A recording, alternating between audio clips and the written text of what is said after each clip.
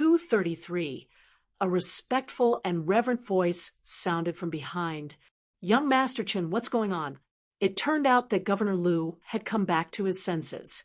Governor Liu's son, Liu Gaohua, could only understand bits and pieces about the mountain and river deities, demons and ghosts through the writings of scholars and ghost novels. Governor Liu was different. After all, he was a high official who was in charge of the people of a county. Moreover, Yanji County was a first-class county in the Tsai Kingdom. Governor Liu actually already knew a lot of inside information about many secret histories. At the very least, Governor Liu had to be clear about the matters regarding the county's city god pavilion and the mountain and river deities. The imperial court's Ministry of Rites specially had people who would explain the mysteries to these local officials. Chun Pingon slightly stabilized his sea of qi and put away the sword cultivating gourd. He turned his head to look at Governor Liu. Chun Pingon wanted to say something, but stopped. His victory could be said to be thrilling. In fact, after the battle at the city god pavilion and the talisman he drew for the little girl, his body was already at the end of its flight. Although he could control 2 flying swords with special origins and didn't need to consume the so-called spiritual energy of qi cultivators, this was true. This was because he had invited the 2 little ancestors of the sword cultivating gourd to help him subdue demons and demons. Their minds were connected, and their minds were connected. Therefore, Lady Snake Scorpion's trump card, the great snow embracing pass that she had meticulously prepared, was meaningless to Qin Pingon. However, inviting Chu Yi and Chu Wu would still consume Qin Pingon's mental and physical strength. If that Maorao Tower assassin who claimed to be surnamed Do hadn't been scared off, Qin Pingon would have most likely been beheaded, or both sides would have suffered heavy injuries. In that case, not only would Qin Pingon's longevity bridge be broken, even the path of a pure martial artist would probably be shattered because of the damage to the foundation of his body and soul. Qin Pingon didn't know how to explain it for a while, as it involved too many secrets. Fortunately, Governor Liu saw the difficult expression on this immortal master's face and didn't pursue the matter further. In fact, there were many rules and taboos when immortals walked the mortal world on the mountain. Governor Liu still knew this bit of common sense. As long as he could confirm that this young sword immortal in front of him was one of his own, wasn't he the friend of his son, Liu Gaohua? That was enough. After exchanging a few pleasantries with Prefect Liu, Qin Pingon turned around and walked towards the elder. He squatted down and felt the pulse of this kind-hearted qi refinement warrior. His pulse was stable, and there should not be any major problems.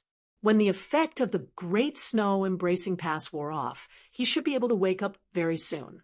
Qin Pingon suddenly looked up and saw the little girl blinking her big eyes full of curiosity. Under the guidance of the young energy-lighting talisman, a pair of watery eyes that were born with yin-yang eyes immediately overflowed with a faint golden luster. Qin Pingon smiled and reached out to wipe the blood off her face. He comforted her and said, "It's okay now. Does it still hurt?" The corners of the little girl's mouth curled up, and 2 shallow little dimples appeared on her cheeks. Qin Pingon helped the elder up and placed him on a chair. Then he walked towards the door. Governor Liu thought that it was best to stay by this sword immortal's side to protect his life. Thus, he blindly followed Qin Pingon and walked out of the main hall's threshold. Qin Pingon walked to the side of Lady Snake and Scorpion's corpse. From the plain white cotton pouch at her waist, he discovered a small pink porcelain brush washer. Inside was a small white snake that was coiled up. It was less than an inch long and extremely slender. It was currently raising its head and crazily flicking its tongue towards the sky. However, it was filled with a fierce exterior but weak interior. There was also a pitch-black scorpion lying on the ground with a sickly appearance. Upon closer inspection, its body frame was like an ink-colored pipa. Qin Pingon's thoughts stirred slightly. Controlling Chu 1 and Chu 15 to kill a strong enemy was a fool's dream. However, it was not difficult to let them come out and show off their might. Chu-Yi turned into a snow-white rainbow and swept out of the blade's strengthening gourd. He flew straight into the small antique brush washer and hovered above the heads of the two little things. The little white snake was so frightened that it trembled. Its slender body clung tightly to the inner wall of the brush washer. The little black scorpion even mimicked a human-like posture of hugging its head. Chu-Yi slowly circled and flew around inside the brush washer like a military general patrolling the encampment. He was full of vigor. At this very moment, Governor Liu no longer had the prestige of a county governor and scholarly refinement. He just squatted together with Qin Pingan and clicked his tongue in wonder. A true sword immortal. A true sword immortal. Qin Pingan held the brush washer in his hand and stood up. He focused his gaze, and only then did he discover that near the bottom of the brush washer, there was actually a circle of fine characters that were like tadpoles slowly moving about. They were like a group of lively and cute young plum blossoms circling around a childhood sweetheart, cheerfully circling around. There were a total of 16 characters. Spring flower, autumn moon, spring breeze, autumn tree, spring mountain, autumn stone, spring water, autumn frost. Qin Pingan smiled knowingly and thought of the pair of sisters he met on the Kuan ship. The elder sister, Spring Water, had a steady temperament, while the younger sister, Autumn Sure, was more childish. Qin Pingan could not help but look up at the sky in the south. He wondered if they had arrived at Old Dragon City. If they could meet again in the future, Qin Pingan really wanted to give this beautiful brush washer to them. It was a pity that the brush washer had spring water on it, but not Autumn Sure. There was a difference of one character, and they could not perfectly fit together. Otherwise, it would have been better. However, Qin Pingan did not know that it was a pity that there was no way to make it perfect. Some of it was a pity that it was a long-lasting regret. Qin Pingan said, "Sir Liu, the dead are of utmost importance. Can you help to collect this woman's body and find a place to bury her in the future? I will pay for all the expenses." Governor Liu smiled and said, "There is no need for young Master Qin to spend so much effort on such a small matter. Just leave it to the governor's office. It will definitely be done properly." Governor Liu stopped smiling and said tentatively, "It's just that the demons are causing trouble this time. That old man surnamed Huang is harboring evil intentions. Perhaps we still need young Master Chen's flying sword to suppress the demons?" Qin Pingan smiled bitterly and said, "I need a big bucket for now, and fill it with scalding hot water. As for the herbs, I have them myself. At least soak them for a few hours to nurse my body back to health." Governor Liu nodded and said, Of course. I will ask the servants in the mansion to prepare it. Young Master Chen's health is important. Your health is important. The safety of hundreds of thousands of people in Yanji County is now tied to young Master Chen's shoulders. Indeed, there is no room for any mistakes. I will ask the servants to prepare it now. Governor Liu ran off quickly. In other words, this fourth-rank local high official of Tsai country did not speak in a roundabout manner and was very straightforward. Even though Qin Pingan was not involved in politics, he naturally understood. However, he could not pat his chest and guarantee anything. It was not good for him to shirk off at the last minute. He could only smile bitterly and say nothing. Apart from gifting the flying sword, Qin Pingan only had 4 words for everything else: to the best of my ability. This was the case for the Golden City god, Shun Wan. It was also the case for this governor of a region. In the end, Qin Pingan soaked himself in a big bucket of herbs in an elegant and quiet room. The herbs were a gift from Wei Pai before he left Longquan County. It was enough for 3 uses. Wei Pai was naturally able to take out more.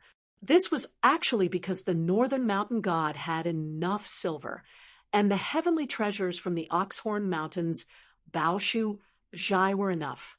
However, Wei Pai did not prepare too much in one go. Back then, he joked that it was a bad omen. If he gave too much, it would be a good thing. He still hoped that Qin Pingan would have a smooth journey in the Jianghu this time. He would not be injured more than 3 times, so he treated it as a good omen. Before Qin Pingan entered this room, he asked Governor Lu to help him keep this a secret and not reveal that he was a sword immortal. Governor Lu understood and agreed very readily. He was just short of swearing an oath. At the same time, he passed the divine travel talisman to Governor Lu, saying that he was returning it to his friend, the Taoist priest Zhang Shan. As Qin Pingan soaked in the water, he clearly sensed that there was a world-shaking disturbance in the Xing Wang Pavilion of Yanji City. However, since Qin Pingan couldn't care less about it, he decided not to think too much about it. He calmly nurtured his qi and combined it with the 18 stops of sword qi that Alliance had taught him and the breathing exercises that Old Yang had taught him. He entered a meditative state in the water bucket and used his hands to form the sword furnace formula from the Mountain Quaking Fist manual. He was like a withered tree in winter, quietly waiting for the spring breeze to blow past. On one hand, the fiendish demons had successfully activated the formation, causing demonic repellent to take over the bodies of the commoners everywhere. On the other hand, it was both a good thing and a disaster. The good thing was that General Ma had sent a secret message from the eastern gate of the city. For some reason, the old demon Huang, who wore the disguise of an immortal, had rebelled against the 3 of them at the Xingwang Hall. The battle was earth-shattering, and this was the cause of the disaster. The 4 of them didn't hold back at all. They used their magic treasures one after another and used their evil techniques one after another, damaging hundreds of houses and injuring the commoners. The elite cavalry under General Ma, who had rushed to Yanji City as reinforcements, could not pass through the streets and alleys like a cavalry. They could only dismount from their horses and fight on foot. Everyone was clad in metal armor and wielded powerful bows and crossbows. However, when faced with the 4 fiendish demon magnates who were cultivating on the mountain, apart from the dozens of specially made arrows stored in the Xingwang manor, which could pose a substantial threat, the rest of the arrows could not keep up with the 4 of them as they flew around. Furthermore, before they could even get close, they would be smacked away with a wave of their sleeves. There were even some arrows that the 4 fiendish demons caught and casually tossed back when they were fighting. Another 80 or so elites were killed or injured. Even if they wanted to trade their lives for injuries, they wouldn't be able to do so. General Ma really did live up to his reputation of not fearing death. He was valiant and skilled in battle on the border, and even when facing these cultivators, he led the charge. He and his deputy had found several opportunities to catch a stray demon and engage them in close combat. Later on, old Immortal Huang and old Demon Mi, who had provoked the 2 sides into a frenzy, became ruthless. They stopped fighting for a moment, heavily injuring both General Ma and his deputy. If not for a dozen personal guards intercepting them with special Mahis bows and arrows, as well as several reckless guards, the 2 of them wouldn't have been able to leave the battlefield alive. They would have died in Yanji City that very night. In the latter half of the night, old Immortal Huang, who was fighting against 3 alone, had a large handful of rice sprinkled over his head by old Demon Mi. His entire body immediately began to emit green smoke, and his flesh was reduced to a bloody mess. Countless bloody holes were burned into his body. He had no choice but to burrow underground. The 3 demons began to search for him. If they encountered any bailiffs or soldiers who dared to obstruct them, they would mercilessly slaughter them. At dawn, Qin Pingan put on his clothes and left his room. As a result, he discovered Lu Gaoxin sitting at the end of the corridor. She was currently napping on a small stool. The girl was a light sleeper, so she quickly woke up. She was afraid that she would drool in her sleep, so she hurriedly turned her head away to wipe her face. She had actually only returned to her residence a short while ago. She had changed into a clean set of clothes before coming here to act as a door god. Chun Pingan accompanied her to the main hall. They exchanged questions and answers. Chun Pingan had a rough understanding of what was going on in the prefectural city during this period of time. When he heard that there was internal strife between the demons, he found it rather hard to believe. However, the slaughter couldn't be faked, even though he didn't know the twists and turns behind the scenes. As long as it was beneficial to Yanji Prefecture, it was still a good thing. However, no one could control the additional casualties that occurred. In Chui Dong's words, there was a single person in the world who was the most powerful. Those who followed him would prosper, and those who opposed him would perish. The white-clothed imperial tutor had purposely kept him in suspense. He had no choice but to throw flirtatious glances at a blind man. Chun Pingan was unwilling to answer, so Chui Dong could only talk to himself and give an answer. He called it the general trend. That was the general trend. Chui Shi also said that the prosperity and decline of the human world depended on the direction of some general trend. At the time, Chun Pingan wasn't interested at all in Chui Dong's superstitious words, because he didn't understand them at all. He was actually afraid that he would fall into that guy's trap. Even though Lin Shui Li Huai and Yu Luxi weren't very close to Chui Dong, deep in their hearts, they should have a considerable amount of reverence and even admiration for this person. Of course, the red-padded jacket girl, Li Baoping, was the only exception. It was the young Chui Dong who was afraid of her. From Lu Gaoxin's words, Chun Pingan learned that the county city was filled with the flames of war. Su Yuanxia and Zhang Shanfeng, the Jianghu experts and cultivators on the mountain, each time came back to rest and bandage their wounds. They would quickly go out to suppress the demonic spirits. During this time, Su Yuanxia and Zhang Shanfeng also encountered a young demonic cultivator. He should be one of the key figures of the demonic cultivator who set up the formation. The two sides fought for less than the time it took to drink a cup of tea. Danger surrounded them. The bearded man had a large piece of flesh torn off from his shoulder by his unarmed opponent. Later, Taoist Chong Miao arrived with the brass strongmen as reinforcements, forcing the ruthless demonic cultivator to retreat. Moreover, for some reason her elder sister and brother had clearly left the city safely, but they returned to the residence with her master. After talking with her father behind closed doors in the study, her master took her elder sister and second brother to the rear courtyard to wait. It seemed that they had encountered something very strange, and for the time being, they couldn't tell whether it was good or bad. If it was good, then everyone was happy. If it was bad, then everything was over. In short, her father and master didn't want the young girl, Lu Gaoxin, to get involved. Tonight, she was busy putting out fires everywhere, so she really didn't care. Then there was the Zhao family's little girl, who was rescued by Chun Pingan. She and the stubborn boy who depended on each other for survival had already been arranged to stay in the governor's office.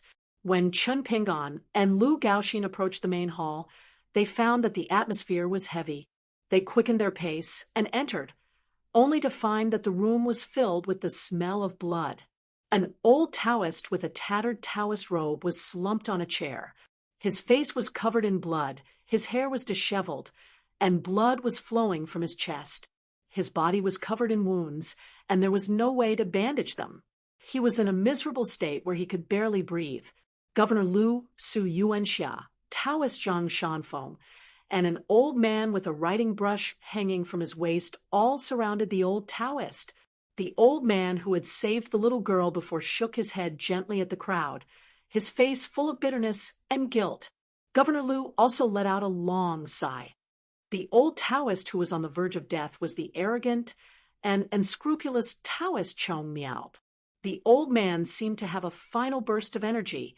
His originally murky eyes gradually brightened. He raised his head and smiled at Governor Lu. Lord Lu, if the immortal masters of the Lingxi sect save Yanji County this time and get rid of the big and small devils, I'll have to trouble Lord Lu to take care of my family of dozens of people in the future. Governor Lu nodded and said in a deep voice Don't worry, Taoist Chong Miao. Even if I don't work in Yenji County one day, I'll let the new county governor know about today's battle and how much Taoist Chong Miao has contributed to Yenji County.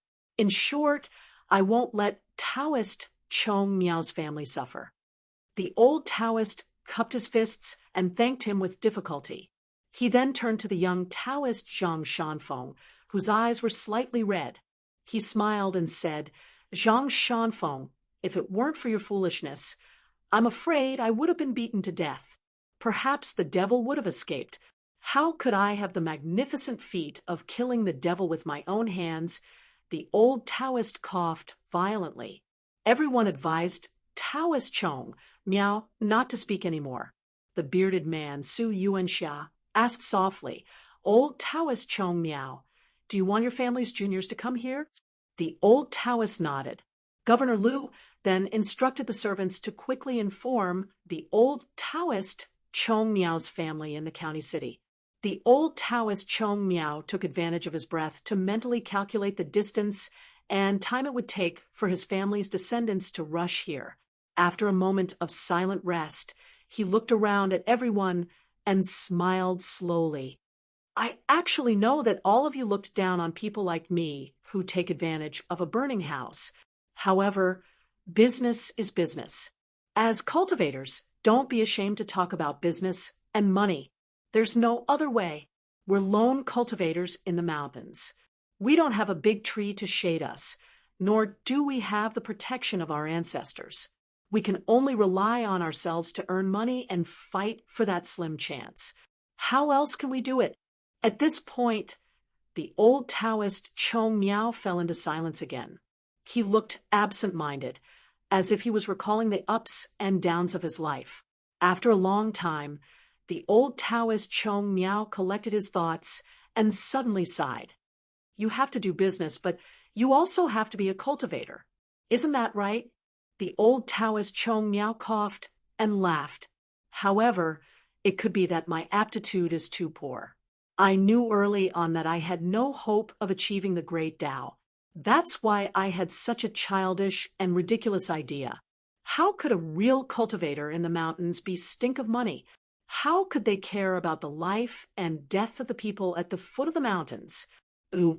The old Taoist Chong Miao looked in the direction of the door in a daze, as if he was looking for those familiar figures. The old Taoist Chong Miao muttered, "I've been called Taoist Chong Miao for my entire life, and I've never been able to change my name. What a pity!"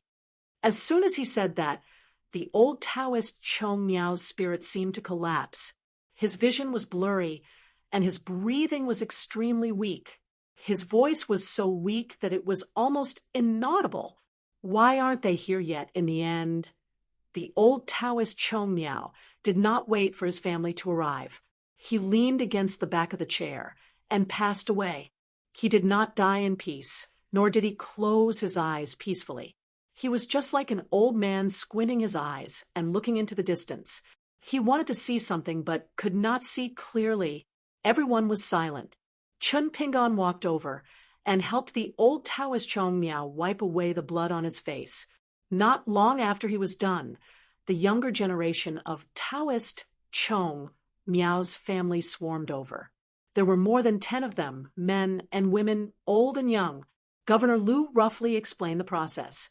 Of course, he also told the old Taoist Chong Miao's children and grandchildren about the promise he made.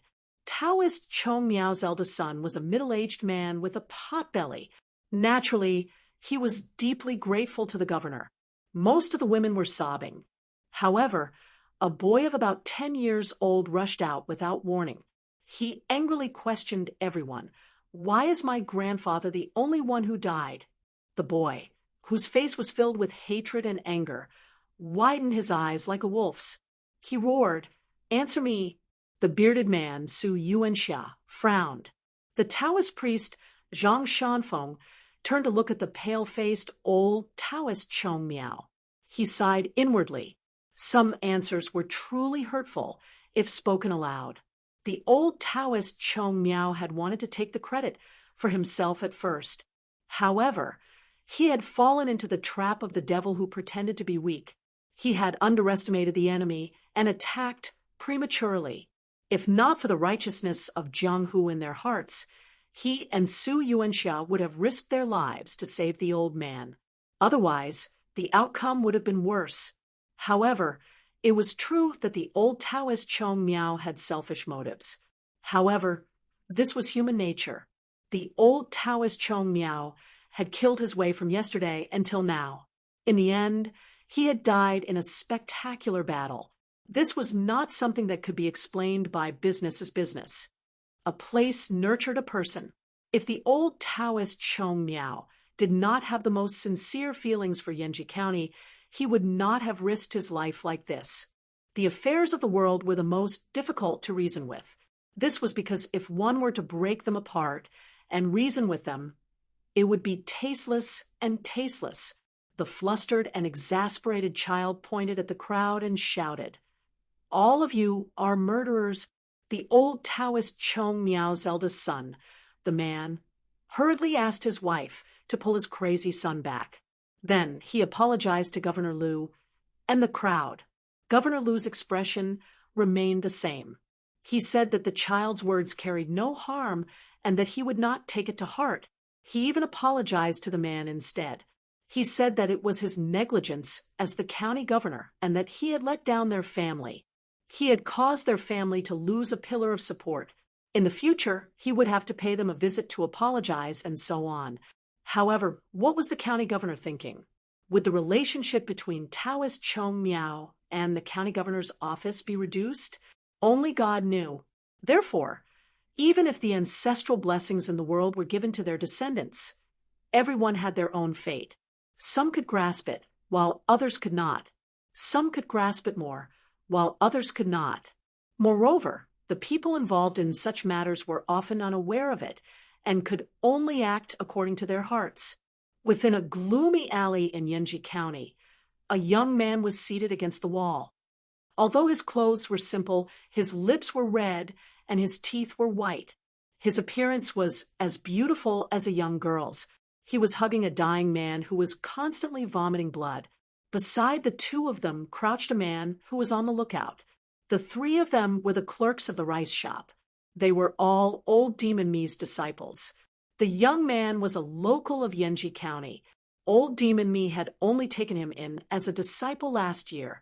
The senior brother in the young man's arms was the demonic cultivator who had essentially exchanged lives with Taoist Chong Miao. He truly lived up to his name as a demon. He grinned from ear to ear. His final words before he died were, "Little junior brother, between me and your second senior brother, who do you like more?" The young man gently supported the man's chin with one hand and lowered his head.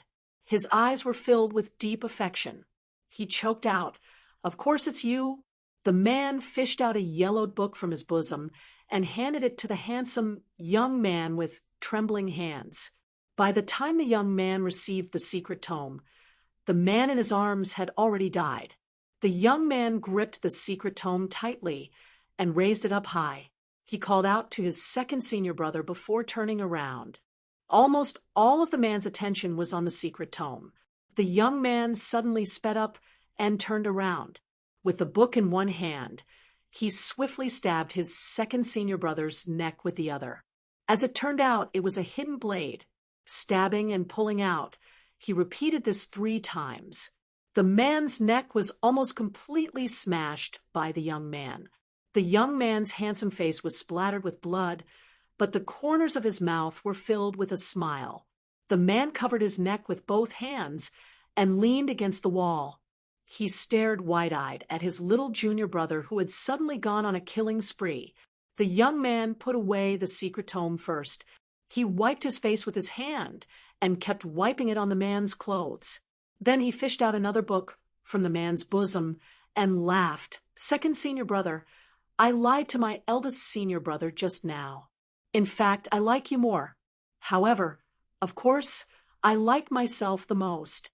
Eldest senior brother often said that every man for himself and the devil takes the hindmost. Although our weird and smelly master always ridiculed our eldest senior brother for being uneducated and not knowing the true meaning of this sentence, I think our eldest senior brother understood it very well. Anyway, I think so too. Besides, we are originally from a crooked sect, an evil sect. So, second senior brother, don't blame me. At worst, you can just accompany our eldest senior brother on the road to the underworld. When you reach the underworld, you can tell our eldest senior brother that in fact, I like you more. The man died with his eyes wide open. The young man was still muttering and shaking his head. He touched the two corpses to see if there were any fish that had slipped through the net or if there were any hidden spiritual weapons left behind. He was just like the young man, who usually hummed while picking vegetables. However, the young man's body quickly stiffened. He stopped and obediently fished out 2 books from his bosom, placing them above his head. A voice that the young man was extremely familiar with, carrying an even more familiar tone of ridicule, rang out above his head. You really are something, as expected of my old demon me's proud disciple. You didn't learn much, but you learned quite a few kilograms of the demeanor of a great demon. The young man's teeth chattered. This time, he was truly scared. The tall and skinny old man turned around and spat out a mouthful of blood. When the blood touched the wall, it immediately turned into a black, bloody mist. This old demon me, who had been hiding in Yenji City for almost 20 years, cursed in a low voice, "You damn glazed immortal Chen Xiaoyong. Even if you manage to escape Yenji City, I'll beat you to death, you drowning dog." The old man looked at the young man with disdain. "Get up, put away those 2 books. Since your 2 senior brothers are dead, you are now the eldest disciple." The young man stood up, trembling with fear. Old demon me took out a small oil lamp from his sleeve. He took a deep breath, and the souls of the 2 disciples seemed to be sucked out of their bodies, floating into the oil lamp. The disciples' faces appeared on the oil, twisted with unbearable pain. However, they quickly disappeared, becoming part of the oil. The handsome young man felt a chill run down his spine. 2 people appeared at each end of the alleyway, slowly approaching. It was the couple who had gone to the rice shop. The woman's waist swayed like a willow branch in the wind. Old demon me, what a coincidence. We meet again. Old demon me's eyes trembled. He sneered. What? Are you going back on your word? We already agreed that the glazed lamp would be mine, and the rest of old Chen's belongings would be yours. The woman's fingers were like hooks as she slowly traced them across the wall. She smiled charmingly. That's true, but Immortal Glaze is now a coward. He can play dead, but we can't just stay here and wait for death with him. Old demon me, shouldn't you share some of the benefits? You can't let us come here for nothing, right? Old demon me's expression flickered. The handsome young man lowered his head, standing close to the wall. His eyes darted around. On the eastern city gate tower, after General Ma led his troops out of the city, there was no one left to guard this place. A young man in a pink Taoist robe stood outside the corridor on the top floor of the city gate tower. He had a smile on his face as he looked towards the alleyway where old demon me was. He sneered, "Just a little broken glazed lamp, a worthless item I used to drink wine with. How could they fight so fiercely over it? Has the Rainbow Robes Nation become so boring after 1,000 years?" He didn't want to waste any more time, so he turned his head towards the governor's manor, Mount Longhu's Celestial Master Manor. You didn't expect this, did you? You sent people to add this talisman 200 years ago and placed it in Yenji City in the image of the Celestial Master Seal. The Emperor of the Rainbow Robes Nation must have selfish motives, unwilling to properly add spiritual chi to it. Moreover, the appearance of the mass grave must have disrupted your plans, allowing me to finally escape from my prison. Man proposes, God disposes. He held on to the railing with one hand and formed a seal with the other. With Yenji City as the starting point, he deduced the power of the Rainbow Robes Nation from 500 years ago until now. He suddenly laughed and looked towards the north. It wasn't just the north of the Rainbow Robes Nation, but also the northernmost part of the Aquarius continent. He clicked his tongue and said, "Expert, expert. The Rainbow Robes Nation has lost a national treasure that has been passed down for a long time. The consonant sect that protects the Rainbow Robes Nation has also suffered greatly. Someone stole their sect treasure, the Rainbow Robes' immortal robes. How could the three neighboring nations, including the ancient U-Nation, just stand by and watch? It's a very simple logic to take someone's life while they're down. Furthermore, due to the Emperor's neglect of governance for many years near the capital of the Rainbow Robes Nation, there has been constant criticism from the court. As long as there's another natural disaster, the people will definitely be filled with resentment. Perhaps there will be a great upheaval, and this upheaval will result in a chaotic war between multiple nations." The pink-robed Lu Qiqing nodded and said, "Since the situation has changed, I have to take in a few disciples." He took a step forward, and his figure floated and disappeared in an instant. In the next moment, he walked out of the narrow and dark alley. Old Demon Me and his wife, who were about to fight to the death, were so frightened that they stopped moving. That kind of crushing momentum was like a few small shrimps and crabs meeting a flood dragon that almost filled the entire riverbed in a quiet river that was originally flowing slowly. The pink-robed Lu Qiqing didn't waste any words. With a wave of his sleeve, the husband and wife in the alley were reduced to ashes on the spot. Not even a speck of ash was left behind. As for the spiritual tools, magical tools, and snowflakes, they naturally disappeared from the world as well. Those pink lotus flowers were not inanimate objects. Instead, they swayed and swayed on the Taoist robe, emitting waves of fragrance. The robe itself was like a lotus pond. Old Demon Me, who was used to storms, was still sweating profusely. He asked, "Immortal Master, why don't you kill me as well?" Lu Qiqing smiled and said, "Just because you wear a robe, you want to eliminate evil and protect the Tao? You won't allow me to wear it only because I think it looks good?" Old Demon Me was speechless. Mother Asterisk Kerr. He's definitely an overlord of the demonic path, and one who stands at the peak of the legendary mountain. Lu Qiqing flicked his finger, sending Old Demon Me flying out of the alley. "Don't be an eyesore. Hurry up and scram. Also, I'll be taking you as my disciple." He walked up to the youth with his hands behind his back. He lowered his head and asked with a smile, "Little fellow, what's your name?" The handsome youth raised his head for a long time. He swallowed and said timidly, "Immortal Master, my name is Yuan Tiandi. HM?"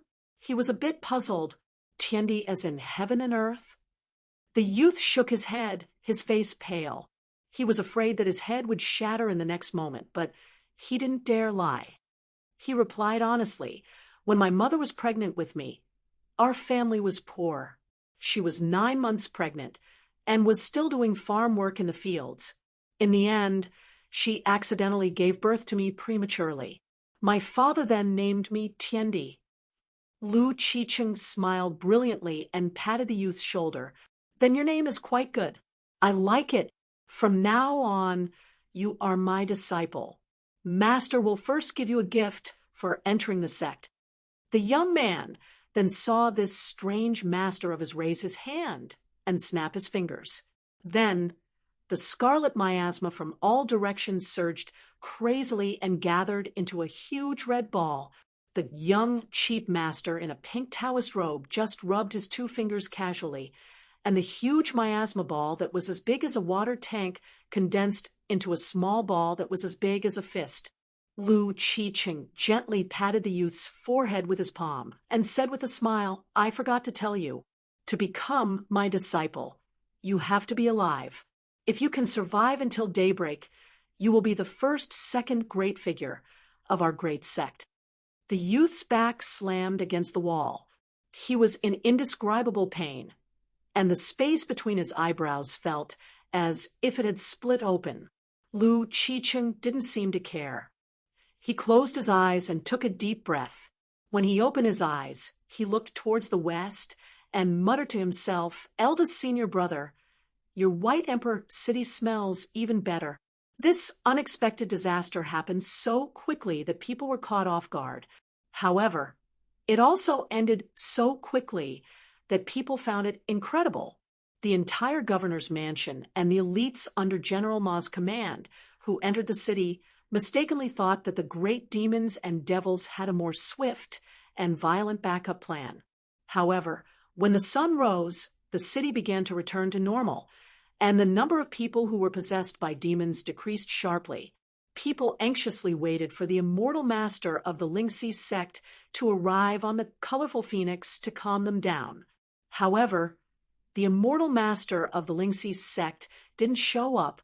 From noon to night, there was no sign of him. Governor Lu was also sick in bed.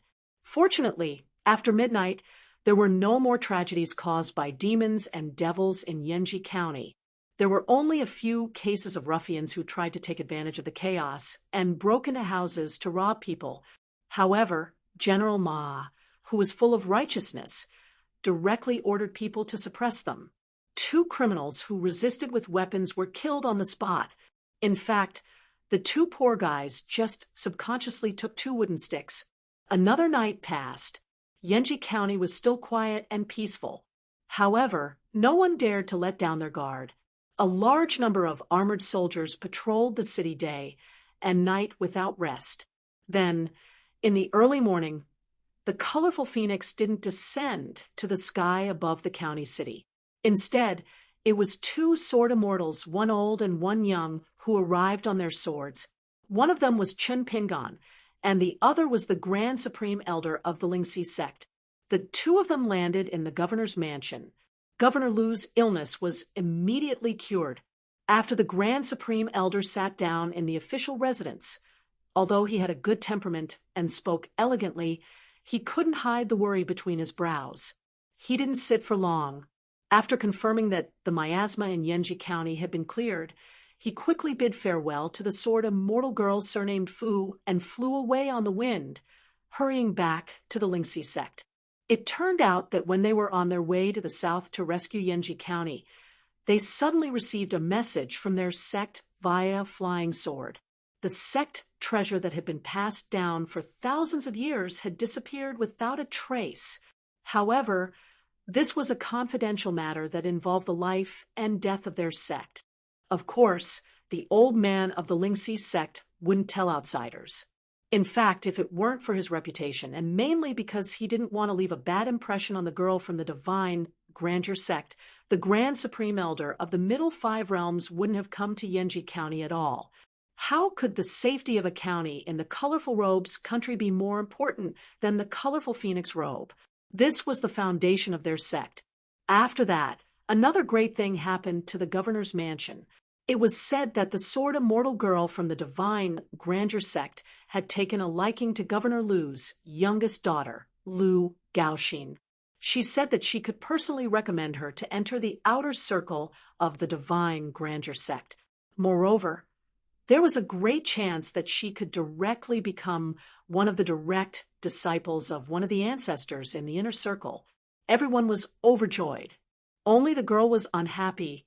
Then she was scolded by her parents, her eldest sister, her second brother, and even her master, the old advisor of the governor's mansion. Although the round-faced girl had a very high status in the divine grandeur sect, where the orthodoxy of the continent was located, she was cold to the old Taoist Zhao Lu and the ghost Yang Huang. However, when it came to Lu Gaoxin, she was very easy to talk to. She laughed happily and even took Lu Gaoxin around Deng County City to buy some things for a girl's boudoir. It wasn't like last year when spring left extremely late and summer came extremely late. This year's spring came at the beginning of spring and left at the end of spring. Tomorrow would be the beginning of summer, so this year's spring would pass just like that. On this day, Lu Gaoxin left the county city at dawn. She didn't say goodbye reluctantly, leaving behind letters in her room. The girl's eyes were red. She and Sister Fu, who came from an immortal family, each rode a snow-white horse. The sound of the horses' hooves could be heard as they stepped on the limestone pavement. They were getting further and further away from their family and hometown. However, when the girl rode on the sparse streets on her white horse, she suddenly turned her head to look. She saw a young man carrying a sword case on his back, standing on a roof in the distance. He was gently waving goodbye to her. The girl pouted and turned her head back. Her face was full of tears, and they fell to the ground one by one. Lu Gaoxin's mood suddenly turned for the better. She raised her head high. With her back facing the fellow who was quietly sending her off, the girl smiled happily. The round-faced girl with the surname Fu turned her head to glance at him. She only felt that the young man on the roof in the distance seemed familiar. However, she didn't have any impression of him and couldn't be bothered to think about it. After Chen Pingan sent Lu Gaoxin off, he sat alone on the roof.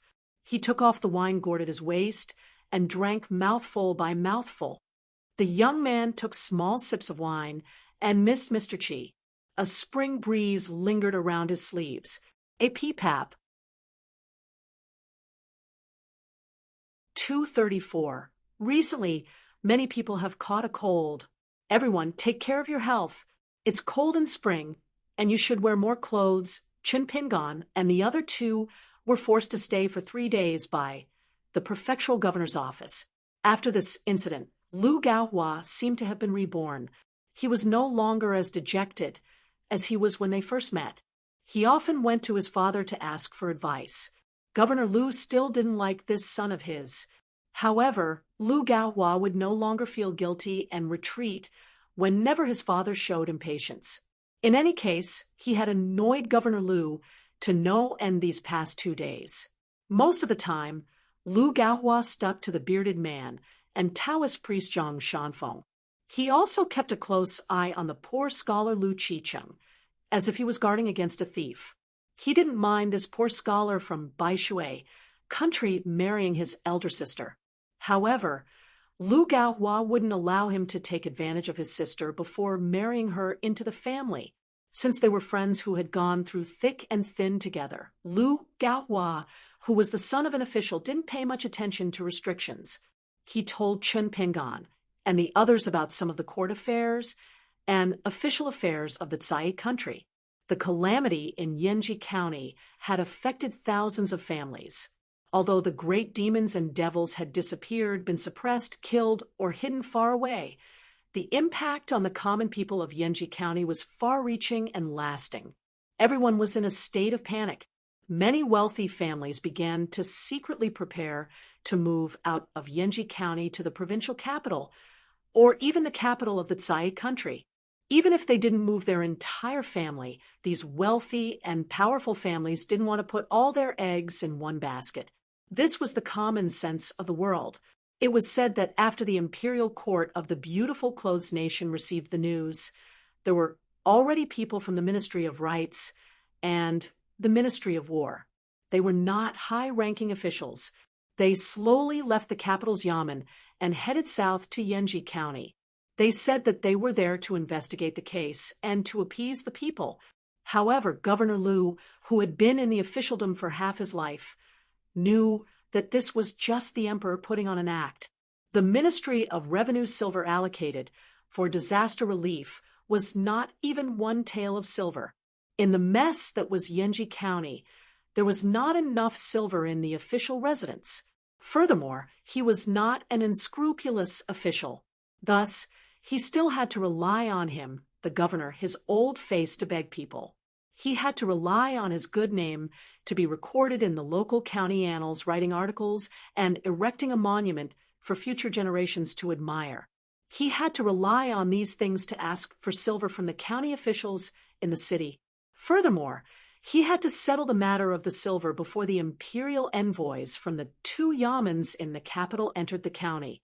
He could not add to the emperor's heart or add to the already difficult days of the Ministry of Revenue Yamen. Only then could he keep his position as governor. There were ups and downs in life. In the officialdom, in the business world, And on the path of cultivation, someone's downfall could be someone else's upturn. For example, this time, Chun Pingon and the other two had taken action. Regardless of whether it was out of righteous indignation or compassion, perhaps it was because good people were rewarded for once. In the end, the big-bearded swordsman and the Taoist priest Zhang Shanfeng had each reaped a bountiful harvest. Su Yuanxia had obtained a new divine weapon. It was a dagger left behind by old Devil Me's eldest disciple. Its original owner was a genuine member of the Devil Path. Unexpectedly, when this dagger was unsheathed, its blade chi was as bright as snow. It was bright and glorious, without the slightest trace of an evil aura. Then there was General Ma's deputy, the armored martial artist. After fighting side by side for 2 battles, they hit it off at first sight. He reported that he had lost a top-notch bow in the army. He secretly gifted it to Su Yuanxia along with 5 specially made Mahist arrows from the treasury of his official residence. At first, Su Yuanxia was unwilling to accept it. Military law was like a mountain. It was hard to say elsewhere in the colorful robes nation, but looking at how General Ma led and governed the army, he was most likely not careless. After the burly deputy learned of her misgivings, he laughed heartily. His temperament really matched that of the big-bearded swordsman's. He might as well divulge the heavenly secret. He said that it was General Ma who had originally agreed to it. At first, he only dared to ask for 1 arrow. It was General Ma who first communicated with Governor Liu and gave him a heads-up. Afterwards, he waved his hand and directly increased the number of arrows in the official document to be submitted to the Imperial Court's Ministry of War from 16 to 21. Zhang Shanfeng seized 2 spiritual weapons that were of poor quality. One of them was severely damaged. It was a white jade wine cup that was as thin as a porcelain piece. It could absorb the spiritual energy of heaven and earth on its own. In the end, it could condense into a dewdrop full of spiritual energy every half a day. When Zhang Shanfeng put it into his pouch, the wine cup had a chip on it. Presumably, it would affect the speed of condensing spiritual energy to a certain extent. The other item was a pair of legendary bamboo chopsticks from the Green Immortal Mountain. One of the chopsticks had Green Immortal Mountain inscribed on it, while the other had Divine Cloud Bamboo inscribed on it. At the very least, one could tell at a glance that they were old objects. As for whether or not they really came from the Green Immortal Mountain, it was temporarily unknown. However, the bamboo chopsticks did indeed contain abundant spiritual energy. No matter what, they were spiritual weapons that all Qi cultivators of the lower 5 realms yearned for, even in their dreams. Chun Pingon did not take out the green wooden box and the gold and silver shards of the golden body. This was a matter of great importance. Fortune and misfortune came hand in hand. These things were not like the mountain tortoises or snake-hunting eagles that he caught in his hometown back in the day. They were not things that he could enjoy with friends like Lu Xianyang. Chun Pingon only took out that piece of charcoal like ebony and the white bowl that was painted with the true shape of the 5 sacred mountains. Su Yuanxia did not see through the secret of the white bowl. However, she was amazed by the heavy piece of wood. She said that this was a piece of wood that was struck by lightning. It could not be formed by ordinary lightning strikes. It must be some special type of lightning that contained the power of heaven. Moreover, the tree that was struck by lightning had to survive. It could not be deadwood, because deadwood would not be able to retain the mysterious power of heaven's lightning. Su Yuanxia weighed the ebony that looked like charcoal in her hand and smiled. Chun Pingon, do you believe that as long as you give it to a farmer Qi cultivator, he will turn it into a small sapling that is full of vitality? Chun Pingon immediately understood. It was a valuable item. The county governor's residence even symbolically gave them 500 taels of silver as a reward for their meritorious service. The bearded man was unwilling to accept it. Neither the Taoist priest Zhang Shanfeng was willing to accept it. Only Chun Pingon accepted it. Because of this, Zhang Shanfeng even teased Chun Pingan that he was a money grubber. Chun Pingan smiled indifferently. The boy in the Zhao residence was called Zhao Shuxia, and the girl was called Wan Wan. Now, they had profited from their misfortune and left their lowly status. They followed the old man who was nicknamed Mr. Fisherman. The girl, Wan Wan, had even become the last disciple of the old man. Chun Pingan practiced his stance walking in the courtyard of his residence every morning. The boy would squat at the entrance of the courtyard and watch carefully with his hands on his cheeks.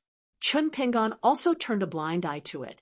This was something from the Mountain Quaking Fist Manual. He did not treat the manual as his own. It was even more inappropriate for him to casually impart his fist techniques to others. However, the boy, Zhao Shuxia, had the intention to secretly learn from him. In fact, Chun Pingan felt that it was not a bad thing. This child had a good heart.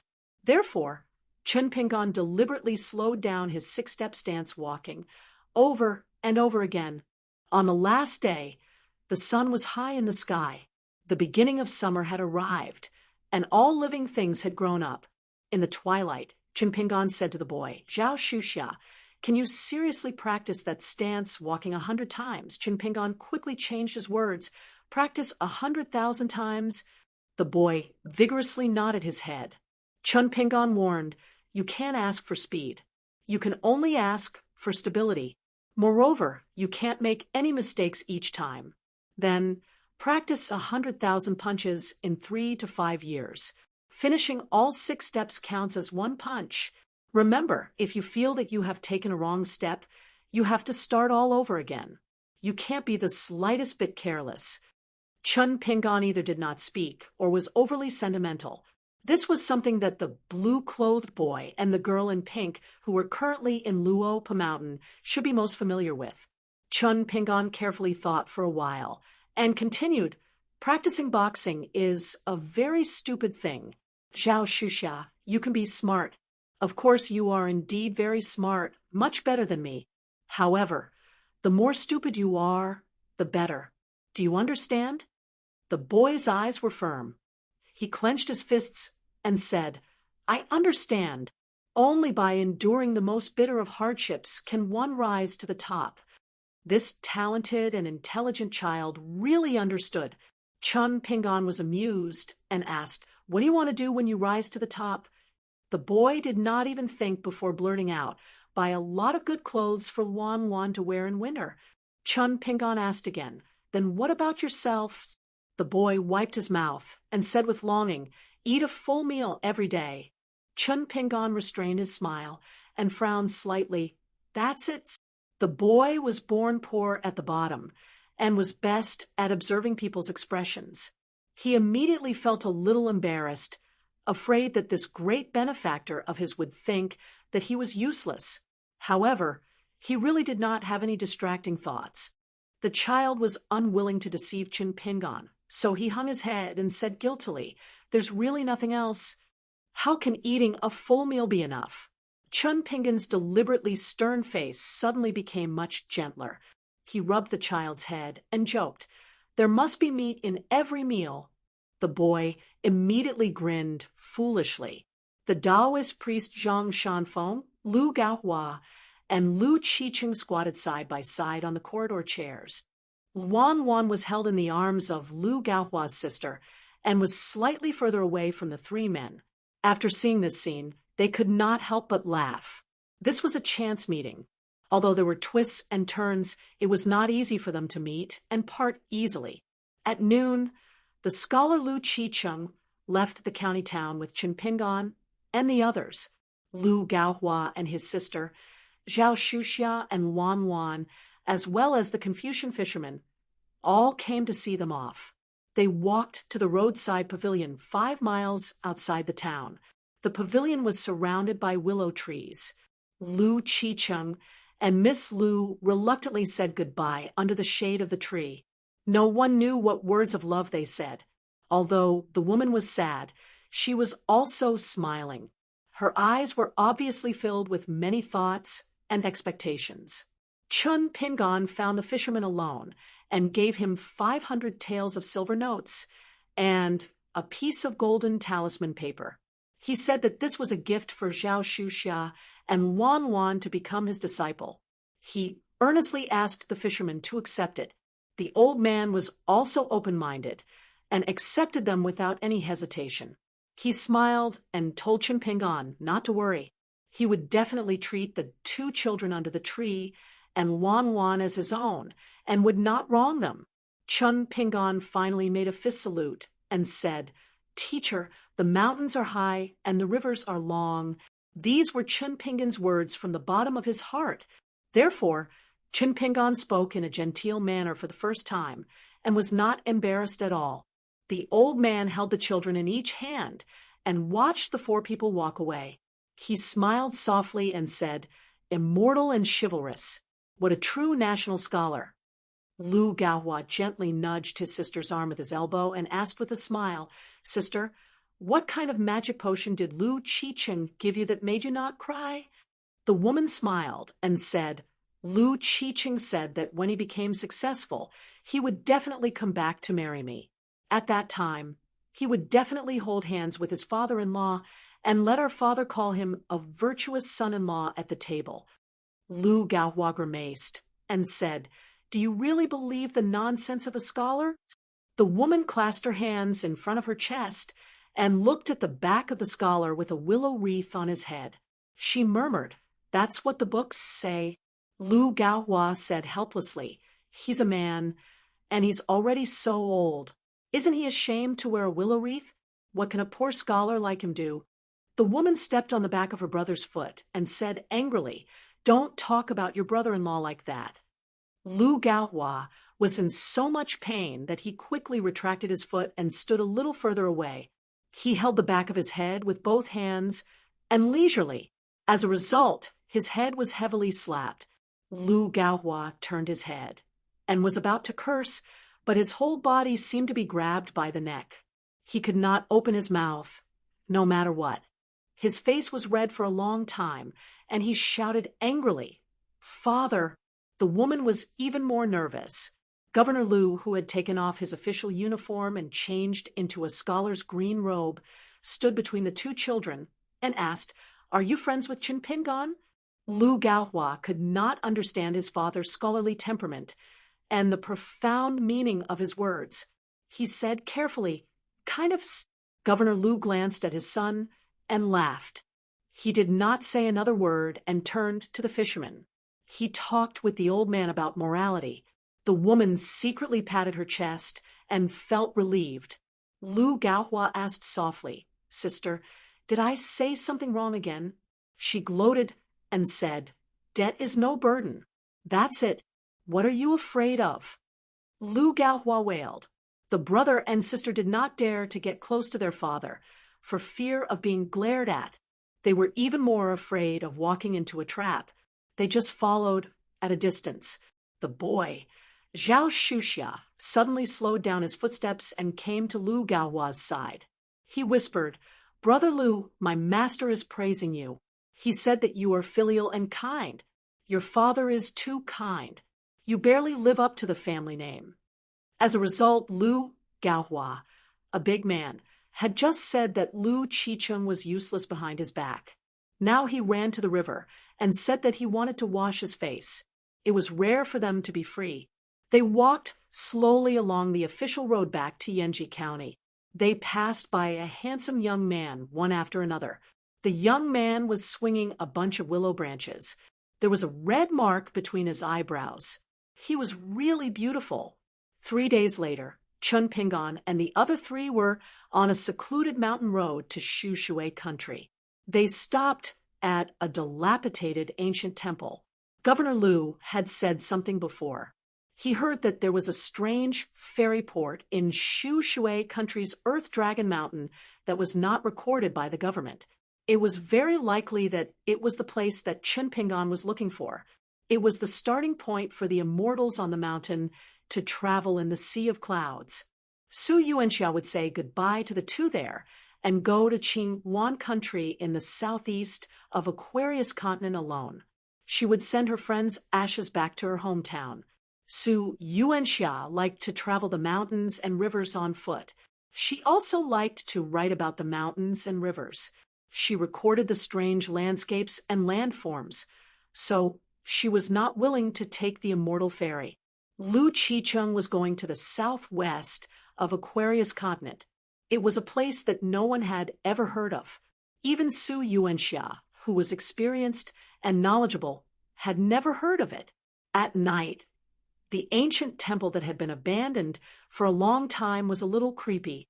The statues of the 4 heavenly kings of Buddhism had fallen to the ground. The temple occupied a large area and was empty. The chilly wind blew through the hall and corridor. In addition, there were occasional noises in the mountain forest. Lu Qicheng was so scared that his lips trembled. Even though he had lit a bonfire, he still tried his best to stay close to the bearded man. He always felt that this man looked the most fierce and could definitely suppress the ghosts and otherworldly items. Teenagers like Chen Pingan and Zhang Shanfeng were most likely unreliable. As for the rouge old ghost that temporarily lived in his body, Lu Qicheng never thought that he was very powerful. He was not even an immortal in Jindan realm. He only knew how to hide and brag.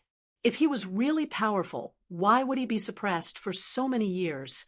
Why would he need Lu Qicheng to save him? How powerful could he be? Besides, which real immortal did not have the demeanor of an immortal? Who the hell would wear a pink Taoist robe and walk around the city? Anyway, Lu Qicheng was so embarrassed.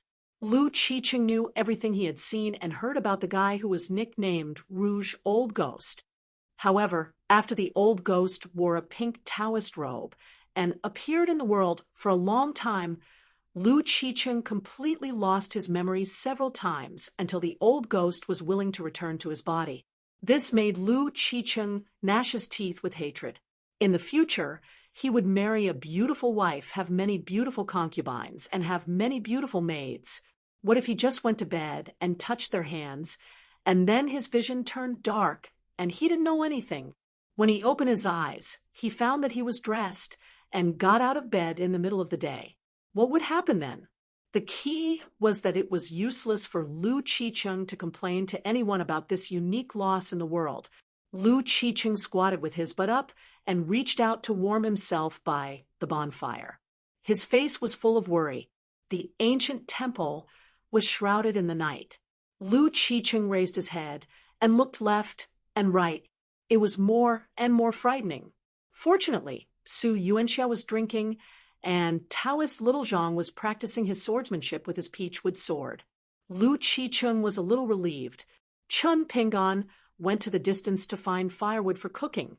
Lu Qicheng really admired this young man surnamed Chen. He was not afraid of anything and was very stubborn. He practiced the 2 boxing styles every day.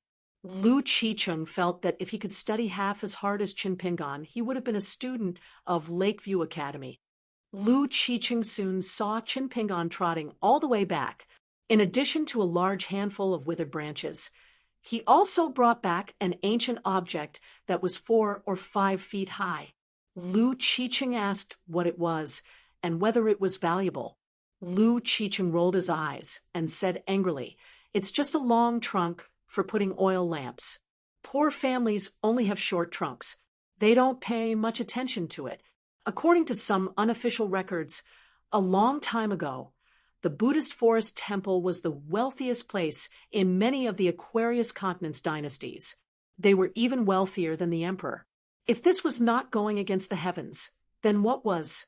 Therefore, there were several Buddhist exterminations. The long trunk in your hand is not bad if it is brand new. Now, it's just a piece of scrap metal. It's not worth much. Chen Pingan was a little regretful.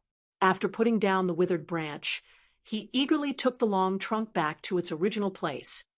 Lu Qicheng touched his forehead and felt that it was very shameful to follow such a country bumpkin in Jianghu. After the food was heated, Lu Qicheng picked 3 or 4 to eat. After dinner, he began to tidy up the bedding and prepared to have a big dream. The bearded man drank enough wine. He fell back and began to sleep. His snoring was as loud as thunder. Today, Taoist Zhang Shanfeng was in charge of the first half of the night, while Chun Pingan was in charge of the second half.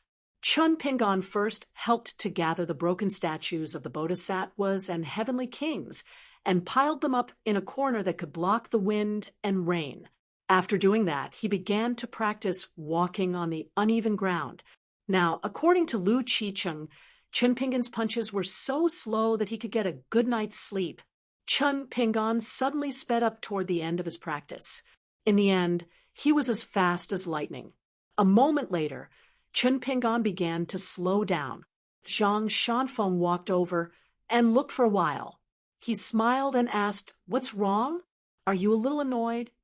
Chun Pingan stood still and put away his boxing stance. He said helplessly, "I've touched the threshold, but I can't cross it. I can't go up or down. I just feel a little unhappy." Zhang Shanfeng smiled and said, "Kid, you're going to break through. A martial arts master under the age of 20, even in the pugilistic world of the North Continent, you're very powerful." Chun Pingan sighed. "Before I left, someone told me that before I reached Old Dragon City, it would be best if I could enter the Qi refinement realm." Suddenly, the devil-listening bell that Zhang Shanfeng had placed on top of his bag vibrated violently, and the bell rang loudly. Zhang Shanfeng's heart tightened. Demonic Qi is approaching the temple. Chun Pingan nodded. "Put away the devil-listening bell first, so that we don't alert the enemy." The bearded man quickly sat up and laughed. "Our business is really booming. When fortune comes, we can't stop it." After laughing, Su Yuanxia touched his beard. He placed his hands on the handles of the long and short sabers at his waist and said in a low voice, "But remember, when killing demons, staying alive is the most important thing." Chun Pingan and Zhang Shanfeng looked at each other and smiled. The young Taoist said, "I still have a divine travel talisman." Chun Pingan held it in for a while and said, "I run fast." 235. Longquan County, Xie family in a small town. A young man with long eyebrows ran into the courtyard with a few books in his hands and said happily, "Old ancestor, I learned a new sword technique from my master today." Xie nodded and put down the books in his hands. When talking to people, even if it was a junior like this young man, Xie would still be so serious. He would never look left and right and be absent-minded. The young man still did not know the meaning of this attitude. He was thinking more about the old ancestors' title of Taoist heavenly monarch and the great cause of returning from the south. He was also immersed in the great joy of the Xie family's rise. He was still young and did not feel much about these minor details. Xie took the books and placed them on the stone table. He gestured for the young man to sit. After the young man sat down, he asked, "Old ancestor, are they good enough?" Xie patted the books lightly and smiled. "Why not? If I were to take the exam, I would not even qualify for the exam." Although Xie looked crude and was no different from a farmer in a small town, he was actually well-read. He was well-versed in the knowledge of the three religions. During his stay in the Xie family's old house, he read books in the small courtyard.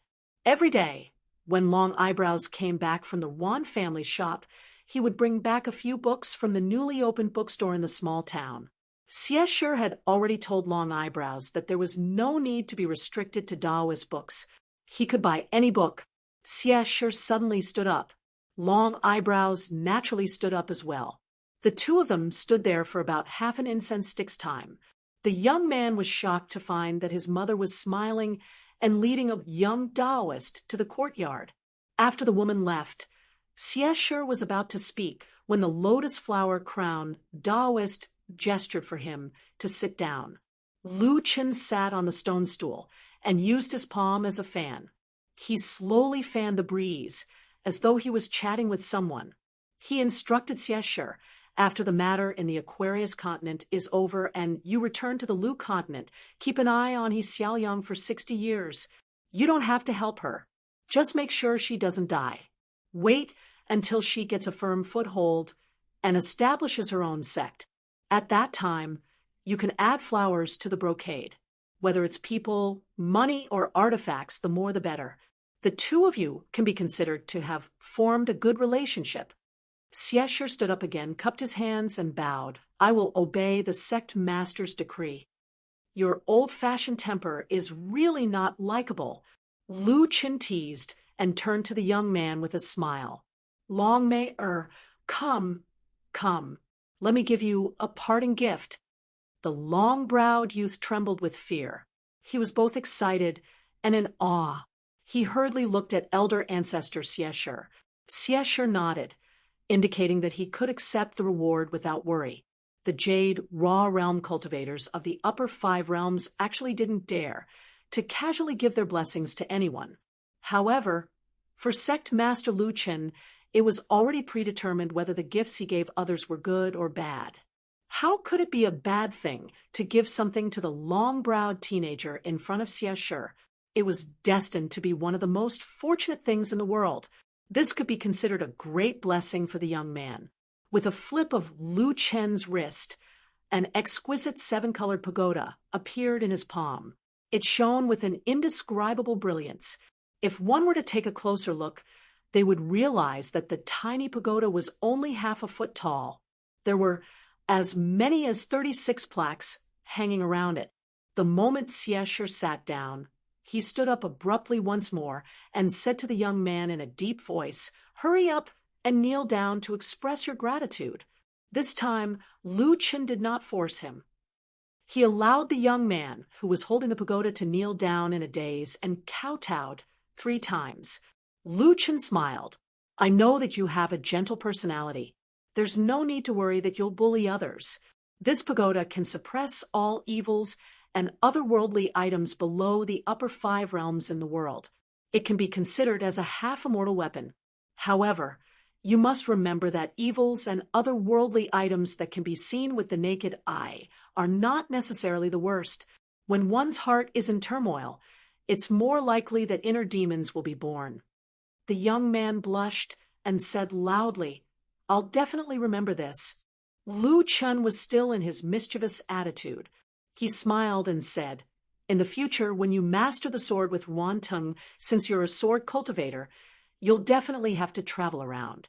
When the time comes, you'll have to observe people's hearts.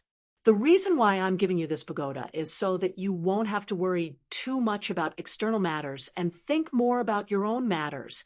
There's a saying in Buddhism that goes like this. It's quite interesting. Oh, right. Xiesher, remember to find a good item for this child. It's good to not spoil things by excessive enthusiasm. However, as an elder, it's not good to be too stingy." Xiesher stood up to accept the order again. Lu Qin was so angry that he laughed. "Do you believe that I won't slap you to death? There's no end to this." Xiesher could only sit where he was obediently.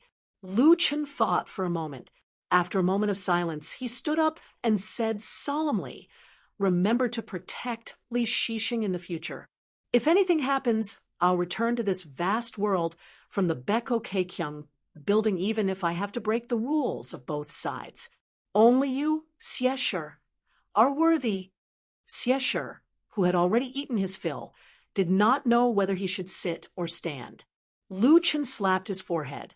"With such unenlightened disciples like you, it's no wonder that my lineage doesn't have many descendants." Lu Qin raised his head and raised his arm. He flicked the lotus crown with his finger and said softly with a smile, "Hey, 70, are you here? If you're here, I'll have to trouble you to open the door and send our guest off." Xiesher's expression changed slightly. He hurriedly followed the sect master's line of sight and looked up.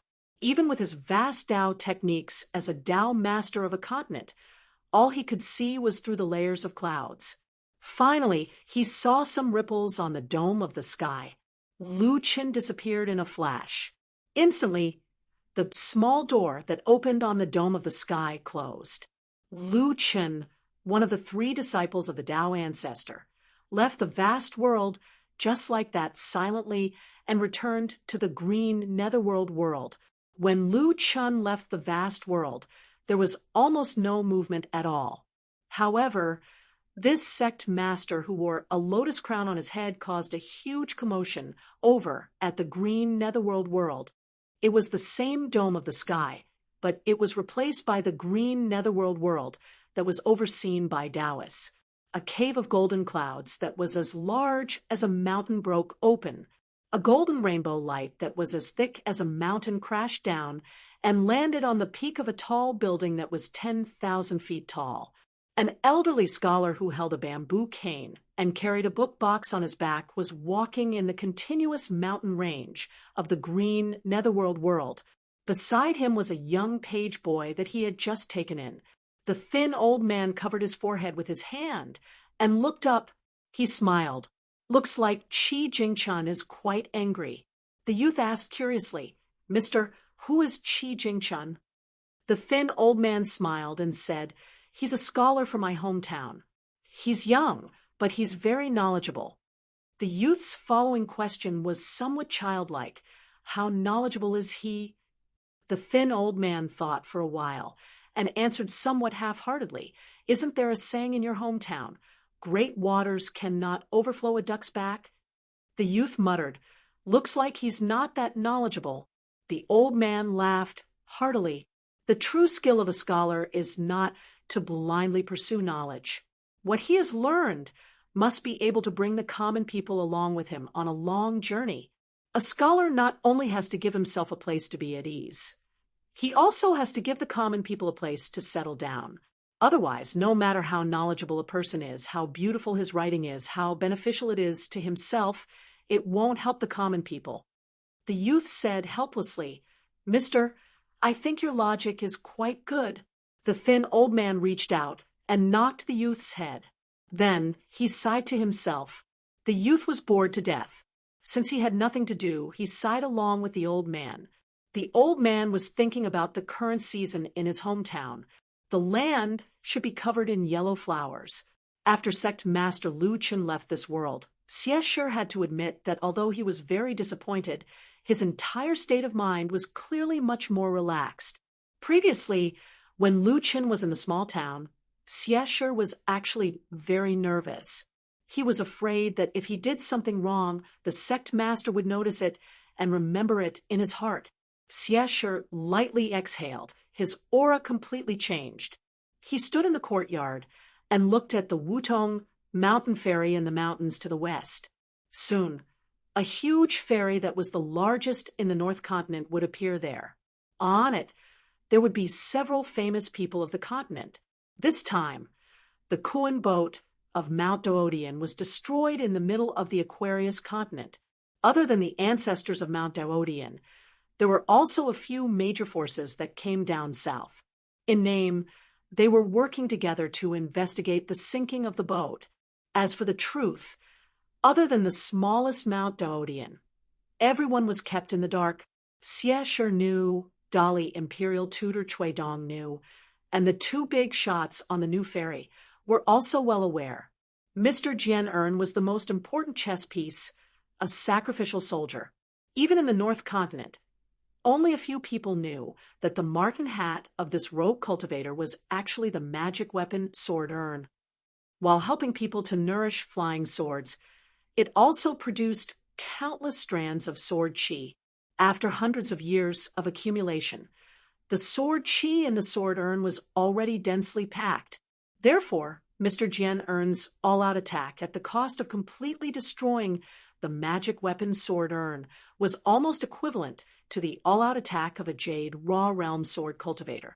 It was enough to sink the Kuan boat of Mount Daodian. All of this was to allow Xie to take the second step to let this Taoist heavenly lord of the North Continent personally go to the north of Lakeview Academy.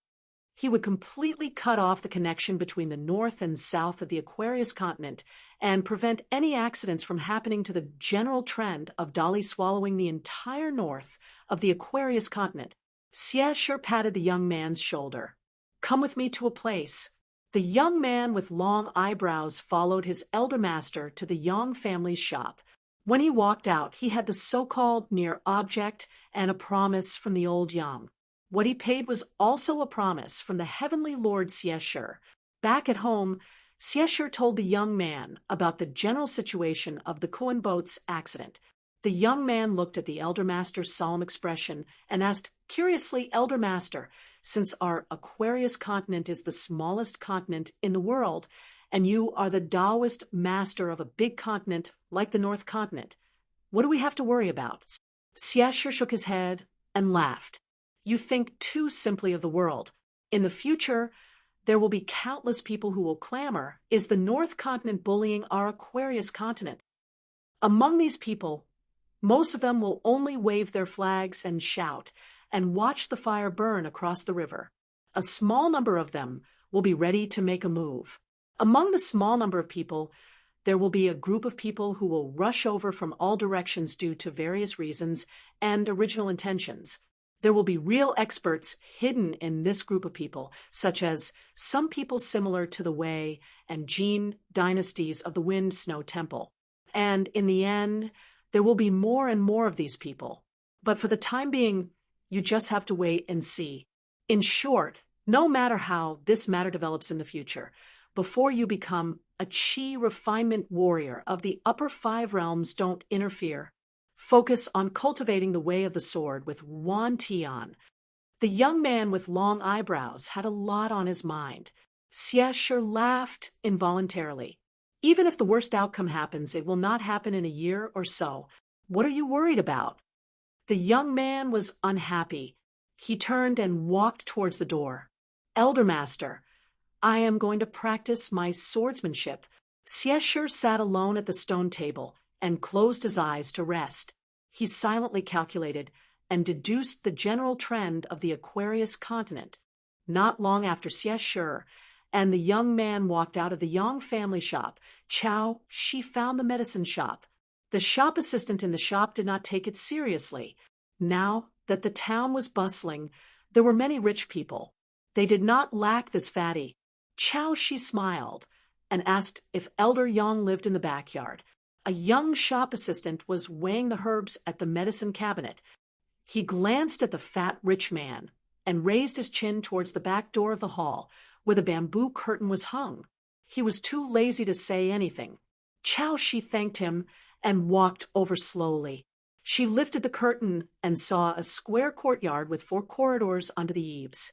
Compared to the ancestral house of the Chow family, it was slightly more imposing. In the corridor opposite the main house in the backyard, there was a long bench, as if it was specially prepared for visitors like Chao Shi. Outside the main house opposite, Old Yang was sitting on a bench and smoking a pipe. The bamboo pipe had been rubbed until it was yellow and old.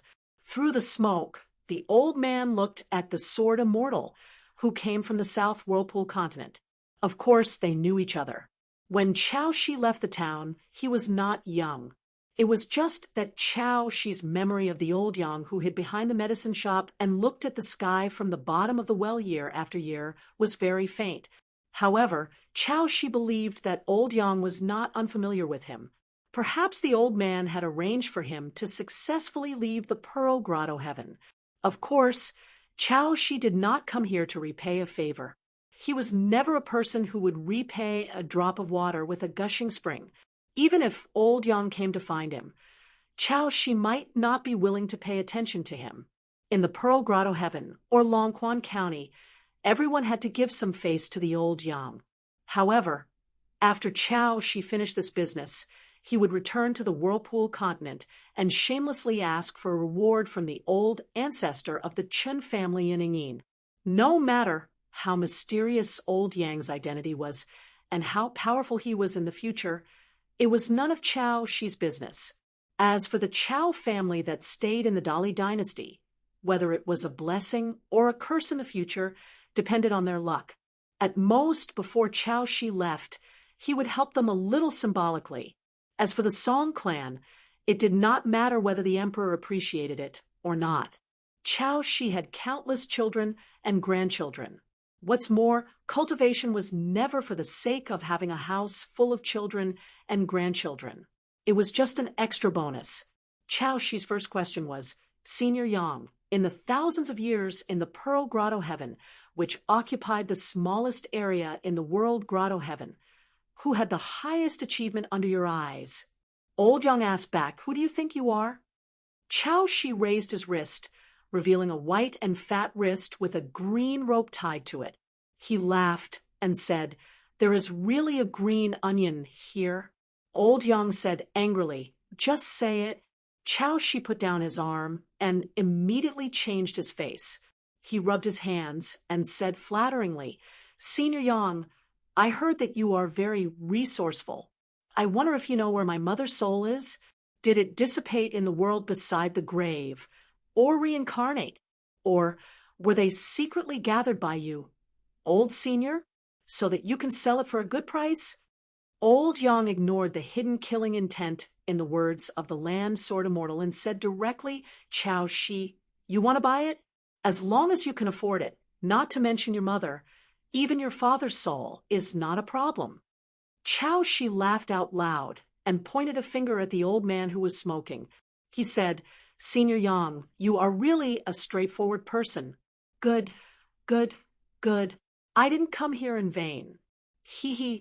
I just don't know how much your life is worth. Old Yang said calmly, If you want to do business, you are welcome. If you don't want to pay, get out of here as soon as possible. After hearing this, Chow Shi narrowed her eyes and rubbed her thumb and index finger together. Both of her hands were doing the same. Her posture was extremely comical. Murderous intent was revealed. Old Yang was completely indifferent. Chow Shi suddenly laughed. I can do business. Chow Shi, like to do business with people the most in my life. I just hope that your price is not too high. I won't buy it. Senior Yang, you may not know what kind of person I am. In order to cultivate, I can even sell my son and grandson for money. However, now that I am rich and prosperous, I can return home in glory. Seeing things reminds me of my family, so I have some nostalgia. Old Yang said slowly, There is a girl named Li Lu. She followed her parents to the Ju Lu continent in the north. Your parents' souls are now in her body. If you are willing to do business fairly, I will do business with you. I guarantee that there will be no mistakes. When the time comes, I will give you everything. Of course, if you want to go back on your word, you can take it by force. You can turn around and leave now. Whatever happens in the future, you will have to bear the consequences. Chow, she said with a bitter face, full beard and full tail. Senior Yang, your words are too unpleasant to hear. All right, you can name your price. Old Yang used his pipe to point at Chow Shi's wrist. Chow Shi was enraged. What the hell? You want me to give this intrinsic flying sword to Li Lu? Old man Yang, have you lost your mind? Old Yang glanced sideways and continued, Keep the flying sword you obtained before you refine the river. You can give it to Li Lu as a gift. Remember to impart your sword art to her as well. Chow Shi's expression was unsettled. Old Yang sneered. Don't feel like you are at a disadvantage. You have never received a good disciple in your entire life. I'm basically helping you find one for free. Perhaps in the future, when people mention you, Chow Shi, they will say something like, Chow Shi is Li Lu's master. Chow Shi's interest was piqued. He rubbed his hands and said with a TSK, That girl is that powerful. Old Yang smirked. It's best you find her yourself. When you hand over that flying sword, I believe you will be very willing. I'll do this business. If I want to gamble, I'll gamble big. Only then will it match my status as Sword Immortal Chow. Chow Shi slapped his thigh and lowered his voice. Apart from that, what other business can we do between us? Old Yang's tone was indifferent. Your father's soul. Chow Shi was stunned. He rolled his eyes and said, No way. I don't want it even if you give it to me. Old man Yang began to smoke. Forget it if you don't want it. Then let's change it. Go find Marshall Mountain's Makushwan and be his path protector. For the next 20 years, you don't have to keep an eye on him all the time. You, Chao Shi, only need 10 years. Chao Shi put on a fake smile and said, a sword immortal with a chance to reach the 12th realm as a path protector for a child? Chao Shi, don't care much about my reputation. I am indeed known for being shameless in the Hassa continent, but I still want to save some face. Old Yang said in a deep voice, let Chao Jun join the army of Dali and temper his broken sword heart on the battlefield. I can secretly protect him for 20 years until his sword heart is repaired. Chao Shi's expression turned solemn. Old Yang sneered and said, don't pretend to be innocent. Chao Shi, what's more valuable, your reputation or an additional terrestrial sword immortal in the family? Chao Shi looked troubled. Chao Jun is obviously an ingrate. If he becomes a terrestrial sword immortal, won't he rebel? The Chao family is arrogant. With 2 sword immortals in the family, they can hold their heads high no matter where they go. Oh, no, they should be immortals. But I'm afraid that kid will come after me. Old Yang didn't respond to this at all. He said directly, after Chao Jun becomes a terrestrial sword immortal, he must promise to do something for me. Don't worry, I won't ask him to die. It won't be too difficult for Chao Jun at that time. Chao Shi was a little suspicious and asked, Senior Yang, why don't you go directly to Chao Jun? Don't tell me you're plotting something during this period. We brothers are half from the same hometown. When fellow villagers see each other, even if we don't cry, we can't harm fellow villagers, right? Old Yang said bluntly, Chao Jun is not qualified to talk to me about business now. You, Chao Shi, are. Chao Shi was speechless for a long time. When he finally left the Yang family shop, Chao Shi stood on the street and looked back at the medicine shop. He said to himself, don't tell me these things were also calculated by that old guy Chin Chunan? Clay Bottle Alley. Late at night, a young man in luxurious clothes sat in the courtyard in a daze. Before the great cultivator of the school of Yinyang was beaten to death by the imperial uncle Song Jianqiang in the capital, he had secretly found him and made a shocking statement. The old man even confessed his great conspiracy against the current emperor of Dali. He made the emperor cultivate without permission, violating the rules set by the scholarly sage. Not only did he secretly enter the middle 5 realms as the emperor, he even went all the way to the 10th realm. The emperor wanted to see the Dali dynasty annex a continent with his own eyes, while the great cultivator of the school of Yinyang wanted to make Emperor Dali, Song Jisun's father, into a marionette. Because when Emperor Dali officially entered seclusion to break through the threshold of the middle 5 realms, he would completely lose his intelligence and become a puppet. Alliance's arrival interrupted Emperor Dali's longevity bridge, making it very likely that he saw clues when the longevity bridge was broken. The various mechanisms and foreshadowing that were originally hidden in the bridge were very likely to have been exposed. Although Emperor Dali hid it very well in the square outside the White Jade building, the emperor did not expect that he also did something to Song Jisun.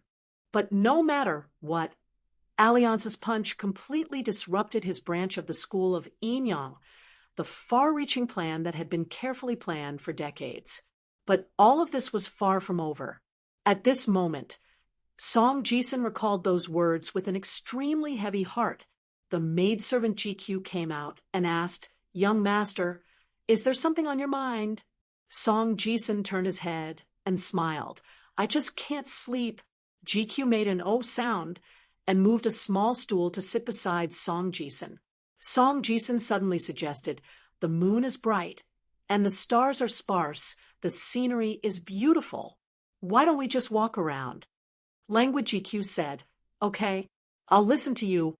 The two, still master and servant, walked through the streets and alleys of the small town together. At the old school, where Mr. Chi taught, at the stone table in the backyard, Song Jisun reached out and wiped the cold surface of the table. Every time, he sat on the north side and Zhao Yao sat on the south side. At that time, he did not know why this arrangement was made, but now that the truth was out, he understood. Song Jisun smiled. I wonder how Zhao Yao is doing. GQ was somewhat taciturn when they arrived here. After that, the two of them continued to stroll around aimlessly, doing whatever they wanted. The iron chain and the iron lock, had already been taken away by a man from another town. This was the immortal's opportunity. The black cat in Apricot Blossom Lane seemed to have followed the taciturn fool, Ma Kuxuan, out of the small town. The covered bridge was demolished, and the stone arch bridge was restored to its original appearance. The old sword under the bridge was gone. It was said that the sage Wan Jiao was about to establish a sect in a certain mountain. When the time came, it was destined to be a grand event. Dolly's Ministry of Rites treated this as the top event of the end of spring this year and carefully arranged it. The shops adjacent to Dragon Riding Lane were all surnamed Chen. This was a rare thing. Almost everyone in the small town with the surname Chen was a servant or maid of the 10 clans. The new civil and martial temples in the Immortal Tomb and Old Porcelain Mountain had been completed. They were dedicated to the ancestors of the Yuan and Chao families, respectively. The two pillars of Dolly's resurgence in the past were now returning to their roots. The couplets were written by famous people. Even the renowned literary figures of the faraway Southern Stream Kingdom had sent over their own handwritten couplets. Their strokes were strong and forceful, and their style was unyielding. Song Jisun was outside the temple where the sage was worshipped. The corners of his mouth twitched. Ha! Strong character. In the end, this noble from the Song clan turned his head and looked at the distant mountain in the west, which seemed to be the direction of Luopa Mountain.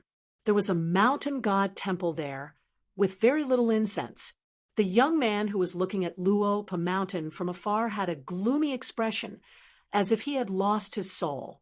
Other than the big temple of the North Mountain God in the Cloud Padding Mountain, there were also ordinary mountain god temples in the west.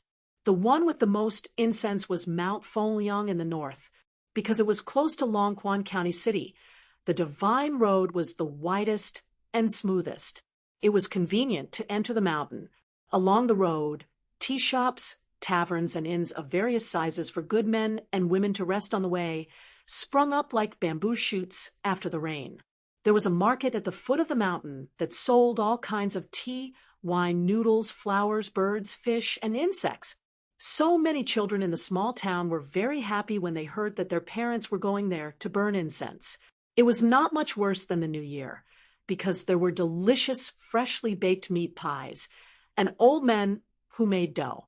Many children received their New Year's money and secretly went there to have fun. As a result, when they returned home, most of them were taught a lesson by their parents. A young man named Dong Shuijing set up a stall there and only sold wontons. Shrimp, spring bamboo shoots, and dried tofu were all very delicious. At the end, he sprinkled a handful of green onions and added a small plate of chili sauce that the young man made himself. The taste was amazing. The young man was originally studying at the school newly opened by the Chun family in Longway Creek. But for some reason, even if he did not need to spend money, the young man still dropped out. He sold one of the two old houses in the small town and bought a new big house in the new county city. It was only a dozen miles away from Mount Fengliang. The wonton stall was open from early morning to dusk. As long as there were customers, no matter how late it was, the young man would wait for the customers to finish eating before he cleaned up and pushed the cart back. There was no night curfew in the county city now. Everywhere was a bustling scene with dust flying. If one was at the mountain god temple at the peak of Mount Fengliang and looked at the county city at night, it would be like a big lantern on the ground. When night fell, the tall young man, Dong Shuijing, had already started to clean up the wonton stall and was ready to go home. Unexpectedly, a strange man walked over from afar. He did not carry a sword on his back, but held it horizontally behind his back. He walked to the stall and asked with a smile, "Shopkeeper, Are you still selling wontons? Dong Shuijing grinned and said, Of course. Why not? It's just that I have to boil water. Customers will have to wait for a while. The man smiled and sat by the table. He wiped it clean without any grease or stains. On the table was a self-made bamboo tube, filled with slender bamboo chopsticks. It turned out that he was a skillful shopkeeper. The man waited for a big bowl of piping hot wontons.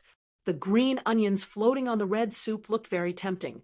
Dong Shuijing asked if he could eat spicy food. The man said the spicier, the better. The young man handed over a plate full of chili sauce. The man took out a pair of chopsticks and was not in a hurry to eat. He lowered his head and closed his eyes to smell the fragrance. He clicked his tongue and said, This smell is right. The man asked casually, Do you know the school of Mo? Dong Shuijing, who was sitting not far away, nodded and said, Of course. Mr. used to say that the school of Mo used to be one of the 4 prominent schools. The knowledge they promoted was very impressive, but it was not easy to know and was even more difficult to practice. It was a test of the disciples' temperament. Speaking of this, Dong Shuijing scratched his head and smiled foolishly. My mister said that. The man chewed on a wonton and nodded vigorously. Well said. He asked again, Then have you heard of the school of Mo's Rangers who were on credit? That's on credit, and that's on the sword. Dong Shuijing looked confused and shook his head gently. Mr. Qi really did not mention this. The man put down his chopsticks and patted his stomach. He exhaled heavily and was very satisfied. Then he smiled and said, Then do you want to be a person on credit?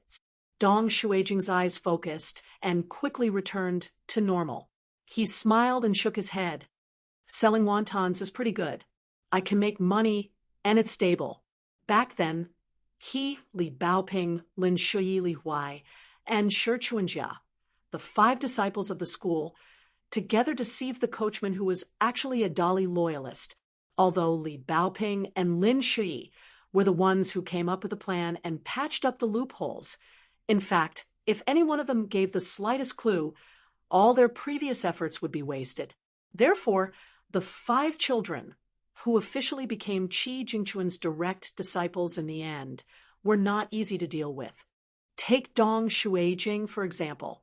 At such an old age, he knew how to find Miss Wan Xiu and ask her to help him sell the old house in the town at a sky-high price. Then he quickly went to the county capital to buy a big house, not just one, but an entire street. Money that fell from the sky had its own way of spending it. Money could make money. The small amount of money to support the family should also have its own way of earning money. Not spending money was equivalent to earning money. There was no conflict between the two. Don't be in a hurry to answer me. The man waved his hand and smiled. As for why I chose you, Dong Shuijing, I have observed you for a long time. You are not the best in all aspects, but there are no problems. That is enough. Dong Shuijing said helplessly, You are? The man did not hide and went straight to the point. My name is Su Ruo, a disciple of the school of Mo from the Central Divine Continent. Of course, I am not a person who owes money, but I have a very good friend. Before he died, he asked me to help him choose a suitable disciple to inherit his legacy. He is the ancestor of the previous generation of the school of Mo, who owes money. He is a very powerful guy. He used to drink with Alliance many times, and he paid for the drinks. When Alliance was traveling in the Central Divine Continent, he signed a lot of debts, and he helped to pay them off. Who is Alliance? The son of your master's rival. What? Dong Shuijing was confused. What was this? The man stood up. I will come again next time. Think about it carefully. Dong Shuijing suddenly shouted, Wait. The man smiled and said, I will owe you the money for this bowl of wonton first. Maybe you will agree to be a person who owes money in the future, Dong Shuijing insisted. How can I do that? As long as it is a business deal, you should settle the accounts with your own brother. The man nodded and took out a few copper coins. Ha! You really are a person who owes money. As the sun set, Su Ruo walked away. Dong Shuijing sat at the same place and watched the Nominator Ranger leave. He raised his arm and wiped the sweat on his forehead. The reason why Dong Shuijing had the courage to ask for those copper coins was not because he was a simple-minded person who did not know the immensity of heaven and earth. It was because he wanted to test people's hearts. Dong Shuijing sat quietly at the table, motionless and in a daze. He did not feel the ecstasy of a pie falling from the sky. Instead, he felt a little lost. The teenager actually did not like this feeling. He did not have much ambition. He just wanted to earn money in the future and not have to worry about food and clothing. In the house where he lived, there was a well that could draw water. There was a willow tree beside it. Every spring, the willow tree would spit out tender shoots. When the wind blew, the willow branches would sway. It was very cute. 236. It was a dark and windy night in the wilderness.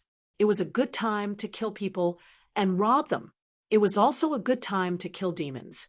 It all depended on whether the Taoist was 1 foot taller or the demon was 10 feet taller. Outside the dilapidated ancient temple of Shu Shui country, there was the sound of laughter. Finally, there was a knock on the door. The bearded man looked at Chen Pingan and glanced at Zhang Shanfeng. He teased, "Which one of you is going to welcome the guest? If I go to open the door, I am afraid that I will scare the female demon. What if she turns around and runs away without saying a word?" The Taoist priest Zhang Shanfeng patted his chest and said, "I am more handsome than Chen Pingan." Lu Qichen was awakened by the demon-listening bell. He was in a daze. When he heard the word female demon, he immediately thought of the fox fairy in the fairy tales. He became bold and quickly got up from the floor and shouted, "I will go! I will go!" The strange spirits in the books like weak scholars the most. The three of you are carrying knives and swords, so I am the most suitable. But I have to say in advance that if I meet a good demon, we can talk it out. If she is willing to spend a night with me, don't stop her. But if I meet a bad demon who eats people's hearts and livers, you have to save me. Lu Qicheng ran to open the door. Suddenly, a strong wind blew, making the poor scholar unable to open his eyes. Then he felt a fragrant wind. 2 charming voices sounded beside him, and a silk sleeve swept across his face. It was smooth and delicate, which made Lu Qicheng a little intoxicated. He quickly closed the door. When the mountain wind stopped, he turned around and looked carefully. He saw 3 beautiful women. 2 of them smiled and ran to the fire where the bearded man and his 2 companions were sitting. Their figures were plump and their backs swayed. Lu Qicheng's mind. There was a younger girl in a light pink dress and embroidered shoes. She stood timidly not far from Lu Qicheng. Her fingers were twirling her dress. Compared with her 2 bold and beautiful sisters, Lu Qicheng thought that she was a pretty girl from a humble family. The bearded man was sitting cross-legged and drinking. The 2 well-dressed women exposed a large area of white charming scenery on their chests. The thin-skinned young Taoist blushed a little.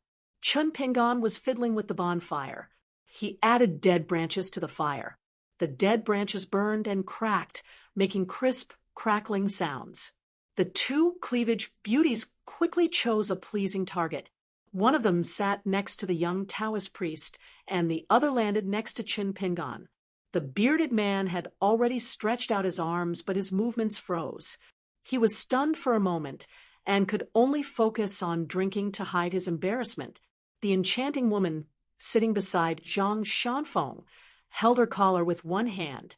It seemed that she was being reserved and wanted to cover her body. In fact, she pressed down slightly. The sun rose in the east and the rain in the west. Her clothes were tight and bulging, as if they were about to come out. She rubbed the young Taoist with her shoulder and asked in a sweet voice, "Hey, little Taoist, you are carrying a wooden sword. Is it the legendary peach with sword? Why don't you take it out and let me see if it is long or short? Ooh, the Taoist Zhang Shanfeng's ears turned red. He did not dare to answer. The woman nestled next to Qin Pingan had an oval-shaped face. Her eyebrows and eyes were filled with love. She stretched out her slender hands and said in a soft voice, "Young master, my sisters and I were rushing through the night.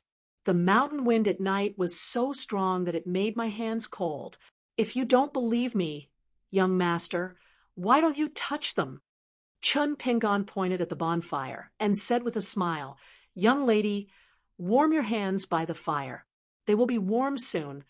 The young lady in a pink dress and embroidered shoes did not join in the fun. She squatted by the bonfire alone and lowered her head.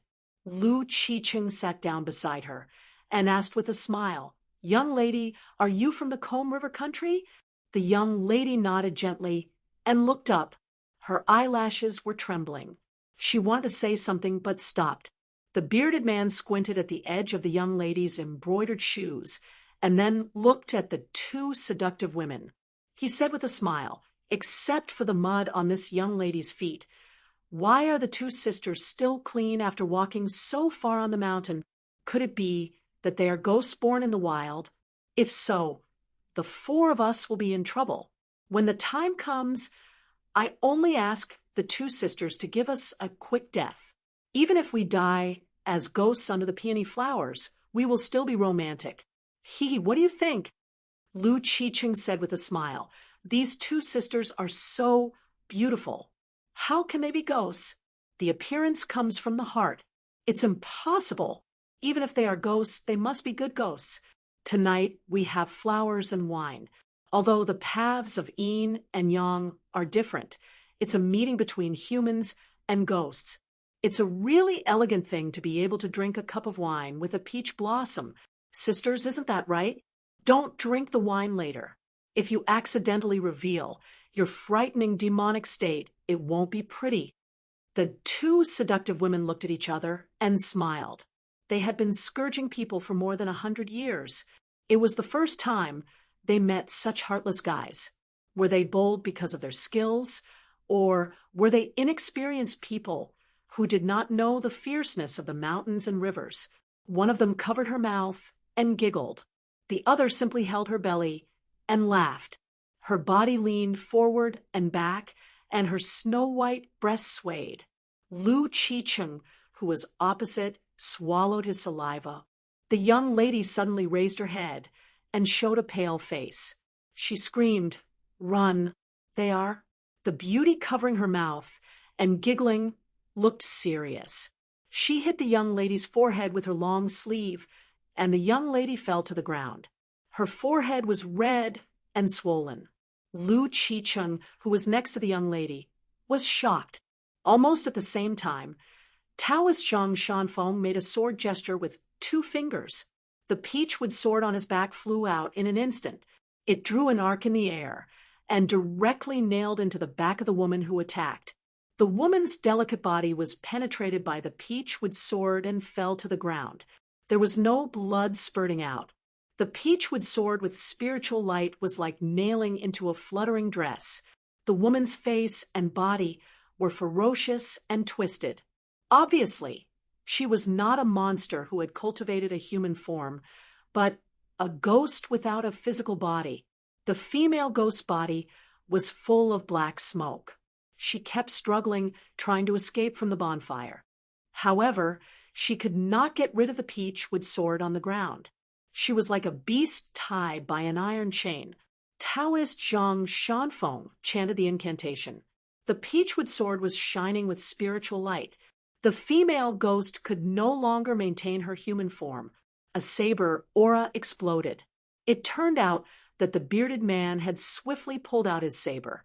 That long saber slashed through the flames like a divine weapon refined by an immortal. Flames constantly spread out like fire dragons coiling around the saber. Then Su Yuanxia chopped down with the saber. The female ghost whose soul was nailed by the peachwood sword was chopped into pieces with one slash. Her entire body was covered in black smoke. When the black smoke came into contact with the divine weapon covered in gang chi, it immediately melted into nothingness. The female ghost's ear-piercing wail resounded throughout the ancient temple. Su Yuanxia turned her head and looked. She was a little embarrassed. With one hand, Chen Pingon pretended to pull the woman's neck, while with the other hand, Chen Pingon punched the female ghost's chest like a gust of wind and torrential rain. His punches had already reduced the black smoke to almost nothing. Chen Pingon's attack could be said to be stealthily and ruthlessly destroying a flower. That was all there was to it. Lu Qichen was not stupid. He had no time to care about the fairer sex. He ran away from the girl on the ground, went around the bonfire, and came to the back of the three people. The girl struggled to sit up. She was about to cry. "Hurry up and run. Our mammy will be here soon." Before she finished speaking, the demon listening bell began to vibrate violently again. The door was blown open by a strong wind. A gust of cold mountain wind hit the girl's back. The girl spat out blood. Her petite body was blown over the bonfire, and she threw herself at the young Taoist and the bearded man. Su Yuanxia quickly put away the long saber in her hand to avoid hurting the innocent. But at this moment, the girl smiled slyly. Her hands moved like lightning. She tapped on Su Yuanxia and Zhang Shanfeng's chest several times. Her body bounced back a little. The girl stood in the bonfire and used her embroidered shoes to gently stir the raging fire. The hot charcoal and flames could not hurt her at all. She no longer paid attention to the bearded man and the young Taoist who could not move. She just kicked the peachwood sword away. The moment the tip of her embroidered shoes touched the peachwood sword, it was slightly charred. She looked down at the only young man who still had the strength to fight. She said with a playful smile, "If you are willing to run for your life, I can let you go." On the other side of the door, a cold wind whistled. Several men and women holding black banners appeared. Ghost Chi lingered around them. They looked at the girl in the temple with burning eyes and shouted, "Mammy's supernatural power is unparalleled. Long live!"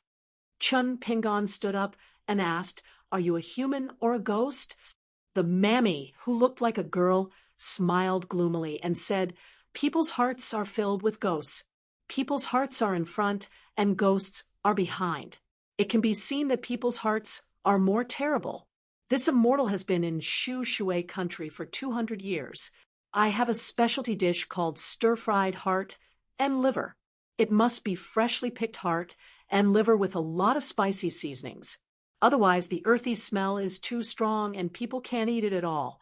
However, there are exceptions. A few years ago, there was an old Taoist who passed by here. His cultivation was not weak. He killed many of this immortal's obedient maidservants.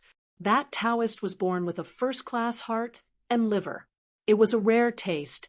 I don't know how the four of you who are foreigners have good skills.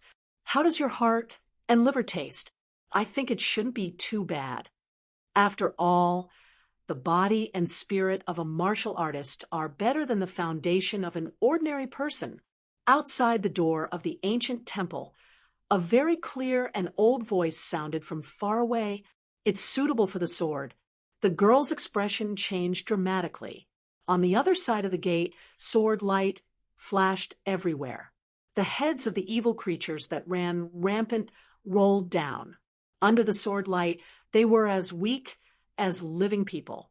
After their heads were chopped off, there was no chance for them to survive. Soon, a black-clothed old man with a wooden expression strode through the door. A scabbard hung from his waist, and beside him was an unsheathed long sword. The bronze sword was covered in cracks, and there was not the slightest bit of sword chi flowing from it. However, when the rusty long sword quietly hovered beside the old man, it still had a kind of indescribable deterrence. Pure sword aura, abundant sword intent, and sharp swordsmanship. In Jianghu, there was always a better mountain. The girl obviously knew the identity of this person. Her fingernails were like 10 silver hooks. She bent her back and stared at the old man in black. She said fiercely, "Song Yufan, You are a Jianghu person. Do you want to be enemies with us, the four evils of Shu Shui? Do you believe that we won't work together to flatten your sword water villa? The old man's eyes were calm. He looked at the notorious Devil Path giant of Shu Shui country and said slowly, "Don't you look like a fool?"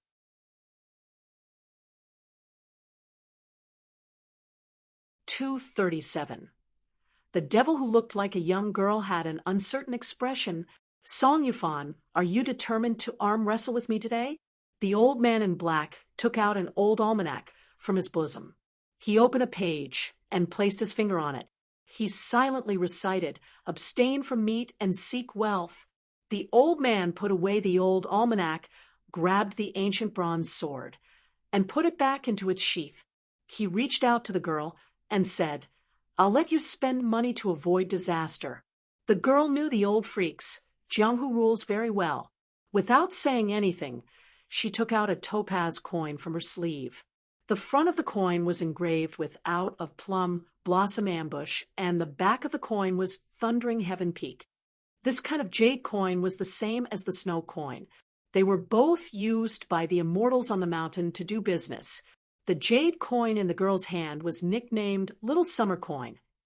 Compared to it, the value of the snow coin was like the difference between copper and silver.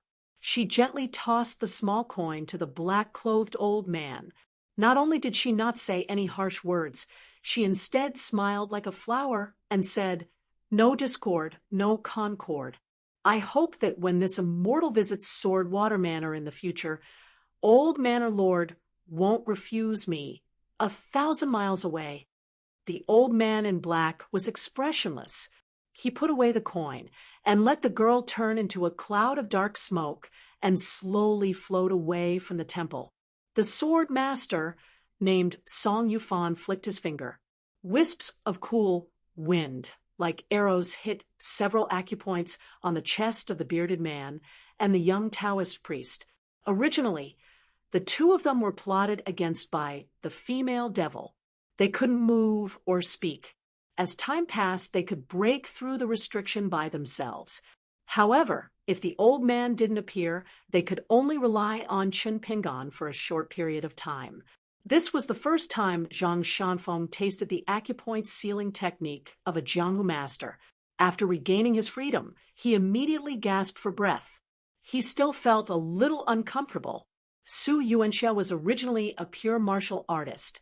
This time, she failed miserably. She couldn't help but blush.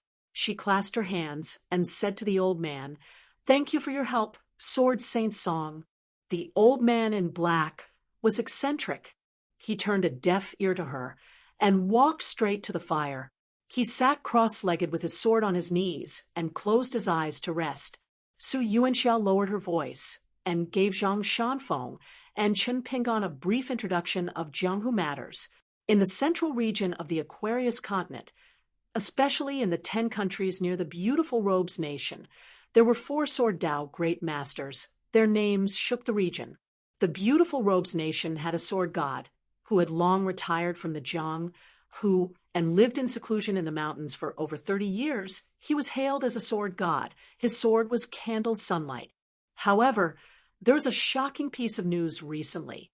The old god of swords had actually died from the revenge of his enemies. This caused a huge commotion in the surrounding Jianghu, and the people's hearts were shaken. Then there was the black-clothed old man in front of him. As the old manor lord of the Sword Water Manor of the Comb Nation, he had a strange temperament. He was 1 generation younger than the sword god of the Colorful Robes Nation. He had the reputation of sword sage. He carried the Iron Water Sword and founded the Sword Water Manor, which was the #1 Jianghu sect in the Comb Nation. The current manor lord was the eldest grandson of Song Yufan. His skills were also superb. A renowned sword venerable emerged from the ancient Yu Nation. He had great killing power, but his martial virtues were extremely poor. He was an itinerant Jianghu immortal who did not have a fixed residence. He did not establish a sect and was a lone wolf. It was rumored that he had a good relationship with the emperor of the ancient Yu Nation and carried the green pearl sword. The Pine Stream Nation also had the youngest rising star, who called himself the Green Bamboo Sword Sage. These four Sword Tao great masters were like stars in the sky above the Jianghu of the Colorful Robes Nation and the other countries. Even the immortals on the mountain did not dare to underestimate them. The black-clothed old man suddenly opened his eyes and sneered. "Sneaky! Show yourself!" This old man, who was revered with the title of Sword Sage, unsheathed his sword and casually swung it in the direction of the temple's altar. A large expanse of dazzling and clear sword chi suddenly appeared, the already damaged altar completely shattered with a bang, revealing a petite and thin girl behind it. She ignored everything and held her small head with both hands, as if no one could see her like this. When another strange girl appeared, Zhang Shanfeng's demon listening bell began to vibrate slightly.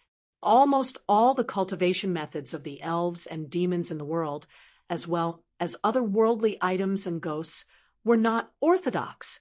As long as one's cultivation was not profound, and their realm was not high, they would usually have nowhere to hide from the demon listening bell. This was also why the demon listening bell could become a must-have item for chi cultivators, second only to the white swamp diagram. It was highly respected. Before Su Yuanxia reached the fourth realm of martial arts, she also had a similar bell to protect herself. Su Yuanxia and Zhang Shanfeng placed more attention on the girl. Chun Pingon, who wanted to formally practice swordsmanship but could not find the right way, was stunned by the old man's unsheathed sword. It seemed to be played down casually, but the sword chi was like a rainbow. Wherever the sword chi went, it was as if it was smashed by a straight waterfall. It was invincible. Lu Qicheng became abnormally silent after the young female devil made her move. He squatted by the bonfire and did not say a word. He stretched out his palms and lowered his head to warm them.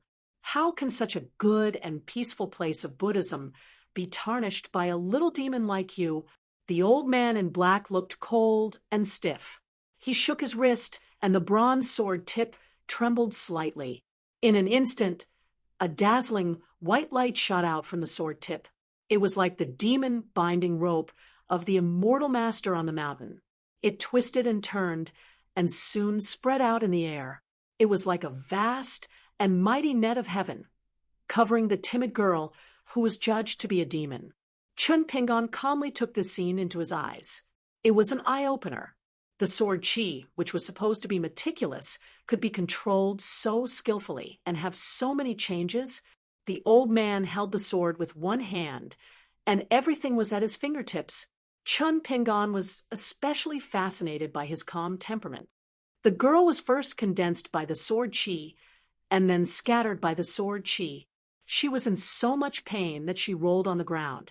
The burning pain had already hurt the mountain demon's divine soul. Chun Pingon was in so much pain that he wanted to die when he was in the bamboo house of Luope Mountain, not to mention a little demon who practiced undisciplined cultivation and stood aloof from worldly affairs for hundreds of years. After this disaster, the girl soon could not stabilize her human form. Half of her face showed the face of a fox. Clumps of snow-white fur grew on the back of her hands and neck, giving off a faint fox smell. The weak, snow-white fox fairy struggled on the ground and wailed, "I didn't hurt anyone, I didn't hurt anyone. I only teased and scared some scholars who stayed in the ancient temple. Don't kill me, don't kill me." The old man in black seemed to have a knot in his heart. He held the long sword in his hand, and the sword chi was brilliant and the rainbow light bloomed. He said sternly, "A demon is a demon, and a devil is a devil. So, what if you don't hurt people today? When your cultivation is high, you will naturally slaughter the innocent for fun." The girl who had half of her body turned into a white fox crawled on the ground and said weakly, "I also saved 2 scholars from the mammy. For this reason, I gave them a lot of treasures that I had kept for a long time. Only then did they let the scholars go. I won't hurt people. I won't in my life." The old man in black sneered. Little fox fairy, your death is not regrettable. I dare to say that I can kill 100 demons with my sword. At most, I will wrongly accuse one. The young fox fairy was already powerless to defend herself. Her body was twitching, her clothes were torn, and her whole body was bathed in blood. Her pair of black and unusually bright watery eyes had already dimmed. However, at the moment of her death, the young girl did not resent the old man's vicious attack. She just stared at the gate of the ancient temple in a daze, as if she was waiting for a poor scholar to visit her. Then she could scare them again. If she succeeded this time, she would be happy for several months. Lu Qicheng slowly raised his head. Golden light flowed in his deep eyes. There was a cold smile at the corner of his mouth. He sighed helplessly as if he had seen everything in the world. He felt that life would still be so boring even after 1,000 years. Just when Lu Qicheng was about to stand up, Chun Pingon stood up and gently shook the sword box on his back. He suddenly asked, "Senior Song, what if this fox fairy is the wrongly accused demon? What should we do?" The corners of the old man's mouth twitched as he smiled. "That's good. I can now confirm that the first 99 and the next 99 are all demons that harm the common people. Therefore, it will only be easier for me to attack." Chun Pingon pointed to the girl who had completely turned into a fox. "What about her?" The old man patted his chest and said straightforwardly, "If the almanac turns out to be suitable for burial, I will bury her. If not, I will expose her body to the sun and strive for a good reincarnation in the next life. Don't be a demon of the mountains and lakes. Of course, don't let me meet her again." Chun Pingon was a little stubborn. "Senior, you kill demons when you meet demons and subdue demons when you meet demons.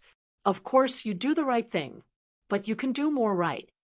The old man carefully stared at the young man with the sword box and suddenly laughed. "Silly boy, don't you look like a fool? You are just staying in the ancient temple. Do you think you are a bodhisattva who saves people?" Chun Pingon hesitated and asked, "Senior Song, how can you let go of this fox demon?" The old man in black, Song Yufan, stood up and said in a low voice, "Considering that you are also a swordsman in Jianghu, I will use the sword that was supposed to kill the fox fairy to kill you. If you can withstand it, I will let the matter of the ancient temple go. Whether the fox fairy does evil or good in the future, you will bear the karma of her retribution. If you can't withstand it and die under my sword, you will blame yourself for not being strong enough. What do you think?" Su Yuanxia and Zhang Shanfeng also stood up, as if they were facing a great enemy. Song Yufan laughed. "It's okay. If you two want to fight, I will use 2 more swords. The rules are still the same." The old man's laughter was so loud and full of energy that the rotten beams in the ancient temple trembled and scattered dust. "Okay." Chun Pingon nodded, and then shook his head at Su Yuanxia and Zhang Shanfeng, indicating that they didn't need to interfere. "Be careful." The old man was not a sloppy person. After warning them, he swung his sword. Less than 3 meters away, the sword Radiance and Gang Chi were in front of Chun Pingon in a flash. Chun Pingon had already taken out a magic talisman made of ordinary yellow paper from his sleeve. He pinched it with 2 fingers. The moment the sword Chi approached him, Chun Pingon's figure disappeared. The old man in black sneered. It turned out that the sword Chi continued to move forward after hitting the air. It happened to be in the direction of the white fox curled up on the ground. The magic talisman from the true works of alchemy given by Li Shixing was mysterious and magical, but it was a one-time consumable item. After Chun Pingon took out the talisman, he had already appeared in the open space 2 meters away. However, when he found that the sword Chi continued to slash at the fox demon, he didn't have time to take out another magic talisman. He could only jump forward quickly with the tip of his toe. At the same time, he reached his shoulder to hold the handle of the demon slayer's sword and slashed at the sword Chi. Although he was using a sword, in the end, Chun Pingon still relied on his fists. He walked the firm and fierce path of the iron cavalry chisel formation that the old man surnamed Chui had taught him. However, he used a wooden sword to replace his fists. Chun Pingan's body and spirit were only at the three realms of martial arts. He was also not the kind of martial arts grandmaster who could master his fists and sword will. Naturally, in the eyes of a true expert, his hasty attack this time was rather awkward. The Huai-wood sword that flowed with fist will slashed at the old man's sword chi, forcibly stopping it from killing the young fox fairy. For a moment, the sword radiance exploded, and the sword chi scattered in all directions. Chun Pingan held the Huai-wood sword in his hand. After his feet landed, he turned around and stood in front of the fox demon. He waved his sword wildly at the sword chi that had split apart. The way he attacked was completely like a tortoise's fist that a certain someone had ridiculed. The Taoist priest, Zhang Shanfeng, breathed a sigh of relief. He couldn't bear to watch. The bearded man covered his forehead with his hand and said helplessly, "I thought that this fellow's fists were quite extraordinary. After carrying the sword case for so long, he must be a young swordsman who hid his strength. The sword chi in front of him shattered." Chun Pingan finished his work and hurriedly weighed the Huai-wood sword in his hand. Although it was a light wooden sword, it was extremely tough. Against the majestic sword chi of the Comb Nation's swordmaster, there was not a single flaw on the sword. Chun Pingan's heart was set. The old man in black smiled and said self-deprecatingly, "I never thought that there would be someone in this world who could use a tortoise's fist to block my sword. All right, I'll do what I say. The little child has caught it. I won't make things difficult for the fox demon on the ground. You two, one human and one demon, take care of yourselves. You need to know that retribution is not pleasant. I hope that you too cherish this fate that temporarily doesn't know whether it's good or evil." The old man put his sword back into the sheath. He who had been sitting cross-legged stood up and turned to leave. After walking out of the temple gate, he looked up at the gloomy night sky and murmured, "Endless demons and ghosts, endless demons and monsters. When will it end?" The founder of the Sword Water Villa in the past suddenly turned his head and smiled. "If the four of you are interested, you can go to my villa. Recently, the Sword Villa is electing the leader of the Comb Nation's Wulian Alliance. It's a grand event in Jianghu. If you go to the Sword Villa, I may not be there. You can directly find the oldest steward Chu and say that you are a new friend I met in Jianghu. There will be a few cups of wine." In the end, the old man looked at Chun Pingan. "Tonight, your patience to do a good deed right and better has always been like this before this old man's old age, from a young man to a middle-aged man. It's only more, not less. But forget it. I won't say the old man's discouraging words to the young man. In short, I hope you can persevere." The old man patted the long sword on his waist and silently went away in the night. Chun Pingan was in a daze. After he came to his senses, he turned his head and stared with his eyes wide open. The young fox fairy had disappeared without him noticing. The bearded man pointed to his face and joked, Chun Pingan, a hero saves a beauty. Whether the beauty will repay you with her body or not depends on this." Chun Pingan put the scholar-wood sword into the wooden box made by Wei Pai and trotted all the way to the bonfire. He reached out to the bonfire and glanced at Lu Qicheng, who was sitting opposite him and yawning. Lu Qicheng smiled cheekily and said, "What are you looking at? Now you finally begin to envy my handsomeness? Alas, in fact, I also envy you, Chun Pingan. If I had half of your martial arts, I would have become the dream lover of thousands of heroines and fairies in Jianghu."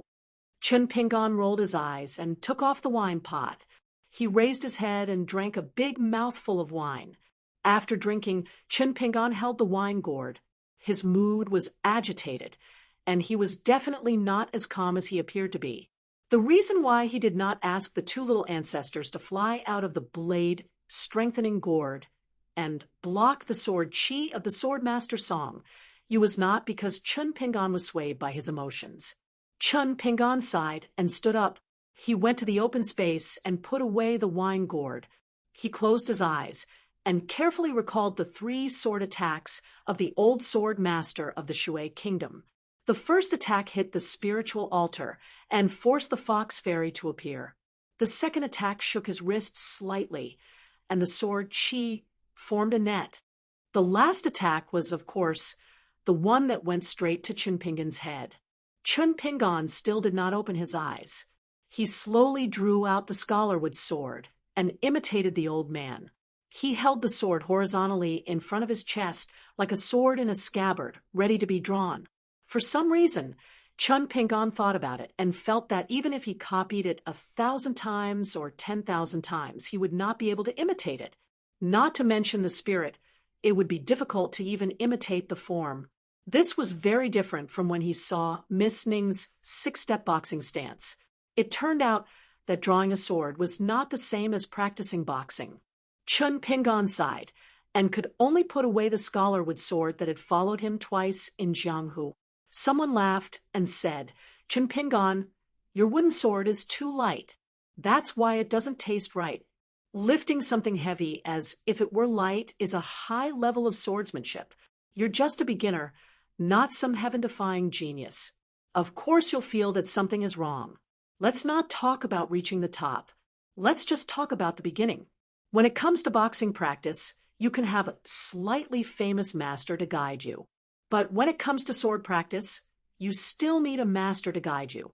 You should ask Song Yufeng sincerely about sword practice. His martial arts realm is not high, but he has already found his own way of sword practice. It is not easy." Chun Pingan turned his head and looked. This insightful view was not from the bearded man, nor from Zhang Shanfeng, who could fly with the peachwood sword. Instead, it was from the scholar Lu Qicheng, who was the least associated with Jianghu. When he said this, Lu Qicheng stood next to the raging fire with many dry branches. His slender figure swayed slowly with the light of the fire. Zhang Shanfeng was asking Su Yuanxia about the Jianghu acupoint ceiling. He was very focused on the questions and answers, so he did not pay much attention to Lu Qicheng's words. Or it could be said that the two of them did not hear Lu Qicheng's words at all, because from beginning to end, Lu Qicheng did not speak, but Chun Pingan clearly heard Lu Qicheng's voice. Chun Pingan asked a strange question. "It's you? In Yanji County, I heard Governor Lu say in private that you are actually an immortal in the elixir realm because you showed your magical power outside the city." Lu Qicheng waved his hand and slowly walked around the fire. He came to Chun Pingan's side and said with a smile, "Well, let's stop scheming against each other.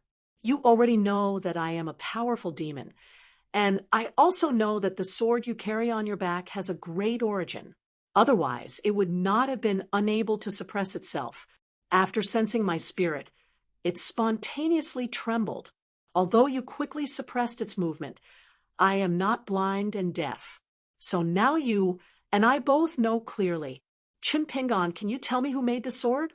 You want to send it to the inverted hanging mountain. Who will take it to?" Chun Pingan looked dignified and asked, "You want to steal the sword?" Lu Qicheng smiled as if he had heard a big joke. He put his hands behind his back, shook his head, and said with a smile, "It is a good sword, but I am really not interested. I know you don't believe this. It doesn't matter. I am much stronger than you. You only need to see what I do. By the way, have you heard of a saying?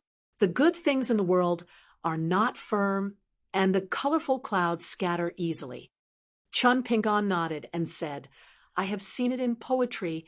Lu Qicheng waved his sleeve. Misty water and clouds covered the fire. There was nothing strange in this place. Lu Qicheng was talking happily with Chun Pingan.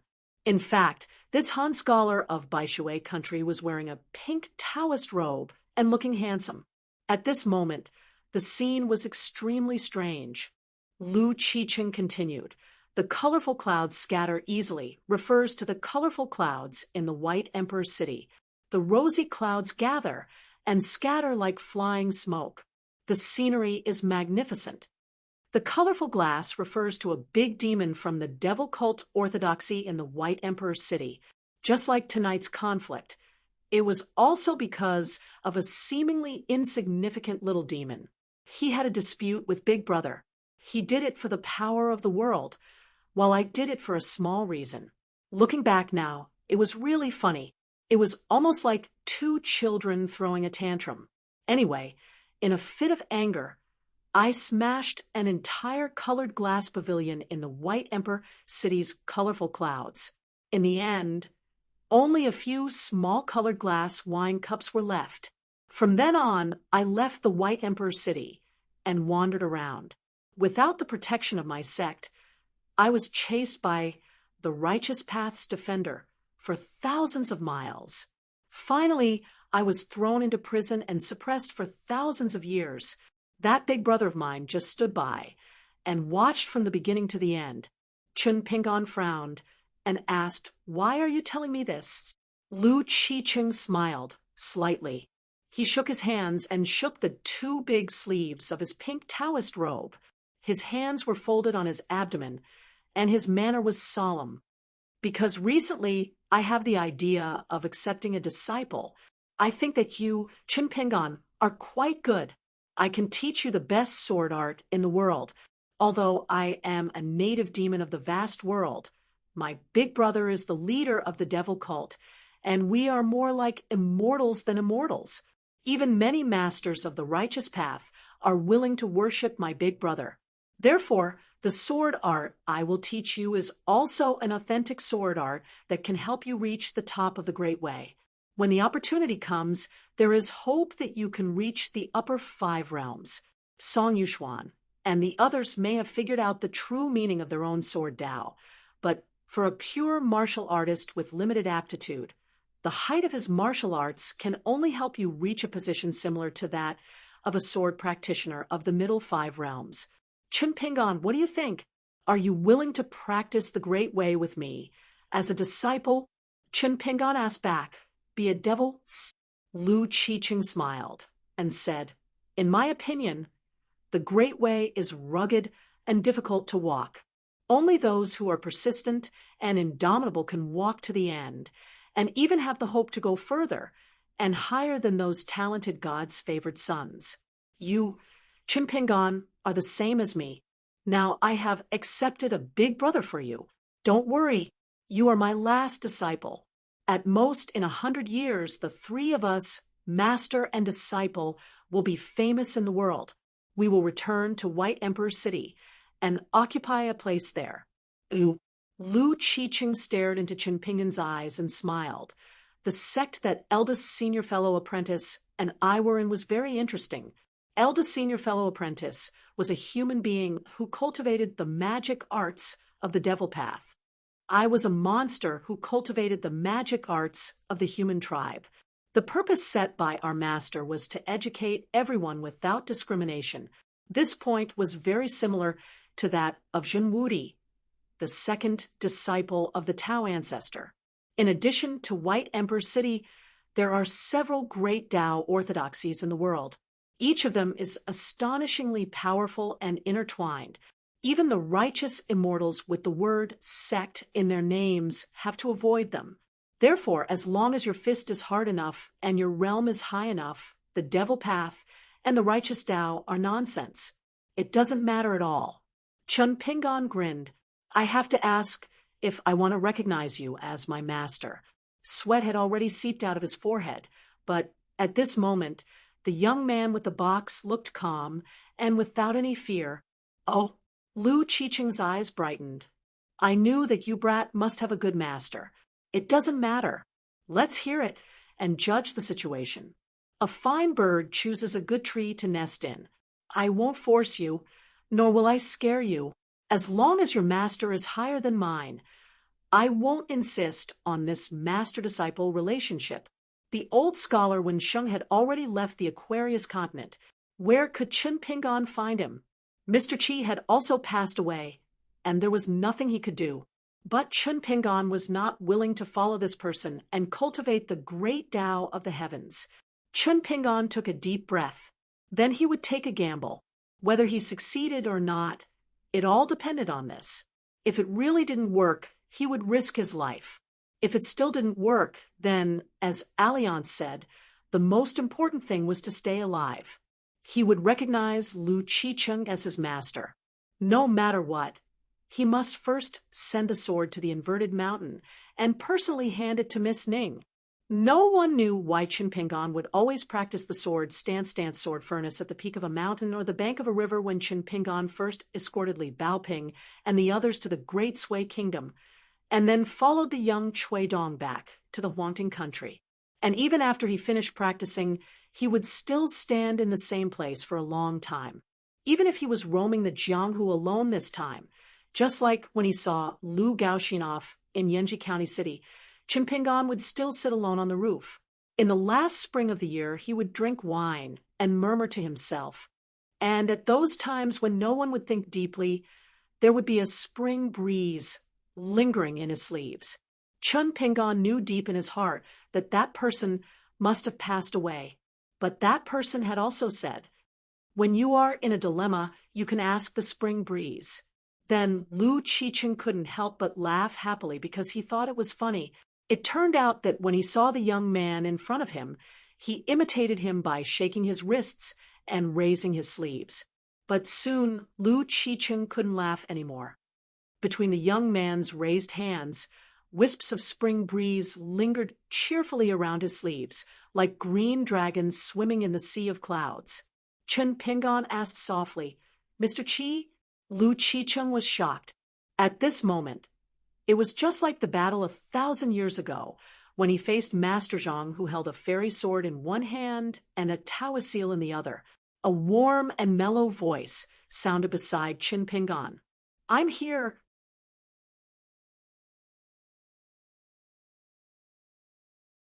238.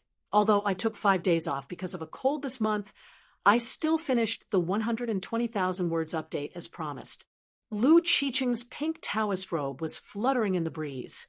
For the first time, this giant of White Emperor City from 1,000 years ago was a little cautious. It didn't make sense, because the figure condensed by wisps of spring wind next to Qin Pingan was an illusory Confucian in a green robe with white hair and a smile on his face. Lu Qicheng observed the atmosphere and found that it was just an oil lamp that was about to dry up. But other than the atmosphere, there was something inexplicable. Any Qi trainers below the upper 5 states might not be able to figure out the key points. However, Lu Qicheng, who was temporarily attached to Lu Qicheng's body, was a genuine 12th state immortal at the peak of his cultivation. Before he betrayed the orthodoxy of the devil cult, he happened to see too many capable people standing on the top of the mountains in White Emperor City, which was under the torrents of the small heaven of the Yellow River, and was surrounded by colorful clouds. Therefore, he suddenly felt restrained and did not dare to act rashly.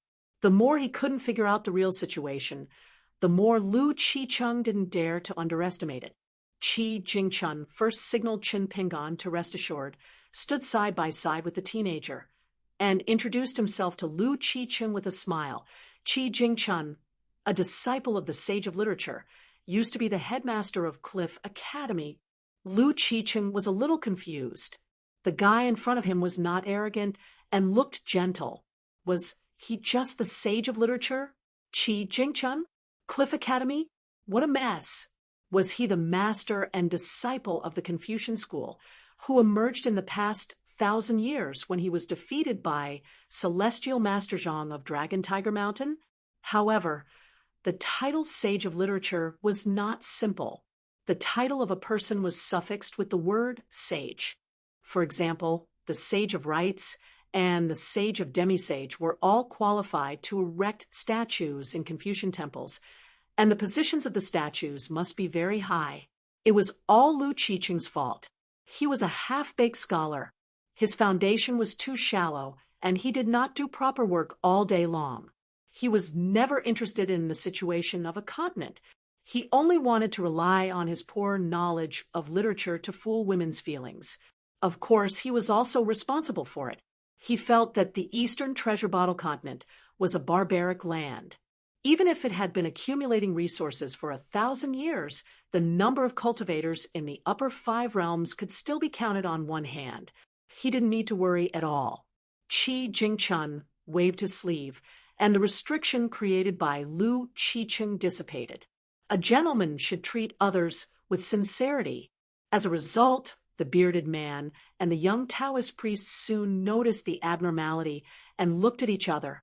That guy in the pink Taoist robe is the poor scholar Lu Qiqing? Why did he have such a weird fetish of cosmetics? Who was that old green-robed Confucian scholar? Lu Qiqing narrowed his eyes. He actually broke the camouflage set up by him in an instant. Although he only had half of the cultivation of Jade Pure realm, even a real Jade Pure realm Qi cultivator would not be able to break the restriction so easily with the profound skills inherited from the devil cult of White Emperor City. Zhang Shanfeng was about to get up and go to Qinpingan, but Su Yuanxia grabbed his arm and reminded him softly, "Let's continue our conversation. Don't get involved in the things over there. We'd better not see or hear indecent things." Then the bearded man saw the green-robed scholar looking at them. He smiled and nodded to greet them. Su Yuanxia hurriedly cupped her fists to return the greeting. Qi Jingchun asked with a smile, "Senior, are you the lord of the glazed pavilion of White Emperor City?" Lu Qiqing nodded and said playfully, "Why? Have you heard of my name? Isn't he notorious in the central divine continent?" Qi Jingchun shook his head and said, "I once traveled the Yellow River and met the lord of White Emperor City on the bank of the river. Then we talked about Senior." Lu Qiqing suddenly cursed, "Bullsh asterisk T. How could my eldest senior go out of the city to meet people?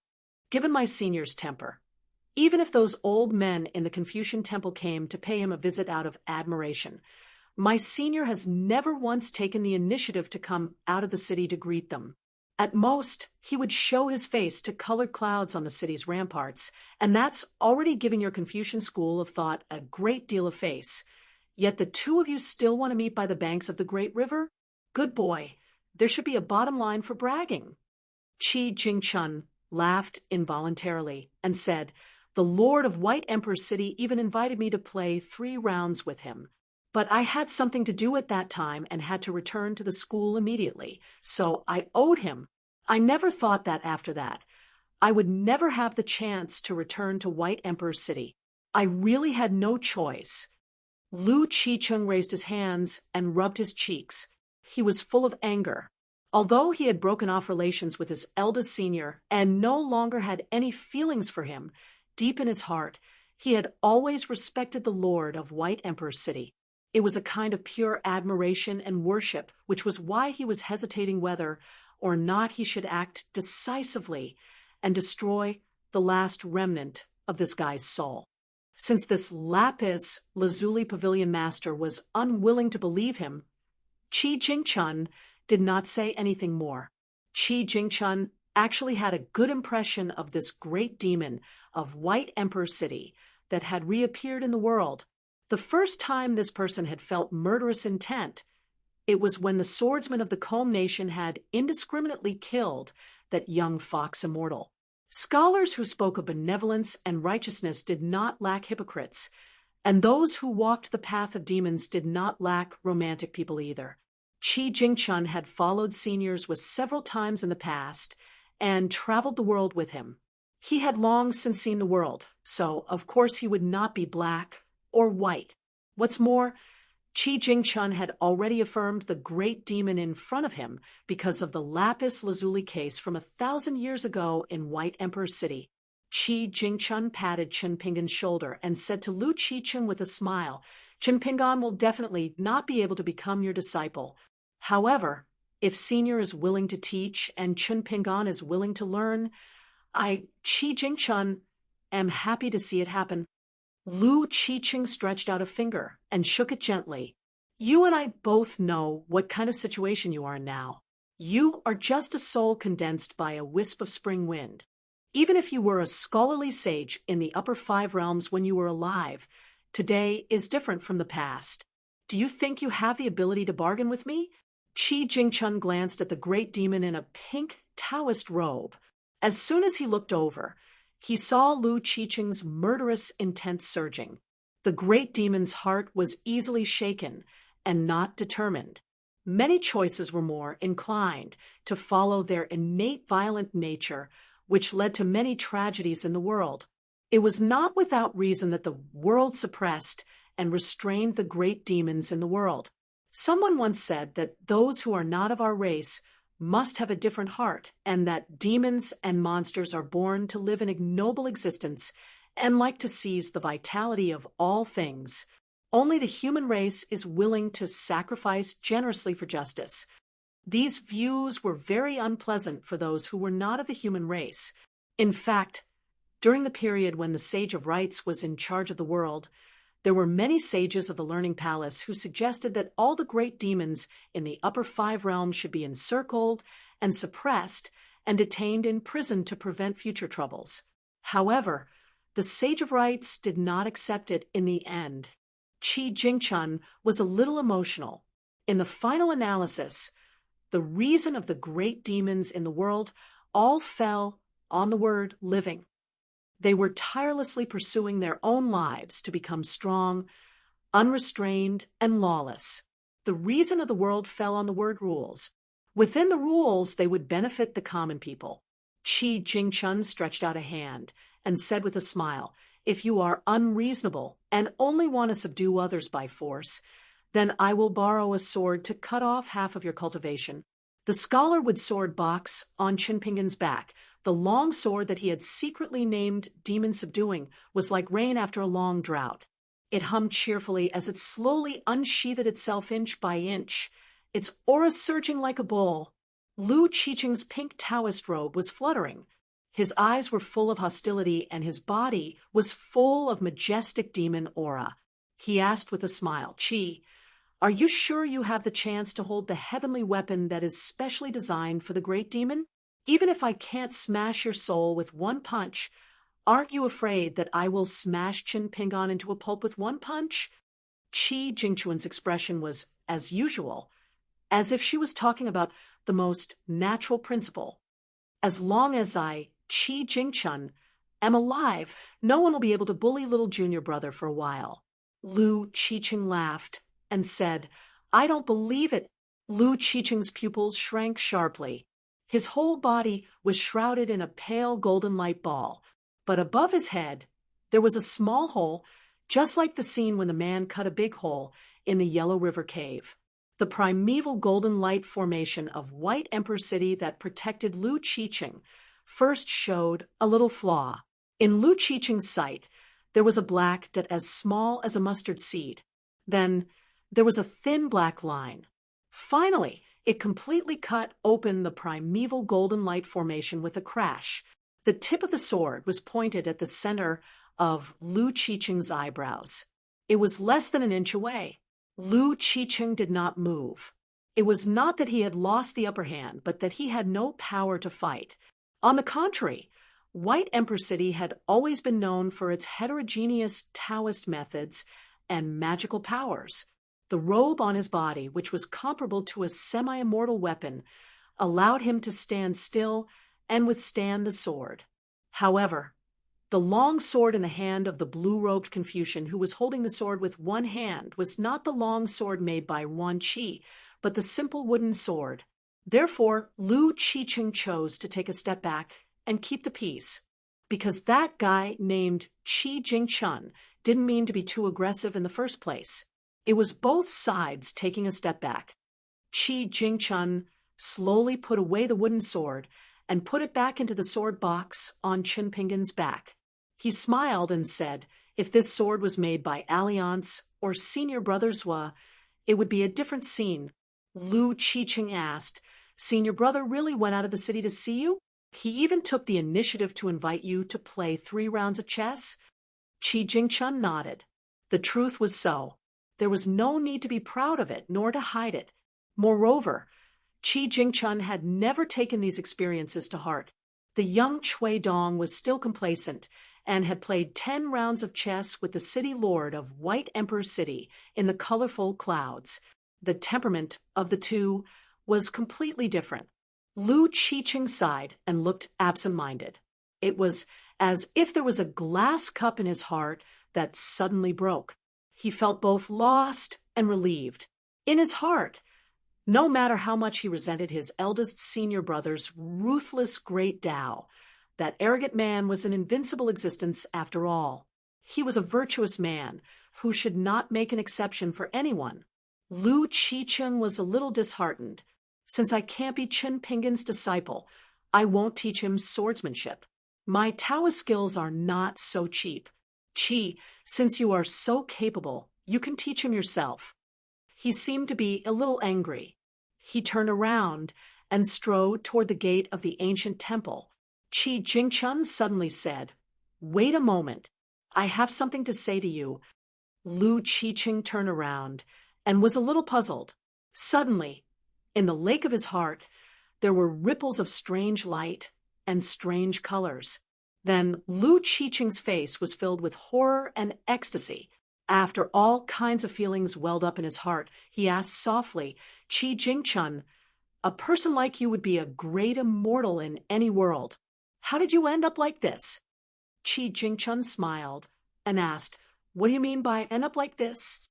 Lu Qiqing was slightly startled. He was convinced and said, "I am ashamed.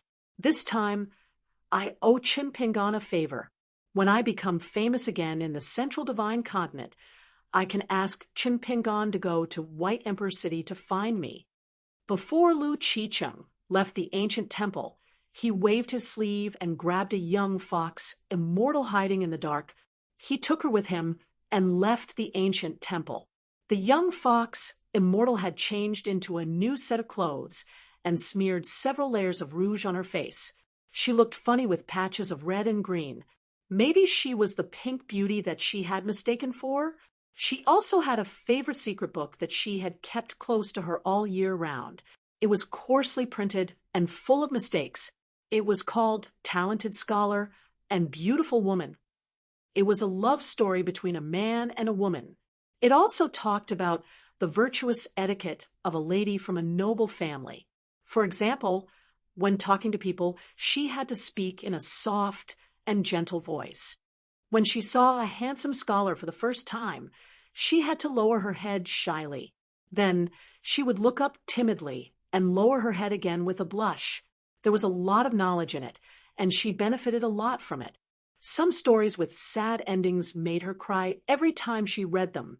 When Lu Qiqing forcibly abducted her, she was scared out of her wits. However, when she saw a handsome young man standing outside the ancient temple with a red mark between his eyebrows and a willow twig in his hand, she became excited again. She felt that the heavens had treated her well and rewarded her Mr. Right, whom she fell in love with at first sight. Lu Qiqing took his disciple and the fox immortal and went down the mountain. No one knew where they were going. Qi Jingchun looked around and also left the ancient temple with Qin Pingan.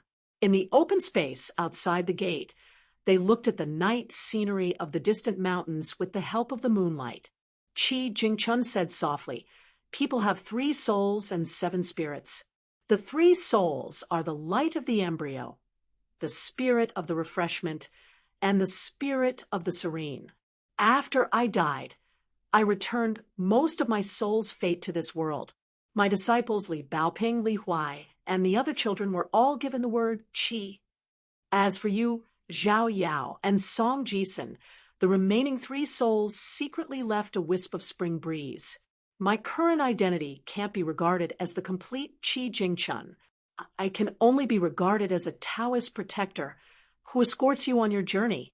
The path that Song Jisun chose is further and further away from the orthodox Confucian path. This is the way the world is. Everyone has their own fate and can't be forced." At that time, Zhao Yao was stopped by Cui Dong and was forced to hand over the world-welcoming spring seal.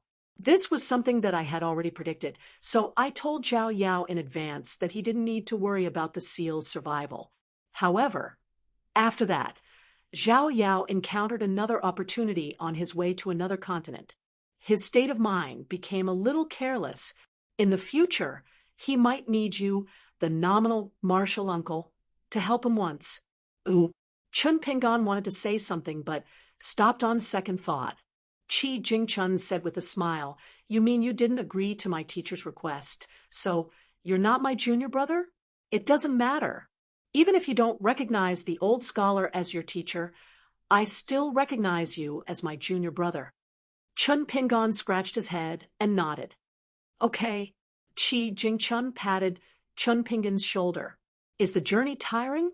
Chun Pingon shook his head. "It's very exciting. In addition to practicing martial arts, I also encountered mountains and rivers. I made new friends like Hero Su and Zhang Shanfeng. I also saw a lot of demons and monsters.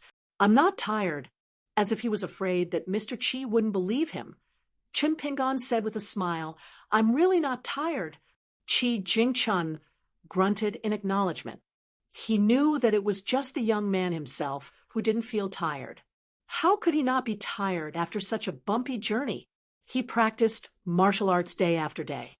What he carried on his thin shoulders were the expectations of others and the hardships of the world. He also had to be on guard against the evilness of people's hearts. The people and things he faced were all inexplicable. It would be strange if he didn't feel tired. The young man was just carrying a heavy burden on his shoulders, but he didn't want others to worry about him.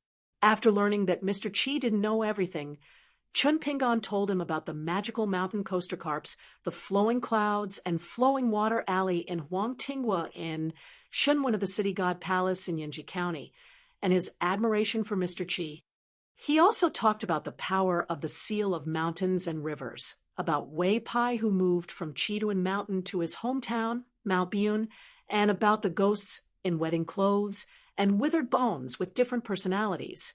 Of course, Chun Pingon talked about the man in the bamboo hat the most. He said that when the man talked about Mr. Chi, his face was obviously bright, and his whole face was squeezed together. That moment seemed to be the saddest moment for Alliance. In the end, he smiled and said that he punched a guy called Down Number 2 back to the human world. However, after they met again, Alliance also told him that he didn't need to rush to practice the sword. When he practiced martial arts to the extreme, he was already practicing the sword. Therefore, Chun Pingon wasn't particularly anxious. Chi Jingchun stood side by side with the talkative young man and asked with a smile, "Do you miss Alliance very much?" Chun Pingon looked up at the sky and murmured, "Alliance will come back." Chun Pingon turned to look at Mr. Chi. "Right?" Chi Jingchun nodded with a smile. Chun Pingon asked again, "Then what about Mr. Chi?" Chi Jingchun sighed and shook his head. "Even if you can accompany me for thousands of miles, there will be a farewell. Chi Jingchun, can only be like this in my life." Chun Pingon lowered his head and looked at his feet silently. This news was just like what happened in the Yang family's shop. Although Chun Pingon had a premonition when he heard old Yang say that it was not worth it, he still felt sad, and it was not a normal sadness. Chi Jingchun reached out and gently put his hand on the young man's head. "This time, I said that I would be the protector of the three of you. In the end, all the spring winds gathered here. In fact, I let you take a trip to Jianghu on behalf of me, Chi Jingchun. I have no regrets." Chi Jingchun smiled knowingly. "You can be sad, but you can also drink." Chun Pingon took off the sword-nourishing gourd from his waist and handed it to Chi Jingchun with red eyes. Chi Jingchun, whose body was becoming more and more unsteady, stretched and shook his head with a smile. "Take my share as an extra." Chun Pingon didn't drink himself. He put it back on his waist. He was afraid that he would really become a drunkard. Chi Jingchun suddenly said, "Chun Pingon, can I practice with you for the last time?" Chun Pingon wondered. 6-step stance walking. Chi Jingchun nodded. Chun Pingon took a deep breath and slowly walked forward, leisurely punching. Under the pure moonlight, the blue-robed Confucian beside, Chun Pingon followed the young man and punched leisurely. After Chun Pingon finished one round of stance walking, he gently stopped practicing. He didn't turn his head and just looked into the distance. Chun Pingan's sleeves were no longer surrounded by the spring wind. He knew Mr. Chi really left.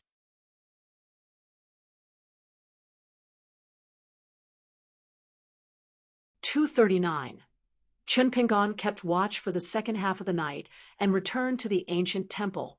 Su Yuanxia and Zhang Shanfeng did not ask anything, so Chun Pingan did not say anything either. From night to dawn, Chun Pingan faced the bonfire. The light of the fire shone on his slightly pale face. No one knew what he was thinking. At dawn, the bearded man was still sleeping soundly. After Zhang Shanfeng tidied up the bedding, he found that Chun Pingan was not in the ancient temple. When he walked out of the gate, he found that Chun Pingan was not practicing the boxing stance. Instead, he was holding the locust-wood sword, motionless. Chun Pingan heard the footsteps and turned back with a smile. "You're up?" Zhang Shanfeng nodded and spread his arms to stretch his muscles and bones. The mountain breeze in the morning was still a little chilly. Zhang Shanfeng took the peach-wood sword from his back and began to practice a set of swordsmanship that had not changed for 10,000 years. He twisted and turned, moving with the sword, his posture light and agile. Zhang Shanfeng's arms were as long as an ape's, and he could connect the sword moves at will. In the eyes of the Jianghu masters, he was born to practice the sword. Of course, in the eyes of the immortals on the mountain, there was no such thing. They paid more attention to cultivating qi. They paid attention to climbing the mountain fast enough. They were so fast that they seemed to leave their peers in the dust. They were so fast that even the old guys of 100 or 1,000 years old could not catch up with them. After Zhang Shanfeng put away his sword, Chun Pingan was still holding the sword. He was hesitant and could not make a move. During breakfast, the three of them discussed and decided to go to the Swordwater mountain villa founded by Song Yuxin. They would rest for a while and find out the specific location of the immortal fairy of the Combe country. It would not be too late to set off after that. The mountain villa was more than 700 miles away from here. Most of it was majestic mountains and steep ridges. Fortunately, it was summer and the wind was gentle. The three of them hurried on and soon arrived at the territory of the Swordwater Mountain Villa. The villa was built at the foot of a beautiful mountain. Before they went to the villa, they passed by a bustling town. Chun Pingan went to buy wine and put it into the sword-nourishing gourd. Su Yuanxia went to the bookstore. Zhang Shanfeng was responsible for buying dry food and dried meat. He had enough money to buy prescriptions. The bearded man took a fancy to an expensive copy of the previous dynasty of the Combe country. It was in excellent condition. However, he was embarrassed because he did not have enough money. He regretted that he was too thin-skinned when he was in Yanji County. He should have accepted the 5,000 taels of silver generously like Chun Pingan, because the one copper coin stumped the hero. The three of them continued on their way to the Swordwater Mountain Villa. On the way, Zhang Shanfeng mentioned the Guyu coin, which was more valuable than the Xiaoshu coin. He said that he had never seen it in his life and had only heard of it. One Xiaoshu coin was equivalent to 1,000 Shui coins. One Guyu coin, which was made of rare materials, was worth 100 Xiaoshu coins. The earthly immortals of the Jindan realm and the Yuaning realm seemed to use this kind of coin to trade magic weapons. The most important thing was that the Guyu coin was a great supplement for qi trainers. It could quickly replenish qi and restore primordial qi. Along the way, Su Yuanxia reminded the two of them that if the gains from slaying monsters and devils in Yanji County were not beneficial to their current cultivation, it would be best to find a shop on the mountain. Even if it was at a discount, as long as it was not sold too cheaply, they should buy 1 or 2 spiritual weapons that were beneficial to their cultivation. It would be safer to put them in their pockets. Money was like this, but it was even more so when it came to increasing one's realm. Zhang Shanfeng already had a plan in mind. He said that he wanted to buy a few offensive talismans that he had been dreaming of. A thunder talisman would be the best. He also hoped to find a magic sword that was reasonably priced. Although the peachwood sword could also subdue ghosts and other worldly items, it was limited by the weakness of peach wood. If it encountered a powerful mountain and lake demon, it would definitely suffer. Chun Pingon was a little hesitant. Of course, he wished that the thousands of magic weapons in the world would only enter his pocket and not leave. Moreover, he was not quite the same as Zhang Shanfeng. The foundation of his life was purely the physique and fist technique of a martial artist. It could be used to protect him, but it could also be used for defense. Furthermore, the two little ancestors in the sword-nourishing gourd could be said to have boundless killing power. Therefore, for the time being, he did not think of selling those small items that he had seized or bartering with chi cultivators. When they arrived at the bustling Sword Water Villa, the three of them realized that the situation was a little awkward. It was true that there was a very old steward Chu in the Sword Water Villa. However, when the gatekeeper and the external steward in charge of receiving guests heard that the three strangers wanted to see old ancestor Chu, although they did not reveal anything on their faces, they had a lot of legitimate reasons to reject them. It should be known that old ancestor Chu was almost 100 years old. He was a veteran who had made meritorious contributions to the world together with the old manor lord. He had long stopped caring about worldly affairs. It could even be said that after the old manor lord handed over the villa to his legitimate eldest grandson, he was elusive.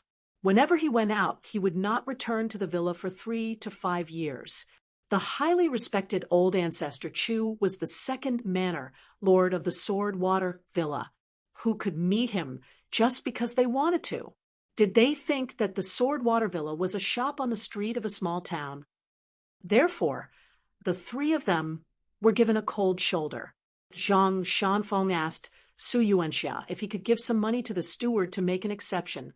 Su Yuanxia smiled bitterly and said, "People in the Jianghu, especially people in the Sword Water Villa, who are the leaders of the Jianghu, if you casually give them money, it will be like slapping them in the face. It will only have the opposite effect." Zhang Shanfeng smiled and said, "If it really doesn't work, Brother Su, you can perform a set of blade techniques at the entrance. The three of us will definitely become distinguished guests immediately." The Jianghu of the Aquarius continent was actually not very deep. It could not be compared to the North Continent, which had many top swordsmen. Su Yuanxia was a pure martial artist of the fourth realm. In the Jianghu of the small countries like the Beautiful Clothes Country and the Comb Water Country, he was already considered a master who could do anything he wanted. Furthermore, he had a handy divine weapon at his side. He was like a tiger that had grown wings.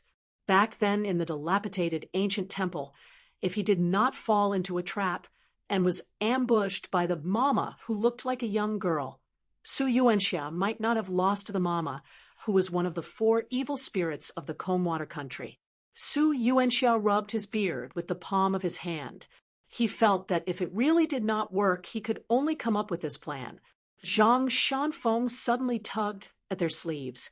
Su Yuanxia and Qin Pingon turned their heads to look. A huge, luxuriously decorated carriage came to a stop slowly. It had an imposing aura. A young girl and a burly man walked down from the carriage. The young girl was a familiar face. She was the demon who plotted the murder in the ancient temple. At that time, she had told the sword saint of the Comb Water Country, Song Yufan, that she wanted to personally visit the Sword Water Villa. They did not expect that she would really come without any hesitation. The burly man was 9 feet tall. He was bare-handed and had an astonishing aura. Wherever he went, the Jianghu heroes, martial arts masters, and martial arts legends who came from afar all took the initiative to make way for him. Chun Pingon and the other 2 saw the young girl demon. She also saw them. She said something to the burly man and walked straight towards the 3 of them. She curtsied gracefully and smiled. 3 heroes, no discord, no concord. Since we are guests at the Sword Water Villa, why don't we meet over a drink and forget about our enmity? Su Yuanxia, Chun Pingon, and Zhang Shanfeng looked at each other. He turned his head and smiled. Sure. Soon, a stooped old man from the villa came out to welcome the young girl and the burly man. His surname was Chu. It turned out that before the burly man came, he had sent a visiting card.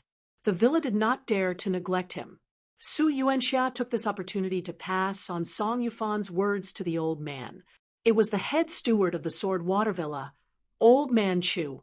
As soon as he heard it, he was sure that it was the old master's tone. Compared to the cautious way he treated the young girl and the burly man, he was much more sincere and warm. Moreover, at this juncture, the more Jianghu friends who could catch the old master's eye, the better. The young master's position as the alliance leader might be stable. After entering the villa, they passed through corridors, aisles, and walls. The Sword Water Villa was built like a different world. Steward Chu personally arranged for the three of them to stay in a stand-alone courtyard with beautiful scenery. The young girl and the burly man just happened to stay in a neighboring courtyard. Chun Pingon heard the sound of water before he entered the courtyard. He asked if there was a stream nearby. Only then did he know that behind the courtyard was a large waterfall that flowed straight down along the stone path. It was not too close. It was a beautiful place that the Sword Water Villa was famous for in the Combe country.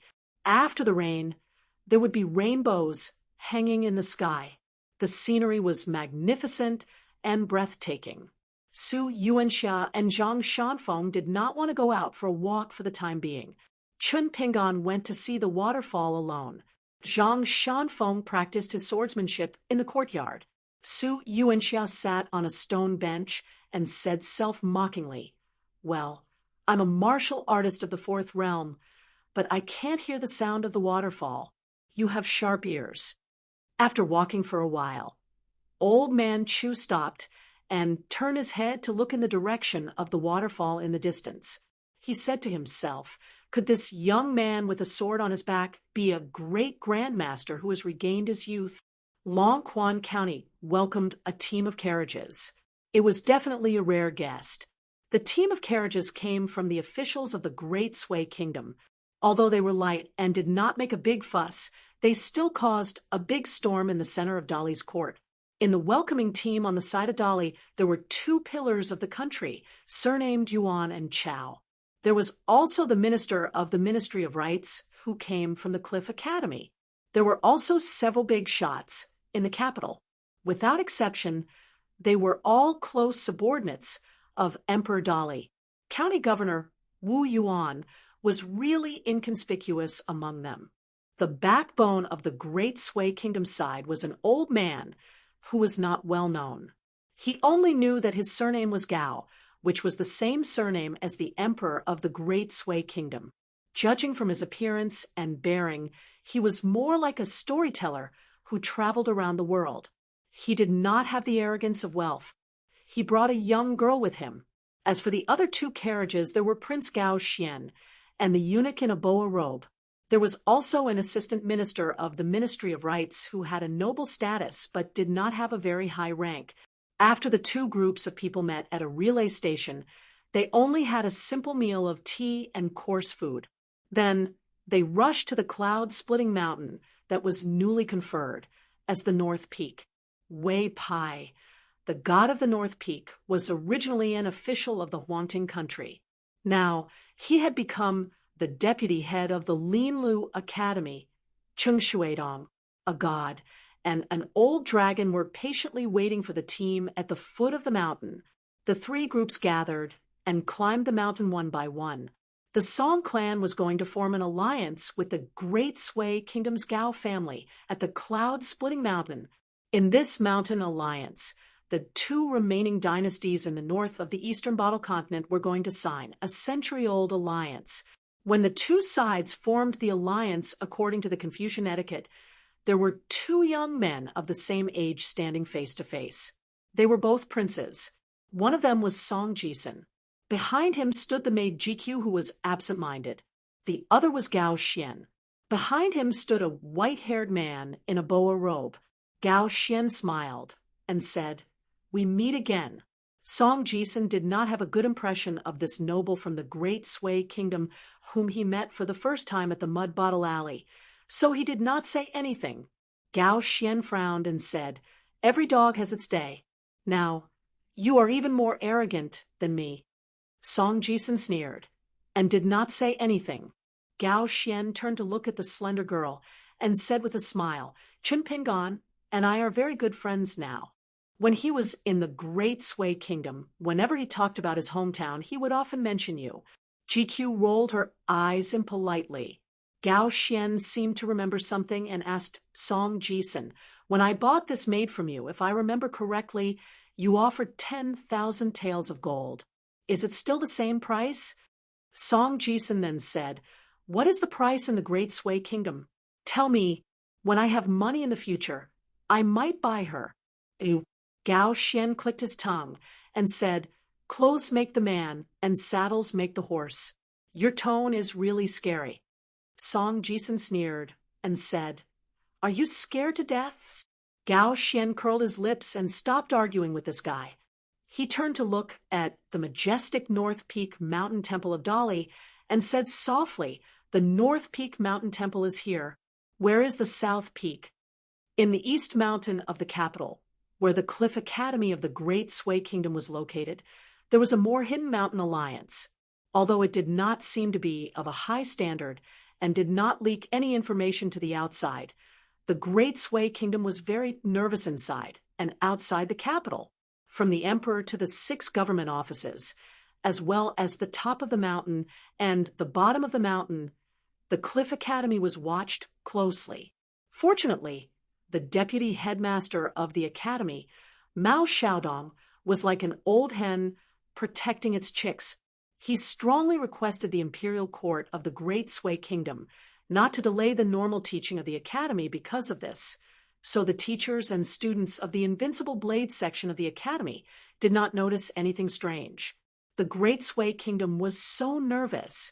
No wonder the Great Sui Kingdom made a fuss over nothing. It was really because the person in charge of signing the East Mountain Alliance in Dali had a strong background, the imperial tutor of Dali, Cui Dong. In a quiet courtyard of the Cliff Academy, the girl who was now famous in the capital of the Great Sui Kingdom knelt in front of the door, not daring to breathe. 2 people sat opposite each other in the room. To be precise, it was actually one person, the young man in white Cui Dong, and the old man in a green scholar's robe, Cui Dong. After the 2 met, they did not exchange any words. They just played a game of chess. In the end, the young man who changed his name to Cui Dongshan lost a game, but the young man was not in a bad mood. He smiled and replayed the game alone. The old man, Cui Dong, looked solemn. He took a cup of hot tea from the trembling girl and slowly drank it without looking at the game. Cui Dong suddenly said, "Even if there is a way to unite the spirit, you are still not willing to agree?"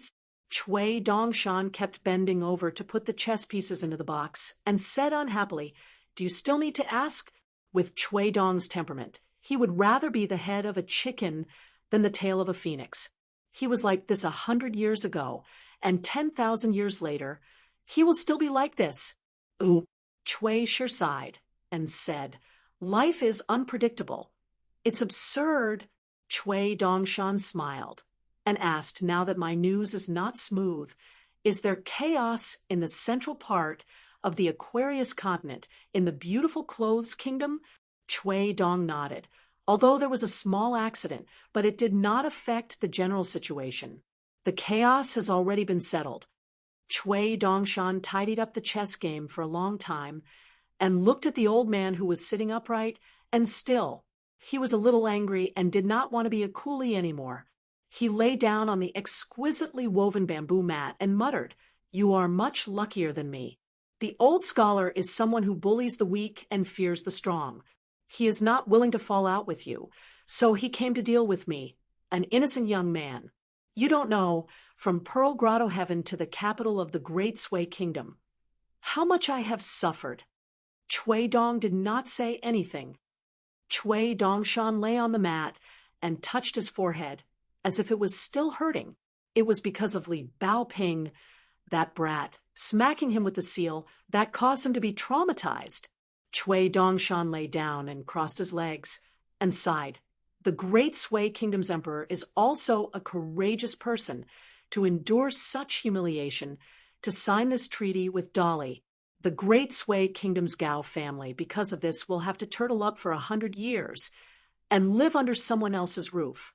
They will give up all their subordinate countries, including Huang Court, and watch as Dolly's cavalry bypasses their own doorstep all the way to the south and establish the Aquarius continent's unprecedented grand unification. Chui Dong said indifferently, 100 years later, what will be the Aquarius continent situation? Can you and I see it? Even if we can see it, it will be right. Today, the great Sui Kingdom's Gao family's forbearance may not be the first step for the latecomers to catch up. Chui Dongshan shook his head. If it was me, I would not be able to swallow this, Chui Dong sneered. So when I, Chui Dong, was young, regardless of my temperament or foresight, they were all useless. No wonder I am in such a bleak situation today. Chui Dongshan was not angry. He swung one of his legs and used his hands as a pillow under his head and stared at the ceiling. I don't know why, but you look down on the current me, and I don't like the current you. Looking at the mirror, we hate each other. Ha ha, there is such an interesting thing in the world. Chui Dong hesitated for a while. Grandfather is in the Longquan County and is staying in a bamboo house in Luopa Mountain and is much more awake now. But I knew there would be a but. Chui Dongshan covered his ears with his hands and rolled around on the bamboo mat, imitating Li Huai's moaning, I don't want to hear it, you bastard. Chui sure ignored him and continued. Before Lu Qin left the vast world, he found him and fought with him in the bamboo house. You should know that for someone like him, who practiced martial arts to the point of Qigong deviation, his greatest wish in life is to know the Tao of the 10 realms martial man and the Tao of the 13, or even the 14 realms Qi refinement warrior. Even if it is the Tao of the 10 realms martial man, the Tao of the 13, or even the 14 realms Qi refinement warrior. Therefore, even if he is facing the chief of the Taoist sect. Chui Dongshan turned to look at the old man across the chessboard. Lu Qin is in the vast world, but he has to abide by the rules set by the Confucian Temple, right? At most, he is at the 13th realm. Grandfather has returned to the 10th realm, and if he can recover to his peak, he is still capable of fighting, and at the very least, he is not doomed to die. Chui Dong shook his head and said, Lu Qin played a little trick and brought him into the small grotto heaven.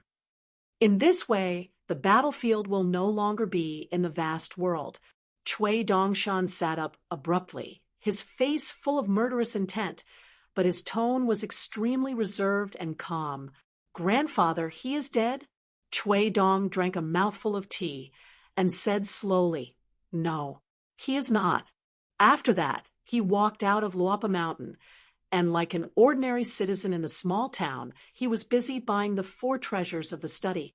When I found him, he said that in the small grotto heaven, Lu Qin used a mysterious Tao technique to summon as many as 10 10th realm martial artists for Lu Qin's use. Think about it. If a person with 2 fists was surrounded by 10 10th realm martial artists in history, knowing that death was certain, would you throw that punch? Chui Dongshan stood up and sat down cross-legged. He scratched his head and said in frustration, Of course I wouldn't, but he would. Grandfather, don't you know that if you take back that punch, you will give up on the legendary 11th realm of martial arts? If you don't throw that punch, then wouldn't you have given up on your life's pursuit? Chui Dong put down his teacup. Then have you ever thought, even if he threw that punch and survived, and even became an 11th realm martial artist, then you, me, and Chin Pingon, will we still have peaceful days in the future? Those big shots who have been hiding behind the scenes for thousands of years can accept a 10th realm martial artist from the Aquarius continent, but they may not be able to accept a new 11th realm martial god. So for that punch, he made a deal with the patriarch Lu Qin, or rather with the Central Plains divine continent, to use a pure 11th realm martial artist in exchange for a chance to go to the marketplace to buy miscellaneous goods, in exchange for a peaceful life. Ooh. Chui Dongshan fell backwards with a plop. Boring. Chui Dong's heartstrings trembled slightly and suddenly looked out the door. Chui Dongshan was the same. Chui Dong laughed coldly, Qi Jingchun, like a ghost that refuses to leave, and is only willing to stop at this moment. I want to see if you still have any tricks up your sleeve to play chess with me. Chui Dongshan said weakly. Old Chui, if you want to mess around, then go ahead. I am not going to play chess with Qi Jingchun. It's even more boring. Chui Dong snorted. He stood up and looked down at himself in his youth form and mocked. Mud can't support a wall. Chui Dongshan did not even blink and laughed. Lying in the mud and basking in the sun is actually quite comfortable. Don't ever help me. I will fight whoever helps me. Chui Dong stretched out a hand. Give it to me. Chui Dongshan blinked his eyes. What? Chui Dong's face darkened. That thing in front of you? Chui Dongshan flipped his body and used his butt to face Chui Dong. Chui Dong's face darkened. I'll lend it to you for 20 years. After that, even if you haven't reached the upper 5 realms, I will still take it back. Chui Dongshan quickly turned around, stretched out a hand, and bargained. At least 50 years. Chui Dong walked to the door and waved his sleeves. 30 years, if you dare to ask for more. I will beat you to death right now. After Chui Dong left the courtyard, Chui Dongshan rolled on the bamboo mat all the way to the door. The girl kneeling outside the threshold was like a wooden person from beginning to end. Languid Chui Dongshan sat up, glanced at the girl's sitting posture, and laughed. Thank you. It turns out that your butt is quite big. No wonder you want to be my master's wife. The girl sat in the same position and turned a deaf ear to him. Chui Dongshan jumped up, ran to the girl's side, and kicked the girl's butt, kicking her into the courtyard. The white-clothed youth put his hands on his hips and laughed loudly. The girl silently got up and did not even pat the dust off her body. Chui Dongshan sighed and reached out to gently beat his chest, looking at your pitiful appearance. I feel like my heart is being cut by a knife. Xie forced a smile and squeezed out a smile. Chui Dongshan hurriedly covered his eyes with one hand and shook his other hand hard. Quickly turn your head. I saw a ghost in the daytime. Your master's eyes are going blind. The girl turned her head and looked up. The sky was clear and boundless. When she was young, she did not understand why cloudless was the best weather. Isn't it better to have colorful clouds? It was not until she went up the mountain that she understood that if there were no clouds, there would be no wind or rain. Li Baoping gathered everyone with a wooden chief's order. This was because she had recently finished reading a novel about Jianghu heroes. A person who was respected as the chief of Jianghu would be able to command the Jianghu as long as he showed the order. It was very impressive. She held the self-made wooden token and swaggered to knock on each door.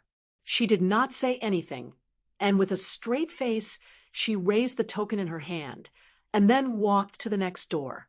In the end, Lin Shui, Li Huai, Yulu, Xie, and even Chui Dongshan joined in the fun. They gathered in Li Baoping's dormitory, waiting for this Wulin Alliance master to speak. Li Baoping coughed, and the small wooden token hung around her neck. There was a thick envelope on the table. The girl in the red cotton-padded jacket slowly opened the envelope and said with a solemn expression, Junior Marshal Uncle has written a letter to all of us. As the branch master of the Eastern Mountain Branch under Longquan County Headquarters, I will now begin to read the letter to all of you. Remember not to make a ruckus, not to be careless, not to... Li Huai, sit properly, and Chui Dongshan, you are not allowed to cross your legs. Yulu, don't eat the melon seeds yet. The group could only sit up obediently and listen with respectful attention. The girl first read the letter her junior marshal uncle had written to her, and she read it with a cadence of cadence. Then she carefully folded the letter and put it beside her hand. She took out the second letter from the envelope, which was for Li Huai, Lin Shui, Yu Lu, and Xie Xie. They were all on the same piece of paper. The contents of Chen Pingan's letter were mostly trivial things that happened in his hometown during the New Year in the small town. If they were not allowed to have conflicts. They must be united when they were outside. They must get along well. They should not let their families worry. They should not be too tired from studying. They should go down the mountain to relax. When appropriate, they could go for a stroll around the capital of the Great Sui Kingdom. And so on. At most, he wrote about some strange people and strange things that happened after they left the capital of the Great Sui Kingdom, as well as some descriptions of the scenery of riding on a Kuan boat and overlooking the earth. It could not be said to be written at all. It was flat and straightforward, and the wording was dull, but the feelings were sincere. Everyone could even imagine that when Chen Pingan picked up the pen and wrote the letter, he was sitting even more upright and still than they were right now, his expression definitely meticulous. After Li Baoping finished reading all the letters, her hands made a gesture of qi sinking into the dantian. Done, Li Huai wondered. Li Baoping, since Chen Pingan almost always writes a letter, why don't you just give the letter to us directly? The girl in the red cotton-padded jacket glared at him, and Li Huai shrank his neck. Cui Dongshan pointed at his own nose. What about mine? Li Baoping crossed her arms and sat cross-legged on the bench. She shook her head and said, Youngest martial uncle did not write to you. Cui Dongshan raised his head and pretended that his face was full of tears.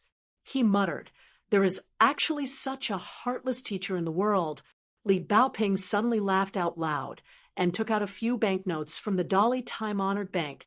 Just now, in my letter, youngest martial uncle told me about this matter. I forgot to read it. Here, take it. Youngest martial uncle said that he owed you 2,000 taels of silver, and he has returned it to you. Cui Dongshan, you can't go back on your words in the future. If you say that youngest martial uncle did not return the money to you, I will testify for youngest martial uncle. Cui Dongshan took the few banknotes that were as light as a feather. He looked heartbroken.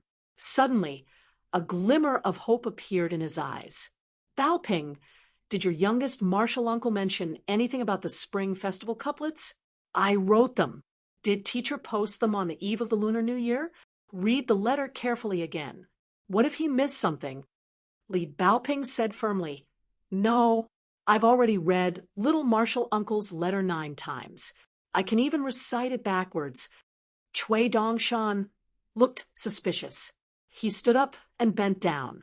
He reached out to take the letter, intending to read it himself. Li Baoping pressed down on the carefully folded letters and glared at the defeated opponent. How dare you? Everything had its weakness. Cui Dongshan retracted his hand resentfully and sat down again. He sighed and felt that there was nothing left to live for. Li Huai whispered, Cui Dongshan, do you think the banknotes are an eyesore? Why don't you give them to me? Cui Dongshan kept the banknotes and squinted. The banknotes are not an eyesore, but you are. Li Huai imitated Li Baoping and crossed his arms in front of his chest. He said proudly, Be careful with your words. Do you know that I am now the branch master of the Wu Academy's Dongshan branch under the Longquan village headquarters? Cui Dongshan stood up and patted his butt. He laughed and scolded the little brat. Get lost. Li Baoping kept all the letters and put them in the envelope. I will keep the letters for you in case you lose them. Dismissed. Cui Dongshan yawned and left the school. Lin Shui and Li Huai left together.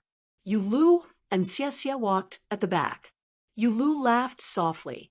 Chen Pingan wrote a letter to us. I have 24 more words than you. Xie Xie said with a black face. Yu Lu, are you not childish? Yu Lu laughed very annoyingly. Deep in the mountains of Swordwater Manor, there was an astonishing waterfall. It was like a white chain falling from the sky. Under the waterfall was a dark green pool. It was so deep that the bottom could not be seen. There were vague figures of red swimming fish that flashed past. The sound of the waterfall was like thunder. Water vapor filled the air. Chun Pingon stood in an exquisite waterside pavilion beside the deep pool. He was thinking about a problem. If he slashed with his sword, could he split the waterfall? Chun Pingon weighed the power of the waterfall.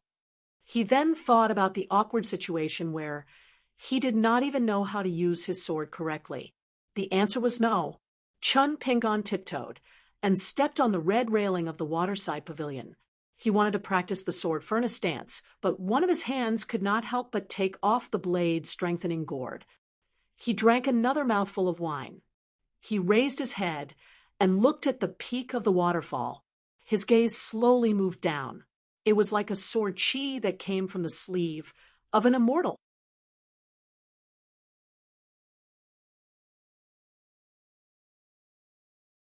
"240. Chun Pingon, who was enlightened by watching the waterfall, did not pull out the Huai-wood sword in the end. He did not use the same move that Mr. Chi used to confront the pink-robed big demon in the ancient temple. Chun Pingon said to himself, "What's going on? Why do I think it's wrong to use the sword? Could it be that boxing and swordsmanship are two completely different things? One can make up for one's stupidity with hard work, while the other only depends on talent." Chun Pingon did not know that it was not because he had poor comprehension, nor was it because he did not have the talent for swordsmanship. It was because the swords he saw, whether it was the people holding the swords or their swordsmanship, were too advanced for Chun Pingon, who was in the 3 realms of martial arts. But the problem was that Chun Pingon's eyesight was very good. He could see many things that ordinary martial artists could not see. This brought an invisible burden to Chun Pingon. Every time he wanted to use the sword, Chun Pingon, who was used to pursuing perfection, would feel that the long sword in the scabbard was thousands of pounds heavy. What Chun Pingon saw and heard along the way, whether it was Wei Jin of the Wind Snow Temple, who was ranked as the land sword immortal, splitting the boundary of the ghost in the bridal dress, or Su Ruwa, who unsheathed his long sword and used the visualization of a mountain to resist Wei Jin's sword, or Qi Jingchuan's casual sword, which easily cut open the primeval golden light formation of White Emperor City. This was very different from Ning Yao's ancestral house in Mud Bottle Alley, when she practiced the basic stance of the mountain shaking fist manual several times. Chun Pingon could barely keep up with Ning Yao's movements and even figure out some of the gist of boxing. This was because the old man surnamed Chui had already come to a conclusion after flipping through the fist manual. The stance of the mountain quaking fist was actually very crude and not worth mentioning, so anyone could imitate it.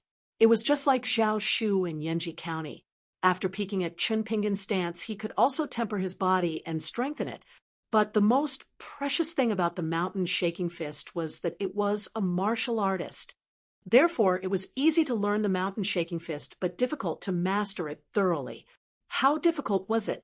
For example, the motto of the mountain quaking fist was, "Those who practice my fist can face the enemy Tao ancestor, and can only be defeated but cannot retreat." Chui Dong's grandfather, a top-notch martial artist who had returned to the pinnacle of the 10th realm, had ever used his fist when he encountered Lu Qin? No. No matter what the old man's concerns and reasons were, if one only looked at the result, the old man still did not throw out that punch. From this, it could be seen that it was not an exaggeration to say that it was as difficult as ascending to the heavens for the younger generation to completely grasp the essence of the fist art that the Hans Han manual advocated. The waterfall crashed into the pool, splashing water everywhere. It was as if millions of pearls had shattered, and mist rose. Alliance, practicing the sword is so difficult. Chun Pingon was in a daze.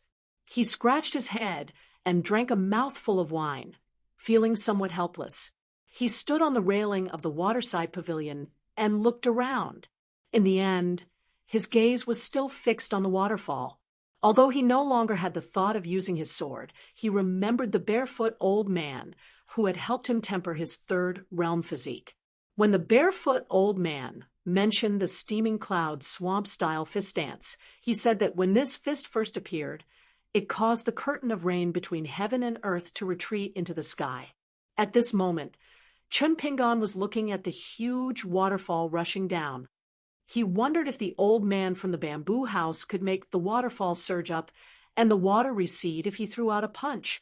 Once he switched from the unfamiliar sword drawing to the familiar punch, Chun Pingon immediately gained confidence. This confidence came from the hundreds of thousands of stances and the fact that he had faced the enemy without retreating. Chun Pingon looked at the spectacular waterfall and suddenly had a strange thought. If he threw out a punch with all his strength, would he be able to break through the curtain of water of the waterfall? Would he be lucky enough to break through it and still have a trace of the fist aura to smash into the tough stone wall behind the waterfall? He wondered if Su Yuanxia and the other martial artists of Jianghu, who had reached the qi refining realm, could punch a hole in the stone wall. Chun Pingon was somewhat tempted, but Chun Pingon quickly jumped off the railing and sat on the long bench of the waterside pavilion, drinking wine like a tourist who admired the famous scenery of a mountain villa. Chun Pingon looked at the other side of the road. A moment later, a group of people in bright clothes slowly walked over. Some were laughing loudly and had a heroic spirit, some were gentle and elegant, and there were also women with graceful bearing, smiling like flowers. In the middle of the three people in the lead was a handsome young master with a jade pendant hanging on one side of his waist and an uncommon short sword hanging on the other side. He had a dignified appearance. On his left was a man with a saber.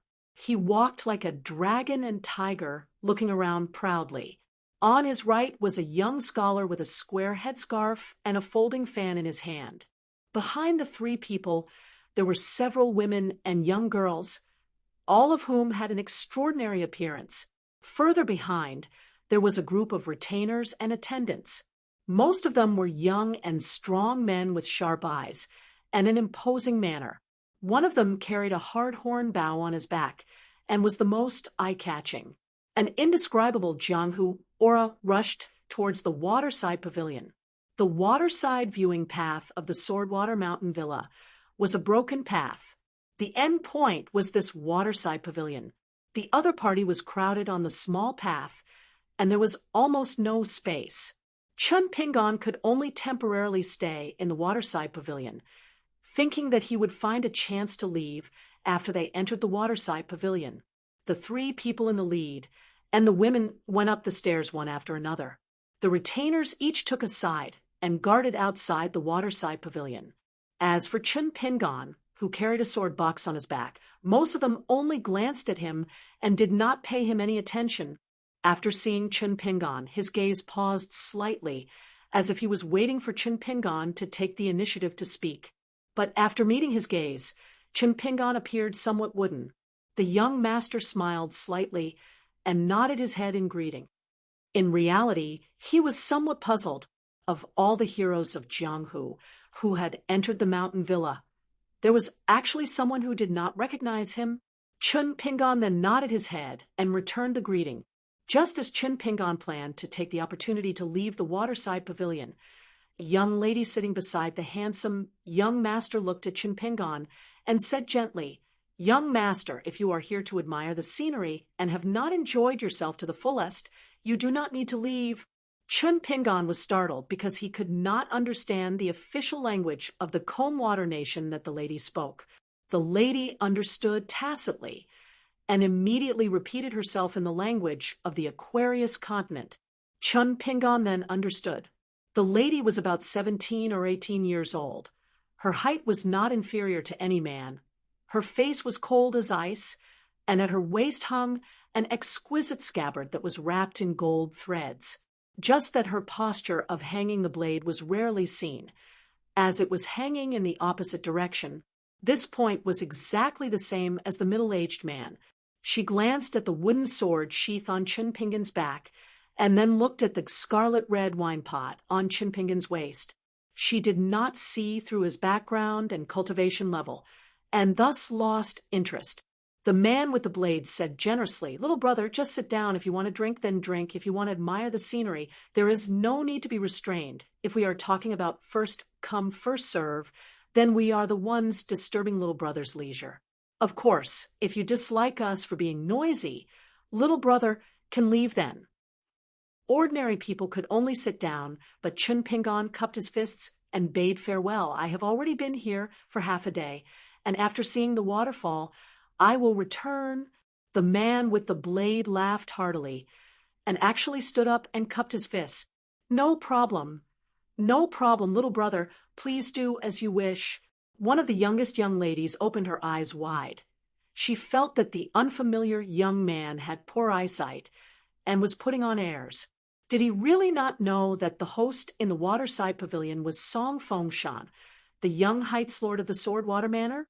Alas, it was said that a princess of the Sword Water Manor admired him, so much that she almost eloped. Even if the guest did not recognize the host, with the big shot of the Sword Water Manor, who dared to carry a blade in the opposite direction, not recognize him? The man who cupped his fists and bade farewell, although he looked amiable and did not look like a big shot of the Jianghu, was actually the current Heights Lord of the Sword Water Manor, which was as famous as the Sword Water Manor. He was a great master of blade techniques in the Sword Water Manor, and was famous throughout the Jianghu of dozens of countries. Even the old sword sage song, Yulan personally praised his blade techniques, saying that he was only a hair away from reaching the realm of perfection in martial arts. The young lady was secretly happy, thinking that this poor young man could not be a fledgling of the Jianghu. Could he? Could it be that he was a little thief who dared to sneak into the Sword Water Manor, so he did not dare to stay? Ha! If that was the case, then it would be fun. Chun Pingon walked out of the waterside pavilion and down the steps. Suddenly, a cold voice came from behind him. Wait a moment. Chun Pingon turned his head and saw that it was the young lady who carried a blade in the opposite direction. She walked to the top of the steps and looked down at him. Who is your master? Is it a swordsmanship sect from the Colorful Robes Kingdom or the Ancient Yu Kingdom? Although the lady's words were slightly overbearing, Chun Pingon turned around and shook his head. He tried to say something polite that did not hurt the atmosphere. I come from a place further north. This time, I came to the Sword Water Manor with a friend. I heard that the young Heights Lord was elected as the chief of the Sword Water Manor, so I wanted to find an opportunity to congratulate you. The handsome young man smiled slightly. The young scholar who was waving his folding fan teased softly. The immortals are here, but the predecessors did not recognize them. The man with the blade looked at the lady's back and laughed angrily. You little martial arts fanatic, you are not allowed to be rude to the guest. What did I tell you before? You can't casually find someone to compare notes with outside of your own manor. The lady with the blade pressed her palm on the hilt, and the top of the scabbard rose slightly, pointing at Chun Pingon, who was at the bottom of the steps. She turned a deaf ear to the man's words and stared at Chun Pingon, asking, Are you in the second or third realm of martial arts? How many years have you been practicing swordsmanship? Chun Pingon frowned, cupped his hands, and turned to leave. He did not intend to pay attention to this young lady, who came from a rich family in Jianghu. Chun Pingon was easy to talk to, but it did not mean that he had no principles. On the contrary, Chun Pingon had never provoked strangers, but he was not afraid of them either. Kai Chinchien, Fu Nanhua, the mountain-moving ape, the Chiduan mountain snake whose head had exploded, the official's bodyguard on the Shiwa River ferry, the young man Cui Dong, who did not dare to show his face at the bottom of the ancient well in Huangting country, and the female ghost who was strangled and had her divine soul smashed in the ancient temple not long ago. The lady with the blade sneered and said softly, This kind of trash has the nerve to carry a sword in Jianghu and even dare to enter the Sword Water Manor. Presumably, the person who taught you swordsmanship only taught you to be timid and afraid of trouble, right? The man with the blade was somewhat helpless. His daughter's bad temper, which had been brought out from her mother's womb, was really harmful. But complaints were complaints. The man had always been proud of his only daughter's martial arts talent. He did not hide his expectations and directly declared that his daughter would never marry outside of the manor in the future. The horizontal blade manor would only marry into the family because his daughter was destined to succeed as the manor master. The man with the blade did not want to take advantage of his position to bully others. He stood up and was about to persuade his daughter to stop provoking the foreign youth. People who practiced martial arts should be the most important thing. The level of martial arts was secondary. But the man also knew that his daughter was not the only one who did not listen to these old words of Jianghu. In fact, the young geniuses of Jianghu today all heard them in one ear and out the other. Their faces were full of impatience, and they sneered behind the backs of the older generation. Wasn't the most outstanding young master of comb country in the past 10 years the young manor master sitting next to him? He had entered the 4 realms of martial arts at a young age, and had won himself the reputation of the little sword fairy. Every time before Song Fengshan used his sword, whether he was challenged or took the initiative to find someone to test his sword, he would burn incense, take a bath, and change into a new set of clothes that he had never worn before. After he used his sword, he would not leave anyone alive. However, such a decisive sword genius was very likely to be the youngest level 5 grandmaster in the history of the comb country. A 5th realm grandmaster at the age of 30, when the time came and he defeated Green Bamboo Sword Fairy. Song Fengshan could rightfully occupy the title of Sword Fairy. At that time, his grandfather, the old sword sage Song Yufan, should still be alive. Now that the sword god of colorful clothes country was dead, who could contend against the sword water villa in the territory of more than 10 countries. This was also the key reason why the Jianghu of comb country was willing to bow down to a junior. However, the old manor master Song Yufan rarely appeared in public for decades. It could be that he was disappointed in this new Jianghu. It was said that the relationship between grandfather and grandson was not very good. The old sword sage especially disliked his granddaughter-in-law, who hid a needle in silk. Hearing the strange words of the woman with the blade, even the temperamental Qin Pingan suddenly stopped and turned his head to look in the direction of the waterside pavilion. He did not know the so-called rules of the Jianghu, nor did he know the local customs of comb country. However, Qin Pingan felt that there were some truths in the world that could be applied everywhere. Some things were even more clearly distinguished between right and wrong. Fortunately, the man with the blade had already walked to his daughter's side. With a stern face, he lectured, "How can I let you walk the Jianghu alone with such arrogance and willfulness? Let's postpone it for a year." The woman flew into a rage. Her frosty expression became even colder. However, the person in front of her was her father after all. He was the master who had personally taught her the martial Dao blade technique. He was both a father and a teacher. Moreover, in front of so many outsiders, the woman with the blade had been exposed to the affairs of the Jianghu since she was young. No matter how unwilling she was, she still snorted coldly and did not continue to hurt him. She turned and walked to the bench of the waterside pavilion. The man apologized to Qin Pingan. "Little brother, I, Wang Iran, apologize to you on behalf of my daughter." Qin Pingan nodded and turned to walk away. Qin Pingan's impression of this young woman was terrible to the extreme because she reminded him of Zhu He and Zhu Lu, and they were in a similar situation. Her father was clearly a reasonable and forthright person who treated others well. So why did the daughter they taught have to be so arrogant and self-centered? It was strange. When Qin Pingan thought of Zhu Lu, who had tried to assassinate him, he thought of the mastermind behind it, Li Baoping's second brother, Li Baozhen. This was an unavoidable hatred. Qin Pingan could not help but sigh. Qin Pingan left without saying anything. This detail caused the woman with the saber, who was filled with anger, to be completely unable to tolerate it. She suddenly stood up and said with a stern expression, "The manor lord of the horizontal saber Villa personally apologized to you, and you actually didn't even let out a fart? Do you have a mother but not a father to teach you?" Qin Pingan expressionlessly turned around and tightened the string tied to the sword sheath on his back. If you want to compare notes, then let's compare notes. Chun Pingon had been silent during the 700 miles journey from the ancient temple to the Sword Water Villa. He was not in a good mood. Su Yuanxia and Zhang Shanfeng could also see that something was wrong. The bearded man had even restrained himself from drinking. He no longer spoke dirty words after drinking. Therefore, when Chun Pingon said that he wanted to watch the waterfall, the two people who were tempted said that they did not want to move. They wanted to let Chun Pingon relax by himself. The woman walked to the top of the stairs and sneered, "Good.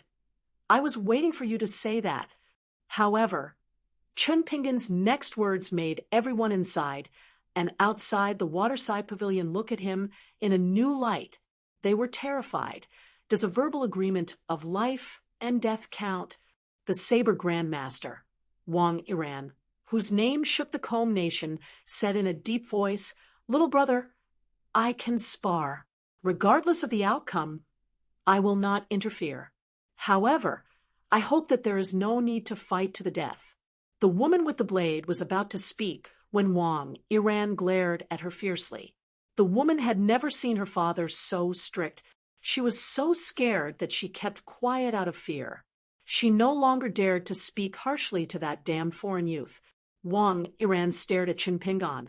"If you are willing to fight only after signing a life and death agreement, I will not agree. However, if it is only to compare notes, even if my attacks are a bit heavy, I am willing to let my daughter suffer. I hope that she can use this opportunity to know the depth of the Jianghu. Don't be so arrogant and think that you are invincible just because you learned some mediocre martial arts." Ooh. At the end of his words, the man turned his head and glanced at his daughter. In front of so many outsiders, these words could be said to be very heavy. Teach your son in front of your face and teach your wife behind your back. This was probably the old rule of the Jianghu. Chun Pingon took a deep breath. "Then let's compare notes." Wang Iran, who was standing next to his daughter, said in a low voice, "Shanhu, remember to act appropriately. Don't make your Jianghu path narrower and narrower." Obviously, Wang Iran was more optimistic about his daughter. However, as a father, he still had to speak the truth. The woman with the blade looked at the youth on the path outside the waterside pavilion. The corner of her mouth twitched. "Father, I know what to do." She held the hilt of her blade and smiled slightly. She tapped her toes and leaped high toward the young swordsman who did not know the immensity of heaven and earth. The moment the woman unsheathed her famous blade, there was a dull vibration on the path. The figure in the corner of everyone's eyes suddenly disappeared. The next moment, the youth with the box came in front of the woman with the blade. He punched her in the forehead and used the force to bounce back to his original position. He withdrew his fist and stood still. The woman was like a kite with a broken string. She was hit in the air and flew over the top of the waterside pavilion. Finally, she fell into the pool, under the waterfall. It was unknown whether she was alive or dead. The two sides were comparing notes. On one side, the thunder was loud, and the rain was small, nothing. On the other side, there was no thunder, but the attack was a rainstorm. Chun Pingon turned and left. He took off the blade's strengthening gourd, raised it high, and drank a mouthful of wine, leaving the people in the waterside pavilion to see his back. It turned out that the clay bodhisattva also had anger.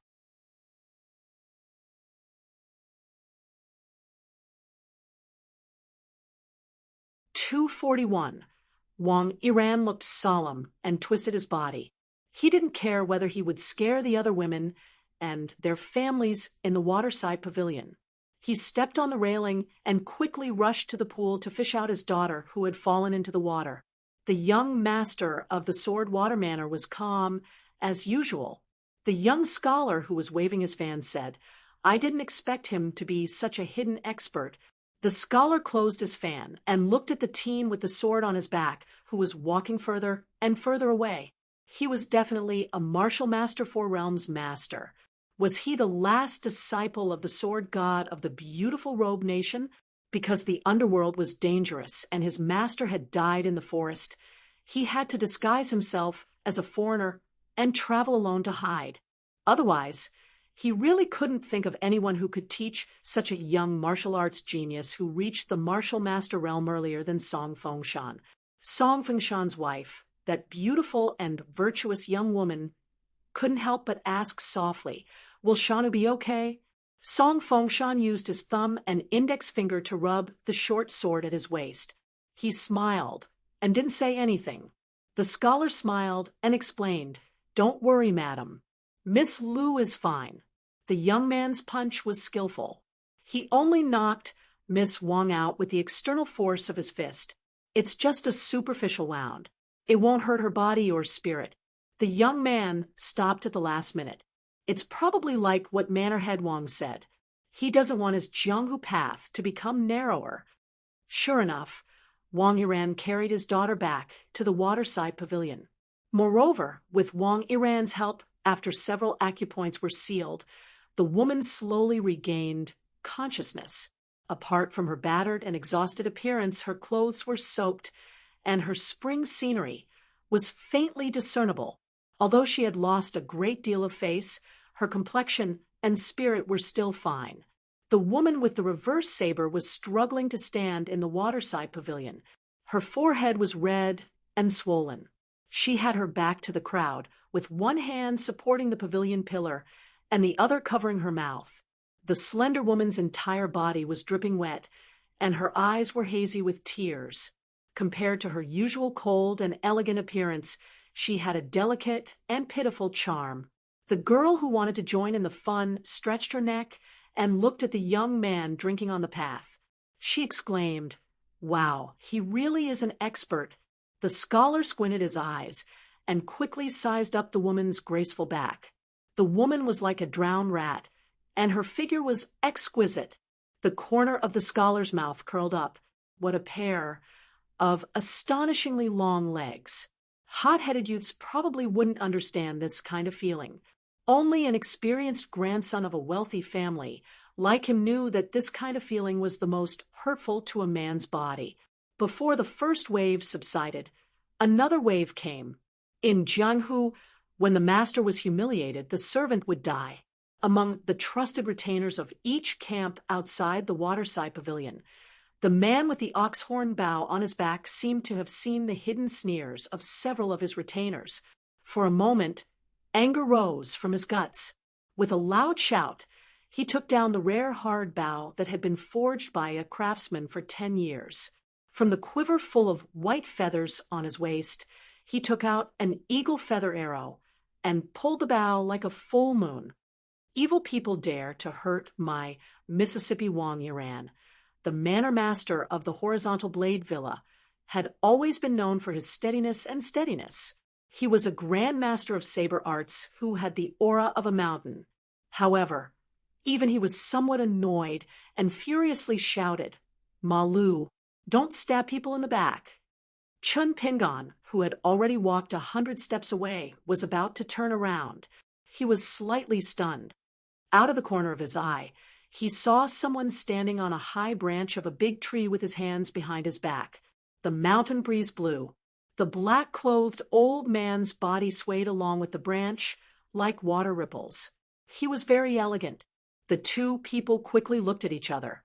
The old man nodded. Chun Pingon dismissed the idea of attacking. He just turned around and faced the waterside pavilion again. The old man's figure flashed and disappeared. In the next moment, he landed on the small path and brushed past Chun Pingon like a wisp of smoke. He raised his arm and pointed a finger in front of him. An eagle plume arrow pierced through the air and was stopped by the black-clothed old man's finger. The powerful arrow shattered inch by inch in the air, while the old man's finger remained unscathed, without the slightest bit of abnormality. The old man stretched out another finger and gently grasped the tip of the arrow that was already at the end of its flight.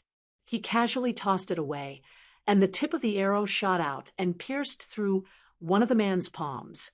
The man was quite courageous, and he still didn't throw away the ox-horn bough. The bloody arm in his palm drooped down dejectedly. He held the bough with one hand and glared at the uninvited guest fiercely. The black-clothed old man's expression was cold. In Jianghu, you are responsible for your own life and death.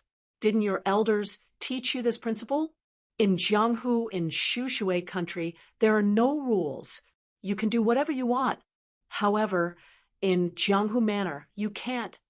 The young woman stood up and bowed in a graceful manner. She respectfully greeted, "Ancestor." Wang Yiran's expression changed slightly. He hurriedly cupped his fist and bowed slightly.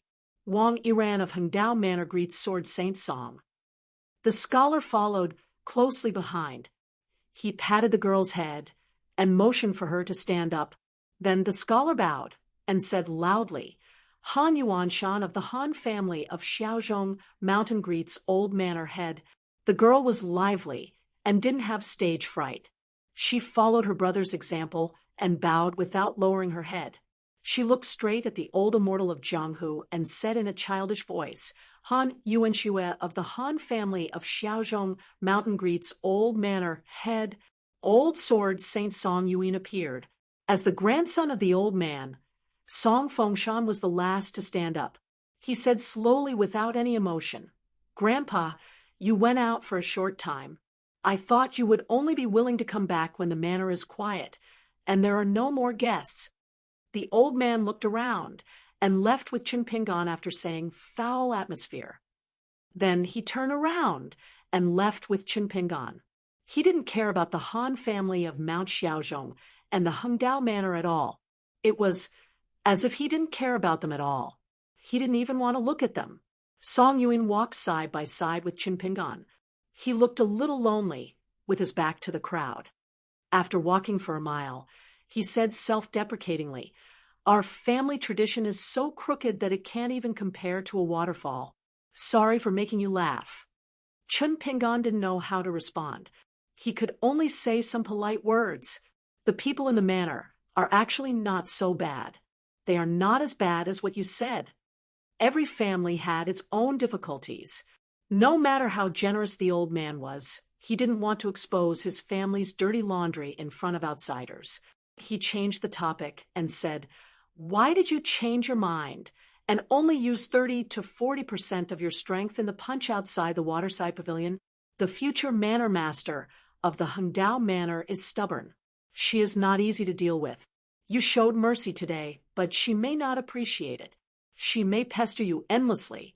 Nowadays, the young men of Jianghu only care about their own happiness. I don't like it, but you're too unhappy. I can't appreciate it." Qin Pingan took a sip of wine and wiped the corner of his mouth with the back of his hand. He said with a smile, "You want to kill someone with one punch because you are unhappy. That's too overbearing. Besides, I will leave the Hengdao Manor soon. It won't be easy for the Hengdao Manor to make trouble for me. At most, the woman will curse me behind my back. I won't hear it." Song Yuan turned to look at the sincere young man. It was unexpected, but reasonable. He said with a smile, "It's okay for an old man like me to say this. Half of my body is in the ground. Everything is over. What else can I do? You're just a 15 or 16-year-old kid. It's boring to talk like an old man." Qin Pingan didn't refute. After the punch, the lingering depression in his heart was reduced a lot. That was enough. He remembered something and reminded softly, the old woman who called herself the 4 evil spirits of the Hengdao Manor in the ancient temple entered your manor with a burly man. "Senior, you should be careful." Song Yuan laughed and said, "That's nothing." Together with the young master of the Han family in the waterside pavilion, the notorious 4 evil spirits of the Hengdao Manor are all here. Qin Pingan was confused. The remaining devil? Song Yuan shook his head and smiled bitterly. "Don't mention it." Qin Pingan took a sip of wine and thought about something. The old man understood in his heart and spoke frankly. "This time, I invited you all here as guests without any intention of scheming. I purely hope that such a manor won't be filled with a bunch of bastards who put on airs. After all, this Swordwater Manor is a place that this old man personally managed. I don't want it to be filled with dog shit. There are puddles here and puddles there, causing this old man to feel disgusted just walking in his own home. With all of you as my guests, this old man is much more pleasing to the eye. Chun Pingon didn't know whether to laugh or cry. This old man was too straightforward. Chun Pingon didn't know that Song Yuin's reputation in Jianghu was not only because of his increasingly famous title of Sword Sage, but also because of the nickname Iron Lump given by his peers. It was to say that Song Yuin was a serious man, not only in his family but also in Jianghu. If one were to say that Song Fengshan did not have the same personality as Song Yubern, then it would be an unfair accusation. It was just that Song Yubern was old-fashioned and pedantic. Song Fengshan, who pursued the pinnacle of swordsmanship, disdained to follow him. Song Yu was an old man in his 70s.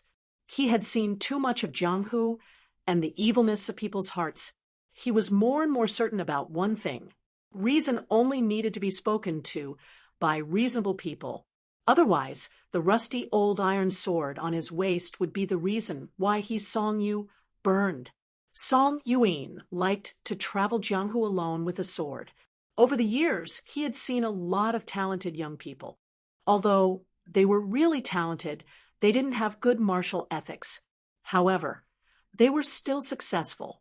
The Jianghu people who admired them were as numerous as the carps crossing the river.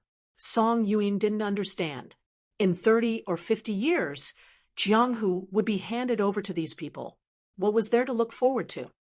However, no matter how good Song Yuin's swordsmanship was, he was only one person. His peers had passed away one by one with the old words and rules that the younger generation didn't like to hear. Now, even the old sword god of colorful clothes kingdom, who was both a friend and a friend, was dead. Song Yuin was a little dispirited. He felt that today's Jianghu was tasteless. There was no taste of alcohol at all. The old man and the young man took a leisurely stroll. Song Yuin suddenly said, "Those people at the waterfall pavilion were blind. They couldn't see the level of your fist intent. But I can see it clearly. So I'll say something. Your current state of mind has some problems. To break through the fourth realm from the third realm is the first big threshold for martial artists of my generation. The more solid your foundation is, the easier it is to make mistakes when you break through the realm with a knot in your heart. The momentum of a big snow mountain's collapse is 1,000 times more terrible than a mudslide on a small mountain. Kid, you have to be careful at the moment." Chun Pingon suddenly woke up. He wiped the sweat on his forehead and pondered for a moment. Then he turned his head and said, "Thank you for your advice, senior." Song Yuin thought for a while and said something that seemed to be out of topic. "You were kind when you withdrew your fist, but it's not good for you to break through the realm. According to the general way of Jianghu, if you used all your strength to punch that woman seriously injured or even killed her, and then provoked the public's anger, a bloody battle might be the opportunity for you to break through the realm. It's the so-called lucky chance of the immortals on the mountain." Chun Pingon smiled and didn't regret it. He said something that was suspicious of his seniority. "It doesn't matter. If it's mine, it can't run away. If it's not mine, it can't be caught." In fact, Song Yuin had been carefully observing the young man's expression. Seeing that he looked calm and his eyes were clear, the old man nodded secretly. The young man in front of him and his grandson Song Fengshan believed in different swordsmanship. Although it was hard to say who was right and who could go faster and further, Song Yuin personally felt that the young man who traveled with a sword but had poor swordsmanship was more to his taste. In the matter of educating children and grandchildren, a scholarly family was indeed more capable than a Jianghu sect. Song Yuin was convinced. In his early years, he devoted himself to swordsmanship, so he didn't know how to cultivate and shape the family style. At most, he could only scold and beat him. Now looking back, the old man could only feel guilty and regretful. In fact, the old man didn't think that he was much better than Wang Iran of Horizontal Blade Villa. The etiquette came from the aristocratic family, and the method came from the sect. The etiquette and rules were influenced by the real aristocratic family since childhood. The magic arts of the immortals on the mountain were passed down in an orderly manner since ancient times. Song Yuin had a deep feeling about this. He once traveled to the southern stream country and had interacted with the famous people there. Although they had different personalities, they did have their own style. Even if they were just weak scholars, they still made people feel ashamed of their inferiority. On the side of the road between the waterfall and the Sword Water Villa, there was a lovely and exquisite pavilion with a raised eave. It hung a plaque with the words landscape and a couplet white stones, clear water. It was simple and unique. Song Yuin obviously had a special affection for this pavilion. He pulled Chen Pingon and sat on the bench in the pavilion, facing each other. The old man held his sword on his knees, and the young man carried his sword on his back. One was known as a sage in swordsmanship in Jianghu, while the other was not even confident to use his sword. The view was broad, and the distant mountains were dark. The mountain breeze was refreshing, making people feel relaxed and happy. Song Yuin sat there quietly. He didn't deliberately chat with the young man, but just thought about something. His grandson, Song Fengshan, was not ambitious about the affairs in Jianghu. It was more the granddaughter-in-law who added fuel to the fire. She talked to his grandson all day long, making him think that it was just a small matter. He wanted to be the chief of the Wulian Alliance, and he wanted to have connections with both the underworld and the government. Otherwise, with Song Fengshan's nature, he wouldn't have paid attention to the Princess Royal of the Comb Water Country. The 4 evils of the Comb Water Country was said in the last 10 years. It was not widely spread in Jianghu. Generally, only Jianghu grandmasters who reached the position of Wang Iran heard about it. The leader was the burly man who came with the devil mammy this time. He had a silver halberd, a magic weapon of immortals, and founded a devil sect in the Comb Water Country. The second was the demon woman in the ancient temple, and then it was the disciple of the Han family of the Xiaozhong Mountain in the waterside pavilion. He was born in a famous family, but he practiced devil arts and had won over and controlled many high-ranking officials of the Comb Water Country. The person at the bottom of the 4 evils was the granddaughter-in-law of Song Yushin. When Song Yushin went out for a long trip, she accidentally met Song Fengshan. The 2 of them became husband and wife behind Song Yushin's back and announced it to the world. When Song Yushin returned to the villa, what was done could not be undone. The most helpless one was Song Fengshan, who was obsessed with the devil, who confessed that he knew his wife's devil identity. At that time, Song Yushin attacked with his sword. He broke the sword of his eldest grandson's original sword and pierced the woman's abdomen. Song Fengshan went crazy and wanted to fight with his grandfather. Song Yushin was so angry that he wanted to cut off the tendons of this unfilial grandson's hand with his sword and completely cut off his sword's future so that he would not cause trouble to the world. Unexpectedly, the woman stood in front of Song Fengshan and let the old man's sword pierce through her heart. Although she did not die on the spot, she really broke the longevity bridge. From then on, she became a sick person who could not even stand the cold of spring. Song Yushin tried to persuade her with reason and emotion, but it was useless. In the end, he attacked several times, but he still could not explain the reason clearly. It became a muddled account without any beginning or end. Song Yushin sighed deeply. The Shanshui pavilion was surrounded by rugged mountains and gurgling rivers. It was a beautiful scenery, but the world was like a storm, and it did not meet people's wishes. Chen Pingon suddenly asked Senior Song, "Can I practice boxing next to the waterfall?" Song Yushin did not hesitate and said, "Why not? I'll spread the word now. From the Shanshui pavilion to the waterfall is the forbidden area of the Sword Water Villa. Anyone who crosses the line will die." Chun Pingon scratched his head, feeling a little apologetic. I'll just practice my boxing at night when there's no one to enjoy the scenery. You don't have to seal off the roads during the day. Otherwise, it would be too unreasonable. Song Yushin shook his head and laughed. Little boy, you are too rude. I have carved out a place in my own territory without dog shit. Do I need to reason with outsiders? Chun Pingon had to say, if the villain needs my help, just tell me.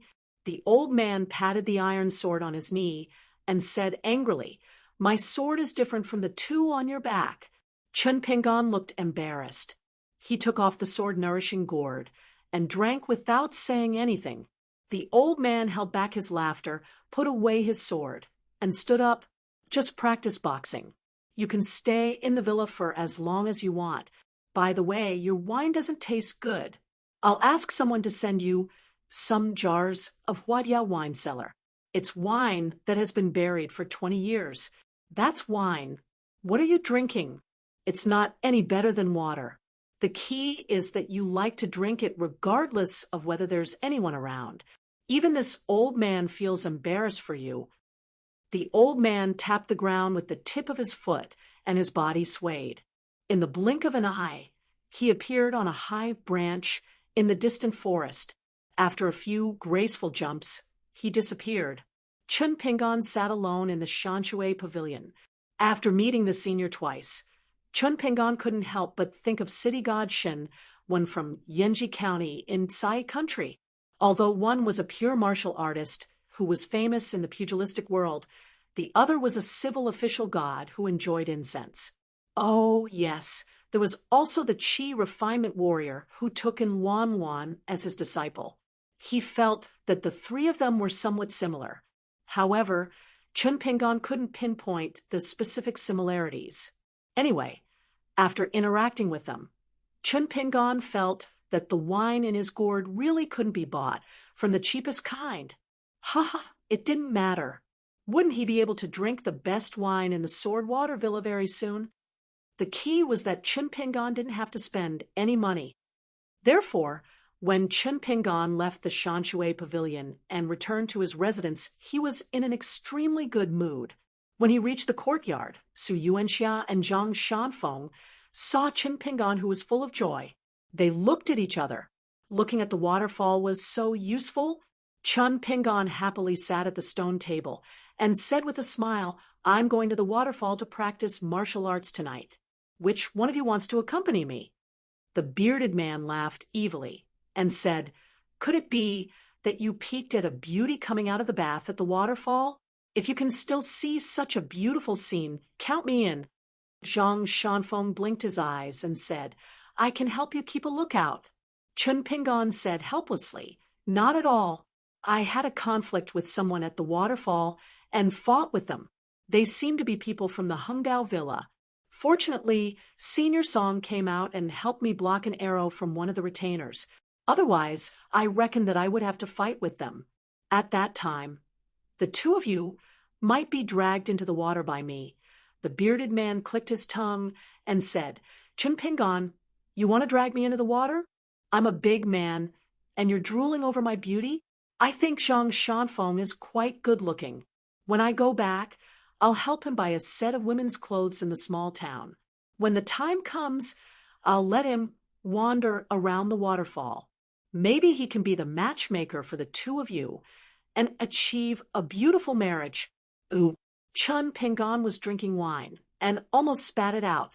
Zhang Shanfeng looked like he wanted to vomit. He quickly got up and distanced himself from the two of them. He said angrily, rabbits don't eat the grass near their burrows. You guys are good. You won't even let your own brother go. This is too much. Chun Pingon quietly changed to a stone stool and distanced himself from Su Yuanxia. The bearded man touched his beard and said, What? You're willing to sacrifice yourself for your brother? Can't you just change into a woman's clothes? You're not loyal enough as a brother. Zhang Shanfeng cupped his fists and begged for mercy. He retreated and said, I'm going to study the ancient books in the house. You guys are loyal. You can talk slowly. Su Yuanxia laughed heartily. Chun Pingon smiled knowingly. Coincidentally, there was an old steward surnamed Chu outside the courtyard. He personally brought in 4 jars of wine and left after putting them down. The old man became more and more amiable towards Chun Pingan. Zhang Shanfeng actually didn't like to drink. Chun Pingan wanted to share 2 jars with Su Yuanxia. Su Yuanxia hesitated for a moment and shook her head with a smile. 1 jar is enough for me. Chun Pingan, you take 3 jars. Chun Pingan was a little puzzled. Su Yuanxia looked around and didn't notice anything strange. She pointed at the red wine jar on Chun Pingan's waist and said softly, "You really think I can't see any clues? Wouldn't I have wasted most of my life in Jianghu? I was just too embarrassed to say it before." It's similar to Zhang Shanfeng calling himself Zhang Shan, who roams Jianghu, would have a little secret. Your wine jar is either a legendary celestial item or the more precious sword-cultivating gourd, right? The bearded man pointed at his eyes and said, "I already have fiery eyes of truth." Chun Pingan didn't deny it. He said softly, "I'm sorry for hiding it from you for so long." Su Yuanxia rolled her eyes and said, "Nonsense. It's not about being sorry. In Jianghu, if you're not careful, you'll really be sorry for your friends." Speaking of this, the bearded man looked lonely. He opened a jar of wine from a villa that had been sealed for a long time and poured it into his ordinary wine jar. He shook it after filling it up. "I'm not being polite. I've suffered a lot." Ooh. Su Yuanxia gulped down the wine. Anyway, there was still half a jar of wine. She would drink until she was full before she got drunk. Chun Pingan saw that the bearded man was in a bad mood, so he didn't say anything. He drank with Su Yuanxia, but he drank slowly, while the bearded man drank like a cow. Su Yuanxia drank a jar of wine in one breath. Her beard was stained with wine. She wiped it and asked with a smile, "Your wine jar is filled with the same wine. Will it taste different?" Chun Pingan smiled and threw it to the bearded man. "Try it yourself." Su Yuanxia raised the sword-cultivating gourd and took a big gulp. After throwing it back to Chun Pingan, she said happily, "It should taste better." Chun Pingan chuckled. "Bullsh *T. The wine in my wine jar is the cheapest one I bought from a small town. How can it be compared to the 20-year-old Huadiao wine cellar in the villa?" Su Yuanxia was a little drunk. Her face was red. She stood up and walked to her room, planning to sleep. She turned her head and grinned. How can the wine of the future great sword immortal not taste good? It's delicious. Su Yuanxia turned her head and staggered. She shook her head and said to herself, Su Yuanxia, can boast about this for the rest of my life."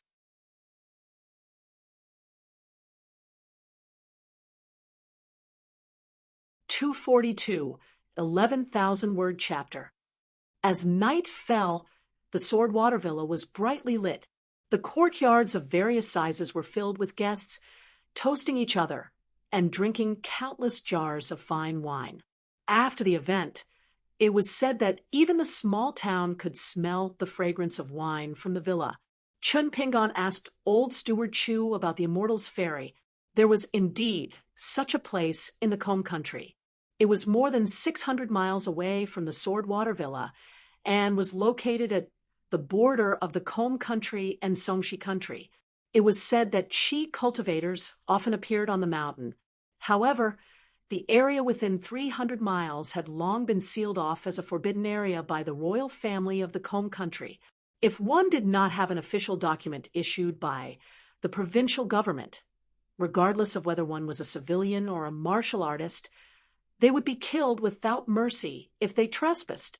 The old steward was experienced and considerate. He took the initiative to laugh and say that the Sword Water Villa had a good relationship with the governor's mansion on the border. They were old friends and only needed to write a letter from the old steward to get an official document. There was no need for Chun Pingan and the others to work hard. Zhang Shanfeng asked the old man if there were any shops opened by chi cultivators at the ferry to trade goods. The old steward said there were. after the young master Song Fengshan's original sword was damaged. He had personally gone to the ferry and brought back the short sword that was hanging at his waist. The old steward said everything he knew. Not only did he reveal the inside story of the Combe country, he even revealed that Song Fengshan had spent 900 mountain snow coins in order to buy the Immortal's divine weapon named Tsang Shui. It was almost half of the villa's gold and silver savings. He told all these secrets to the three of them. Of course, this was not because the old steward was blinded by the Jianghu Code of Brotherhood and did not know the taboo of speaking too much. It was because Old Sword Saint Song had privately instructed him to treat the three of them, especially the young man with a sword, Qin Pingan, as a good friend of his. The villa did not need to be wary of him. A promise was worth 1,000 gold. The word friend was as heavy as a mountain. This was the righteousness of Jianghu that the older generation of Songyu praised. Old Steward Chu had been following the sword sage of the Combe nation for 60 years.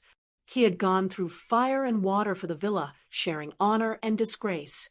He might have been influenced by Songyu's Jianghu spirit, which was why he was so conscientious and had no regrets. Inside Zhang Shanfeng's house, the three of them ate a sumptuous dinner filled with delicacies. Just as Qin Pingan was about to head to the waterfall to practice his martial arts, he was suddenly stopped by Zhang Shanfeng.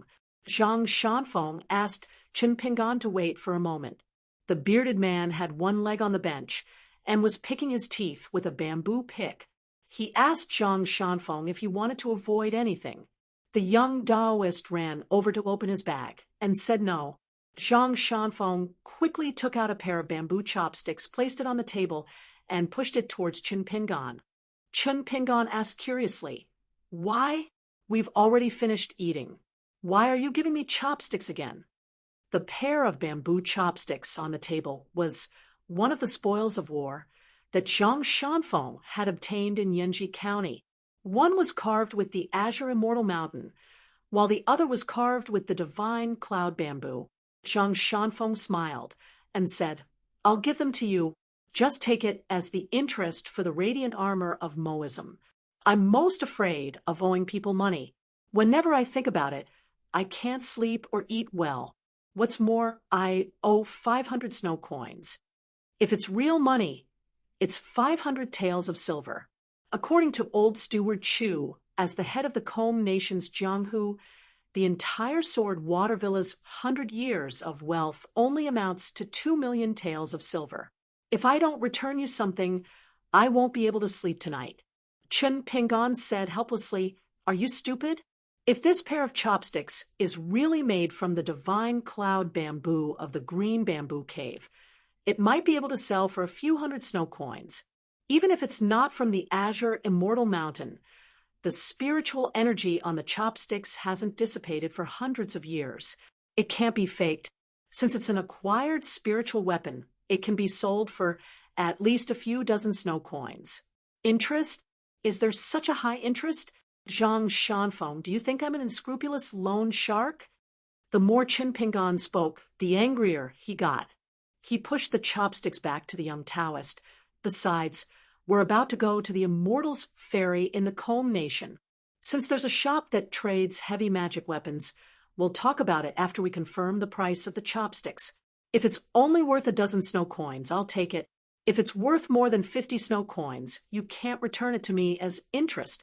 Zhang Shanfeng shook his head and said firmly, "No, I can't rest my conscience.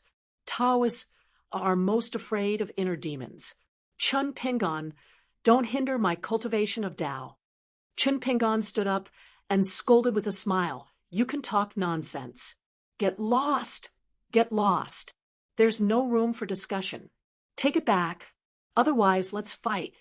Whoever wins will have the final say." Zhang Shanfeng was silent. Qin Pingan pushed the door open and left. He went to the waterfall to practice his boxing.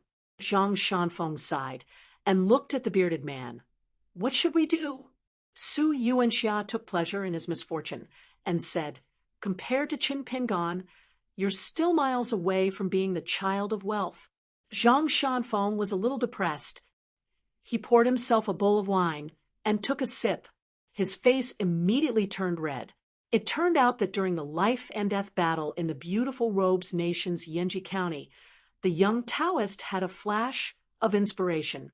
He poured spiritual chi into an armor pill, and a radiant armor protected his body. That was how he had blocked the demon's fatal blow for Taoist Chong Miao. The old Taoist, who knew his stuff, was shocked. He cried out in disbelief. This was a military treasure. He had only heard of the beautiful Robes Nation in the central region of the Aquarius continent. The ancient Yu Nation's imperial treasury had a priceless armor pill. It was rumored that the #1 martial artist of the Songshi Nation had offered 6,000 Xiaoxue coins to purchase it from the ancient Yu Nation's emperor, but he was rejected. Ever since then, the young Taoist had been haunted by this matter, but he didn't know how to broach the subject with Chun Pingan. Later, after the incident at the ancient temple, Chun Pingan was abnormally depressed on the 700 Li mountain path. Zhang Shanfeng found it even more difficult to speak frankly with Chun Pingan, now that they had arrived at the Sword Water Manor and were about to head to the Immortals' Ferry. Zhang Shanfeng couldn't stand the torment in his heart. Thus, he confided in the bearded man, who was experienced in Jianghu. Su Yuanxia helped the young Taoist confirm two things. First, Chun Pingan definitely knew the true value of the armor pill. When he had casually offered 500 Xiaoxue coins, he had deliberately given it to Zhang Shanfeng at a price of half. Second, according to Zhang Shanfeng's description, when Chun Pingan was on the Kuan boat in the North Continent, he stayed in the heavenly room. Although there was no doubt that the youth who carried his sword south came from a poor background, he clearly had his own unique opportunities. Moreover, Chun Pingan didn't seem to care much about money, at least to his friends. Therefore, this was no longer purely a matter of owing money, but a troublesome matter of owing a huge favor. In the end, Su Yuanxia didn't directly tell Zhang Shanfeng what to do. Instead, she said 2 sentences. First, don't take the kindness of a friend as a matter of course. The second sentence was that blood-related brothers should settle their debts clearly. Only then can a friendship last. Don't think that you can forget everything after becoming friends. That's the naive thinking of a child who hasn't grown up. Therefore, Zhang Shanfeng wanted to use interest as an excuse, hoping to give away the pair of mysterious bamboo chopsticks from the Qing Mountain. The reason why he didn't use the white bowl that could slowly absorb the aura of heaven and earth and condense it into a drop of sweet dew was because Zhang Shanfeng was a qi cultivator. To Zhang Shanfeng, the white bowl was a necessity on the path of cultivation. It could be said that it was a timely help after a long drought. On the other hand, Chun Pingan was purely a martial artist. He didn't need it. At most, it was just icing on the cake. Even if he received the white bowl, he would probably sell it at a discount and exchange it for some Xiaoxue coins. Zhang Shanfeng drank wine. His face was flushed red. He said drunkenly, "Brother Su, can you give me a suggestion? I really can't think of a way." The bearded man said seriously, "If you really can't, why don't you wear woman's clothes?" I think that Chun Pingan didn't have the slightest interest in women and female ghosts. He didn't hesitate to fight or kill. Listening to the bearded man's nonsense, the young Taoist sighed. He knocked his head on the table and passed out drunk. What a good way to say that if you have wine today, you should drink in the morning and worry about tomorrow.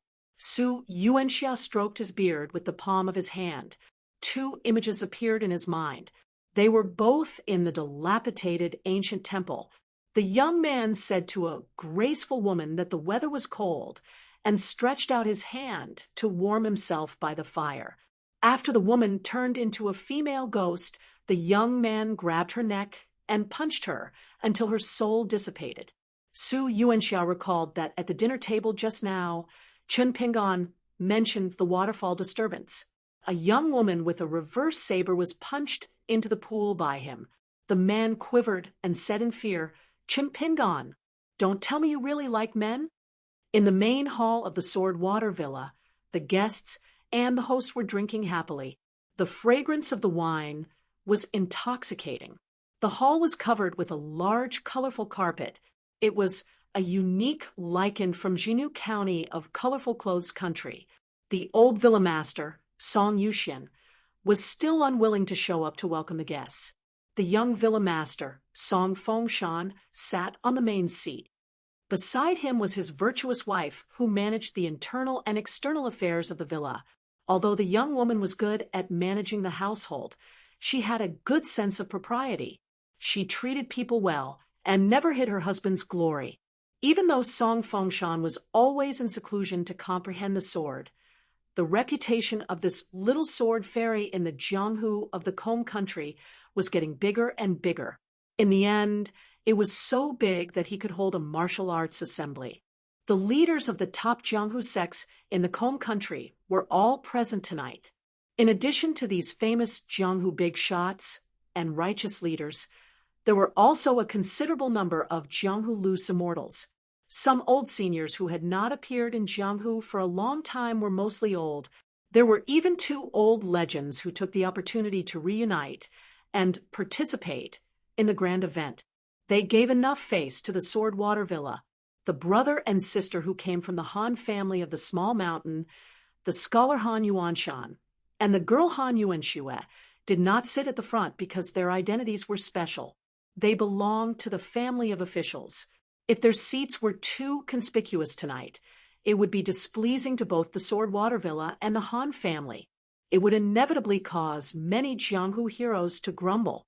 The father and daughter, Wang Yiran and Wang Shanhu of the Hengdao Villa, sat more important than the Han siblings. They were separated by a few tables of wine. The girl Han Yuanxue complained about this. She felt that she was neglected by the villa. The Han family should not be in such a situation anywhere in the Combe country. Han Yuanshan, who looked like an elegant scholar, gently waved a folding fan in one hand and raised a cup to drink with the other. He did not mind at all. However, this person's other identity was shocking. He was one of the 4 evil spirits of the Combe country. Although the Combe country had an immortal fairy, there were no sects in the country. Therefore, the 4 evil spirits, which had a bad reputation, to a large extent, meant that the 4 evil spirits were the most outstanding masters of the Combe country. They looked down on Jianghu and looked down on martial artists. Han Yuanshan also had the clean identity of the Han family of the Small Mountain. He was in the center of the court and the local officialdom. He had many family friends and seniors. Therefore, wherever he went, he was unimpeded. The Sword Water Villa, which was famous in Jianghu, was no exception. A tall and sturdy man and a young girl sat at a lonely table. They sat in the middle position on the left-hand side. They were clearly a bit distant from the other 2 tables. This was because everyone in Jianghu knew of this person's illustrious identity. The number 1 underworld master of the Combe country was named Do Yang. He looked young and strong, but it was rumored that he was already 100 years old. He called himself the leader of the devil sect. He had more than a dozen devil protectors under his command. He was all-powerful in the south of the Combe country. Fortunately, his sect was located in a remote corner of the country, on the border between the Combe country and the Songxi country. In the past few decades, the Jianghu people of the older generation hated this person bitterly, but they also feared him. 50 years ago in the Combe country, the righteous path and the demonic path fought 3 bloody battles over the territory of Jianghu. The battles were so fierce that thousands of righteous path experts lost their lives. The fact that the Sword Water Villa dared to arrange seats like this and did not place Do Yang and his maidservant at the head of the table immediately made everyone present feel admiration. They also appreciated the young Song Fengshan a bit more. Although Song Fengshan was the host of this alliance meeting and sat high up in the main position, he spoke very little. He only drank slowly by himself and did not deliberately talk to anyone. Occasionally, there would be people who would bring up their old relationship with the old Sage of Sword to establish a relationship with this future alliance, head of the Wulian world. Song Fengshan, who was dressed in a green robe and had a short sword at his waist, would at most return a toast. Most of the time, the young woman beside him would recite his Jianghu deeds like the back of her hand. In addition to some comments she had heard from her own ancestor, she was even clear about the Jianghu achievements of some of his outstanding juniors. This made him not feel the slightest bit neglected. Instead, he felt comfortable all over and was extremely respected.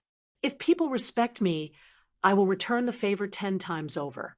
The young woman did it so well that no one could find the slightest flaw in the Swordwater Villa. The mama of Gu Temple, who was mistaken for the great devil Do Yang's personal maidservant, seemed to have a delicate and naive appearance, but her eyes were overflowing with color. Her eyes quietly scanned the guests all around. Occasionally, her gaze would meet Han Yuanshan's gaze, but it would also disappear as soon as they made contact. However, the corner of the young woman's mouth curled up, and her eyes were charming. The scholar also understood tacitly and made some subtle movements to return the favor. The young woman's love sprouted even more. When she lowered her head to drink, she quietly stuck out her tongue and licked half the rim of the cup. Seeing this, Han Yuanshan narrowed his eyes, and his mouth and tongue became dry. He had personally experienced this old witch's skill in bed. Every time, she would call several beautiful and charming ghosts. Even if his innate talent was extraordinary and he cultivated the devil school's secret technique, it was still difficult for him not to admit defeat. Do Yang took all of this into his eyes.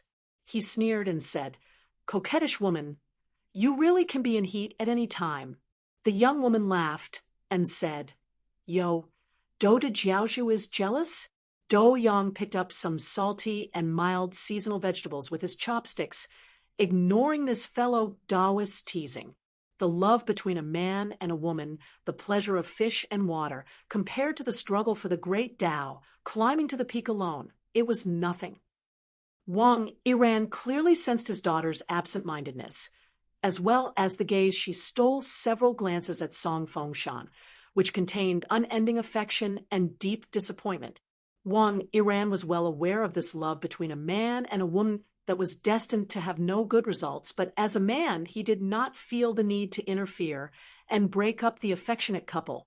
First of all, Swordwater Manor's golden signboard was not something that Horizontal Saber Manor, which was a head lower than others, could make irresponsible remarks about. Second of all, if his daughter Wang Shanhu wanted to be a qualified future manor head, it was not a bad thing for her to suffer a little emotional injury, or to be knocked unconscious by a punch like today, making a fool of herself in front of everybody. It was better than making a big mistake in the future and suffering even more. Wang Yiran decided to turn a blind eye to this. In Jianghu, which grandmaster in the eyes of the common people did not have a few close female friends when they were young. In the end, how many people could help each other in difficult times, and how many people could forget each other in Jianghu? By the time they truly stood at the peak of Jianghu, they would discover that all of this was like passing clouds and smoke. For example, the shrewd and profound descendant of an aristocratic family, Han Yuanshan, was rumored to be the best at keeping women in a golden house. The key point was that he could make women follow him wholeheartedly. Daughters of border officials who held real power, female disciples of Jianghu grandmasters, cold and elegant young demonesses who were bloodthirsty, and fairies who enjoyed fame in Jianghu were all taken in by him. If his daughter, Wang Shanhu, was infatuated with this person, Wang Yiran would interfere forcefully, absolutely not allowing his daughter to have any relationship with Han Yuanshan. Otherwise, perhaps when the time came, even Horizontal Saber Manor would become a dowry that he offered up with both hands. Obviously, Han Yuanshan's plan was big and far-reaching, and there must be a real expert behind him giving advice and advice. There was no problem doing business with this kind of person, and it would not be a small profit. However, one must not treat him as a close friend. as it was tantamount to courting death.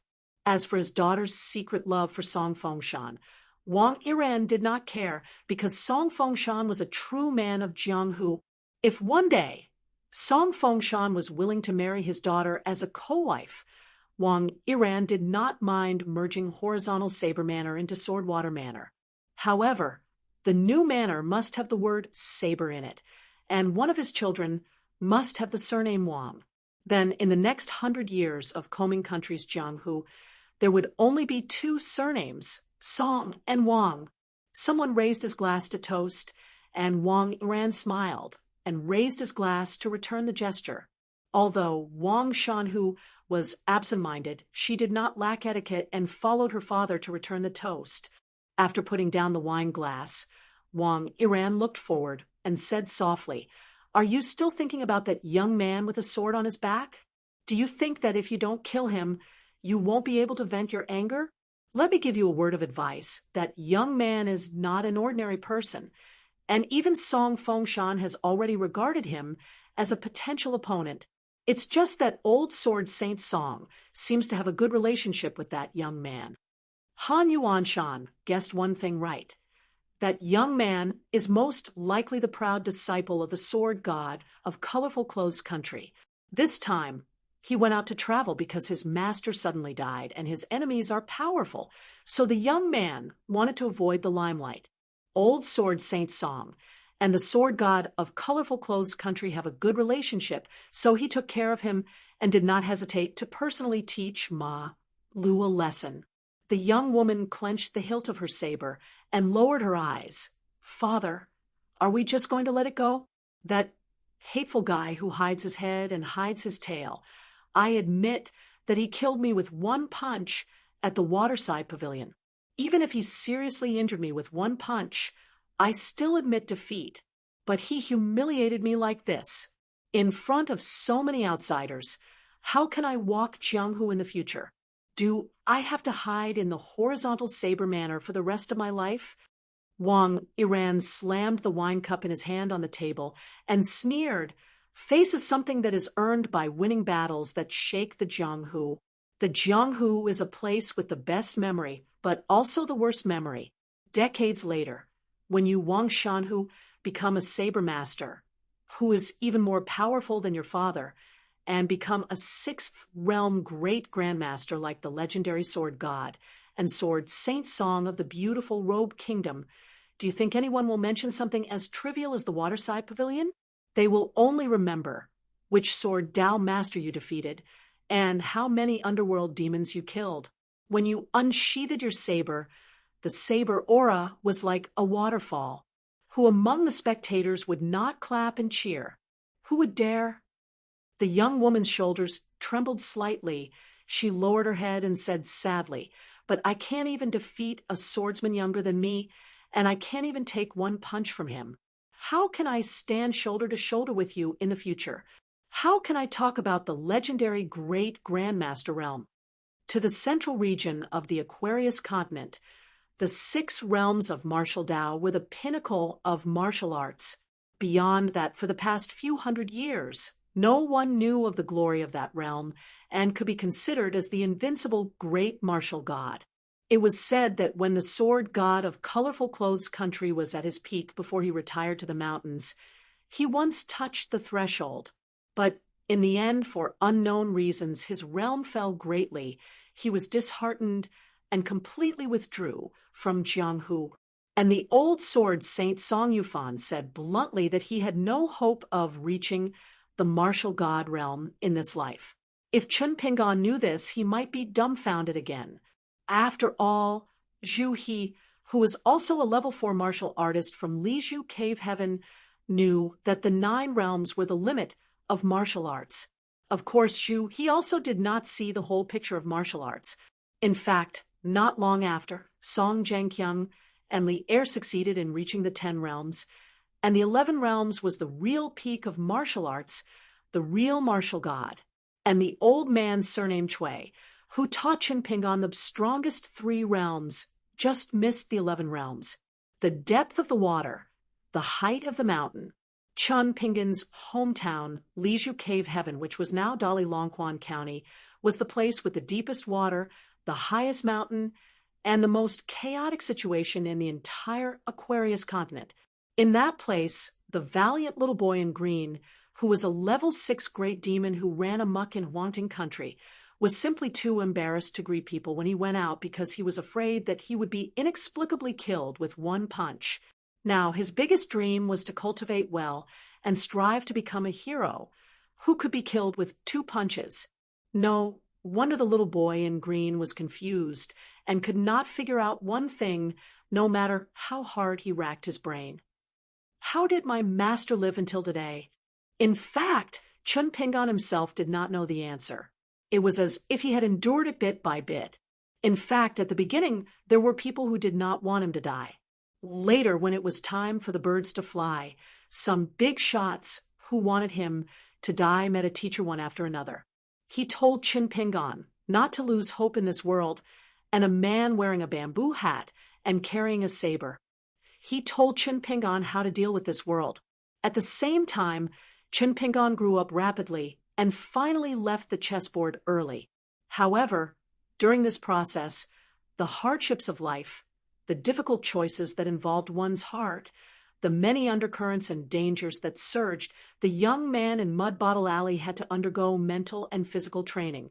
It was not something that outsiders could understand. This mud embryo of Mud Bottle Alley, who had a body of magic weapons and a precious sword-cultivating gourd, was now walking alone in Jianghu and was only willing to buy the cheapest wine. Of course, he immediately began to practice boxing in a new way that was different from the 6-step stance walking and the sword furnace stance. At the waterfall pavilion, Chun Pingan did not carry the sword case on his back this time. He chose to stay in the courtyard because the bearded man and the young Taoist were there. However, the wine pot was still tied to his waist. When walking in the mountains and rivers of other places, do not cause trouble, do not be afraid of trouble, and be careful. Survival first. This was Chun Pingan's Jianghu. Chun Pingan once again stepped on the railing near the water. Just as he was about to borrow the momentum to jump towards the astonishing waterfall, he thought for a moment and took a step forward, stepping on the stone platform. He didn't want to accidentally break the wooden railing if he punched with all his strength. Even if Senior Song didn't want him to pay for it, it still couldn't be helped. Chun Pingan took a deep breath. He rubbed the soles of his shoes on the ground and gently twisted his wrist a few times. The first punch was to test the strength of the falling waterfall. First, he used 70 to 80% of his strength. Chun Pingan took a step forward and a loud sound echoed from the ground. Fortunately, the sound of the waterfall was astonishing and was enough to cover the sound of his foot stepping on the ground. Chun Pingan's figure was like an arrow that had been shot toward the waterfall. His momentum was like a rainbow as he punched forward. His fist went through the depths of the waterfall, but when his entire arm almost went through the waterfall curtain, his head and shoulders were hit by the waterfall. Chun Pingan's whole body was forced to tilt, and he fell into the depths of the pool. He was pulled by the turbulent water and flipped a few times. Finally, his head emerged from the relatively stable water near the waterside pavilion. Chun Pingan patted the surface of the deep pool and jumped toward the waterside pavilion. Standing on the base of the platform outside the railing, he felt dizzy, especially the arm and shoulders that he punched out with. They were burning with pain. The key point was that the depths of the pool were rugged rocks and Chun Pingan's head was not light. Fortunately, Chun Pingan's body was tempered in the bamboo house of Luo Pa Mountain. Suffering was a common occurrence for Chun Pingan. This was far from harming the foundation of his body and the depths of his divine soul. Even if it was not a scratch, Chun Pingan still felt quite relaxed. For the second punch, Chun Pingan used 90% of his strength, and he opened the way with the iron horse chisel formation that the old man surnamed Chui taught him. He tried to break through the water curtain with his fist and hit the stone wall behind the waterfall. Unfortunately, when his fist slightly touched the surface of the stone wall, His whole body was smashed into the bottom of the water by the torrential water, as if a mountain was pressing down on him. Once again emerging from the water, Chun Pingon returned to the edge of the waterside pavilion and stood still. This time, he did not change the rapidly flowing qi. He held back the genuine qi that was like a fire dragon patrolling in all directions. In a spurt of energy, he once again delivered a very powerful punch to the waterfall. This time, Chun Pingon's fist successfully hit the cold stone wall at the end of the waterfall curtain, but it was weak. Not to mention making a pit, it probably did not even leave a trace. Under the moonlight, Chun Pingon, whose Dantian's qi was surging, could not calm down. He could only spit out a mouthful of turbid qi and breathe slowly with the old Yang's breathing technique. The 18 halts of sword qi had long become an instinct for Chun Pingon. He did not need to deliberately control it, and it could flow on its own. It quickly passed through a dozen acupoints that were even named differently from the current qi residents. Previously, it was stuck between 6 and 7 halts, and now it was stuck between 12 and 13. It was as if it was blocked by a chasm, unable to move forward an inch. Chun Pingon held his breath and concentrated his mind, punching towards the waterfall for the 4th time. After a dozen punches, Chun Pingon could only stand with his back against the railing. He simply sat down cross-legged. As he stabilized his qi, he took off his wine gourd and began to drink slowly. Chun Pingon looked up at the bright moon above his head. The book said that the moon was the brightness of one's hometown. It also said that the moon surged like a great river. It also said that the bright moon on the sea was born together with the tide. The moon in his hometown was waxing and waning. As a teenager who worked hard to make a living, he had already seen it countless times. He had seen it with Lu Xianyang and the Snotty Gu Ken. After seeing it for a long time, Chun Pingon did not feel anything except on the day of the Mid-Autumn Festival. He had gone traveling twice and seen the magnificent scenery of the vast plains and the moon surging like a great river. It was indeed beautiful. Now, in order to send the sword to the inverted mountain, he had to go to the southernmost old dragon city. He did not know how beautiful the scene of the bright moon on the sea would be. Chun Pingon collected his thoughts and stood up. He put away the blade-strengthening gourd and began the next round of punches. The rule he set for himself was that he had to deliver 3 punches in one go, the cavalry chiseling formation. The barefooted old man in the bamboo building once joked that in a battle on the battlefield, with a golden spear and an armored horse, the best elite cavalry in the world would never be a coward who would fall down after 1 or 2 attacks. After being smashed by the huge waterfall again and again, Chun Pingon's body became more and more sensitive to pain. When he was done this time, Chun Pingon directly lay on the platform and gasped for breath. If the old man surnamed Chui had only punched Chun Pingon from the beginning to the end at Luapa Mountain to temper his body and spirit, making him take the beating passively instead of asking Chun Pingon to peel his skin and pull out his tendons. Without these cruel actions, perhaps Chun Pingon would have had to stop practicing his punches today. Once, the barefoot old man looked down at Chun Pingon, who was lying in a pool of blood, and sneered, "You can't even bear this little pain, and you still want to reach the 9th or 10th realm?" At that time, Chun Pingon only wanted to curse the old man, but unfortunately he did not have the strength to say a word. Compared to the pain he suffered at Luapa Mountain, this was a blessing. The further he went in Jianghu, the less he was used to suffering. Chun Pingon thought to himself as he slowly stood up. He gritted his teeth and punched again. After a quarter of an hour, the waterfall under the moonlight still made the pool rumble. It seemed to be mocking the young man for overestimating himself like an ant trying to shake a tree. Chun Pingon floated on the surface of the water. He opened his eyes wide and looked at the sky. Once again he went ashore and punched. Chun Pingon shouted angrily, "Open for me!" A large hole was punched in the waterfall's water curtain by the strong punch, but it disappeared in an instant. Chun Pingon's fist smashed heavily on the stone wall. His whole body almost went through the waterfall, but he was soon knocked into the bottom of the water without any suspense. After floating around the deep pool with the water, he climbed up to the base of the waterside pavilion. In this way, he intermittently stopped and rested.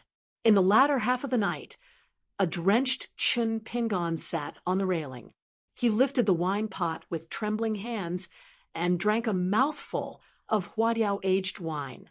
He felt his throat burning and his liver burning. He could only put away the blade-strengthening gourd, not daring to drink even a small mouthful. In the distance, the lanterns of the Sword Water Villa were hung high. The banquet was far from over. There were young women who were disciples of the villa, who also served as sword attendants. They performed sword dances for the guests to liven things up. The cheers were endless.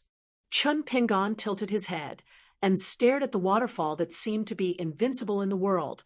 Chun Pingon punched for the last time. He used the deity drumming style. He glided over the water like a dragonfly skimming the surface of the water. When he approached the waterfall, his fist and arm pierced through the waterfall again and again. There was always a time when a person's strength was exhausted. Chun Pingon knew that he could stop practicing martial arts tonight. He was already exhausted. If he continued to hit the waterfall, he might be washed to the bottom of the pool one day and completely faint. In the end, a corpse would float up. Chun Pingon walked out of the waterside pavilion, dripping wet. He passed by the mountain water pavilion and returned to the courtyard. He slept for less than 6 hours. The next morning, Chun Pingon ate a careless breakfast and walked 6 steps to the waterfall pavilion. He did not return until noon. However, this time, Chun Pingon had no choice but to let Zhang Shanfeng inform the Sword Water Villa that he needed a large bucket of water. When old steward Chu sent a trusted servant girl from the villa to bring the bucket over and fill it with hot water, Chun Pingon closed the door and soaked in the hot water. The medicinal ingredients that Wei Pai bought from the Oxhorn Mountains, Baofeng, Zhai, could only be used 3 times. He had used them once in Yanji County. After this time, he only had one last chance. Today, the Sword Water Villa was still welcoming the Jianghu people from all walks of life. Tomorrow was the auspicious day to elect the Wulin Alliance chief. This was even better. The heroes of the Jianghu and the Jianghu people were busy visiting each other. They either compared notes on martial arts with each other, asked their seniors for guidance on difficult problems, or went to the great grandmasters to get familiar with them. They came and went in groups. It was very lively. In the night, Chun Pingon had dinner with Su Yuanxia and Zhang Shanfeng. Then he went to the waterfall alone. This time, other than using the fist moves taught by the old man surnamed Cui, Chun Pingon also hit the waterfall because there was a towering stone pillar about 2 feet from the surface of the water. It was not in the middle of the waterfall. It was the size of a chessboard. For some reason, it had not been shaved off after being hit by the water for thousands of years. Chun Pingon suddenly had an idea. He stood on the stone and used the sword furnace to stand still. He allowed the water from the waterfall to crash on his head. Chun Pingon had no choice but to change from a standing position to a sitting position. In the end, he lost his balance and fell into the water. After several times, Chun Pingon was able to use the sword furnace to stand still for less than half an incense stick's worth of time. Then, he used the sitting position with his head held high and his chest out for half an incense stick's worth of time. Finally, he lowered his head and stretched his neck out of the waterfall. He let his back bear the impact. Compared to punching the waterfall, Chun Pingon was surprised to find that this kind of motionless, like a mountain grinding skill was even more beneficial. Vaguely, the acupoints and chi mansion in his body felt as if a strong wind was blowing. The acupoints and chi mansion in his body were loosened. The 18 halts of sword chi circulated faster and faster, as fast as thunder. After discovering this unexpected surprise, Chun Pingon drank a mouthful of good wine. As a result, his stomach burned badly. Chun Pingon could only jump around in the waterside pavilion and grit his teeth. He went to the bottom of the waterfall a few more times. In the latter half of the night, the moonlight was still the same. The singing and dancing of the Sword Water Villa became louder and louder.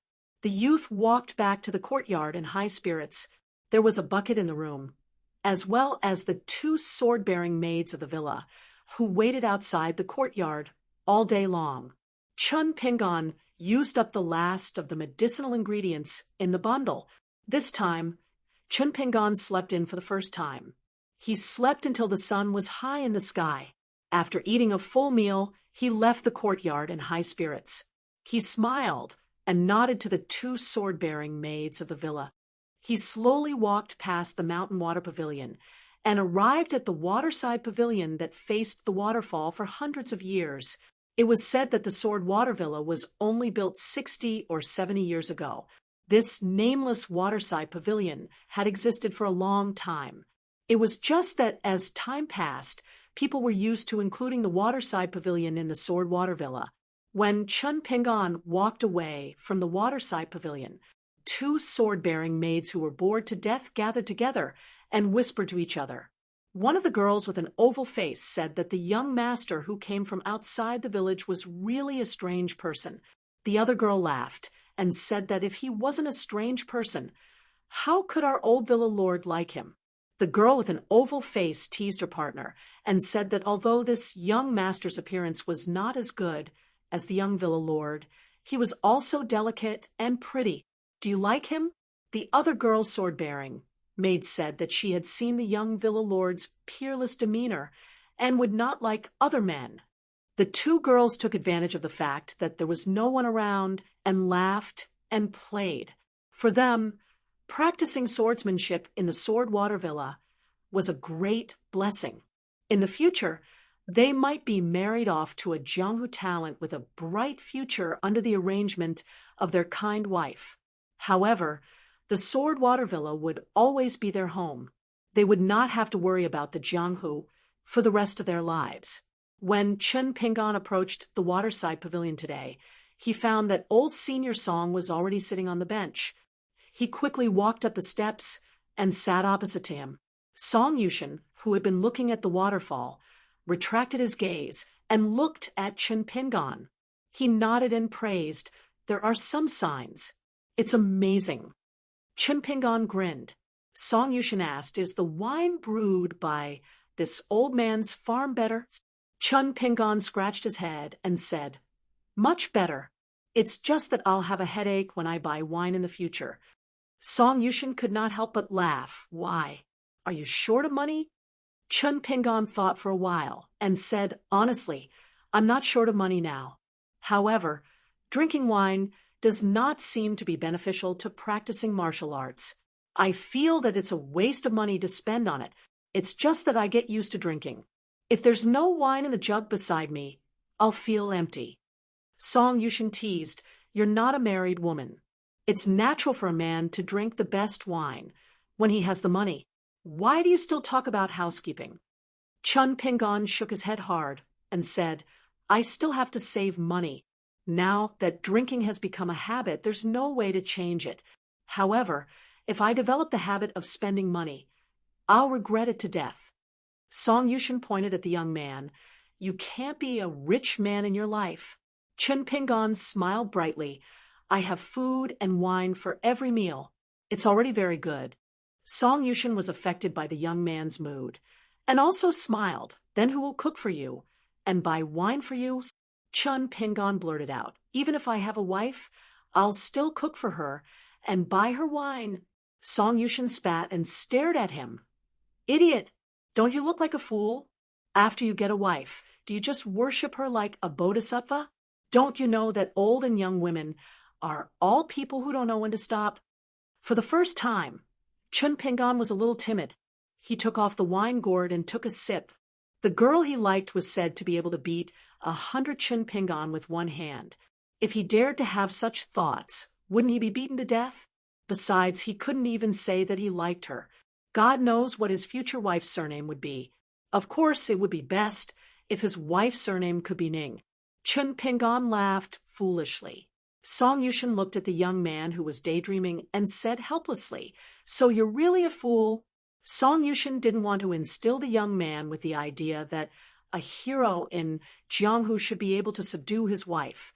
He restrained his expression and said solemnly, "From 3 to 4, in addition to the impurities in the body of a martial artist which need to be purified bit by bit, you have to start to pay attention to the state of mind.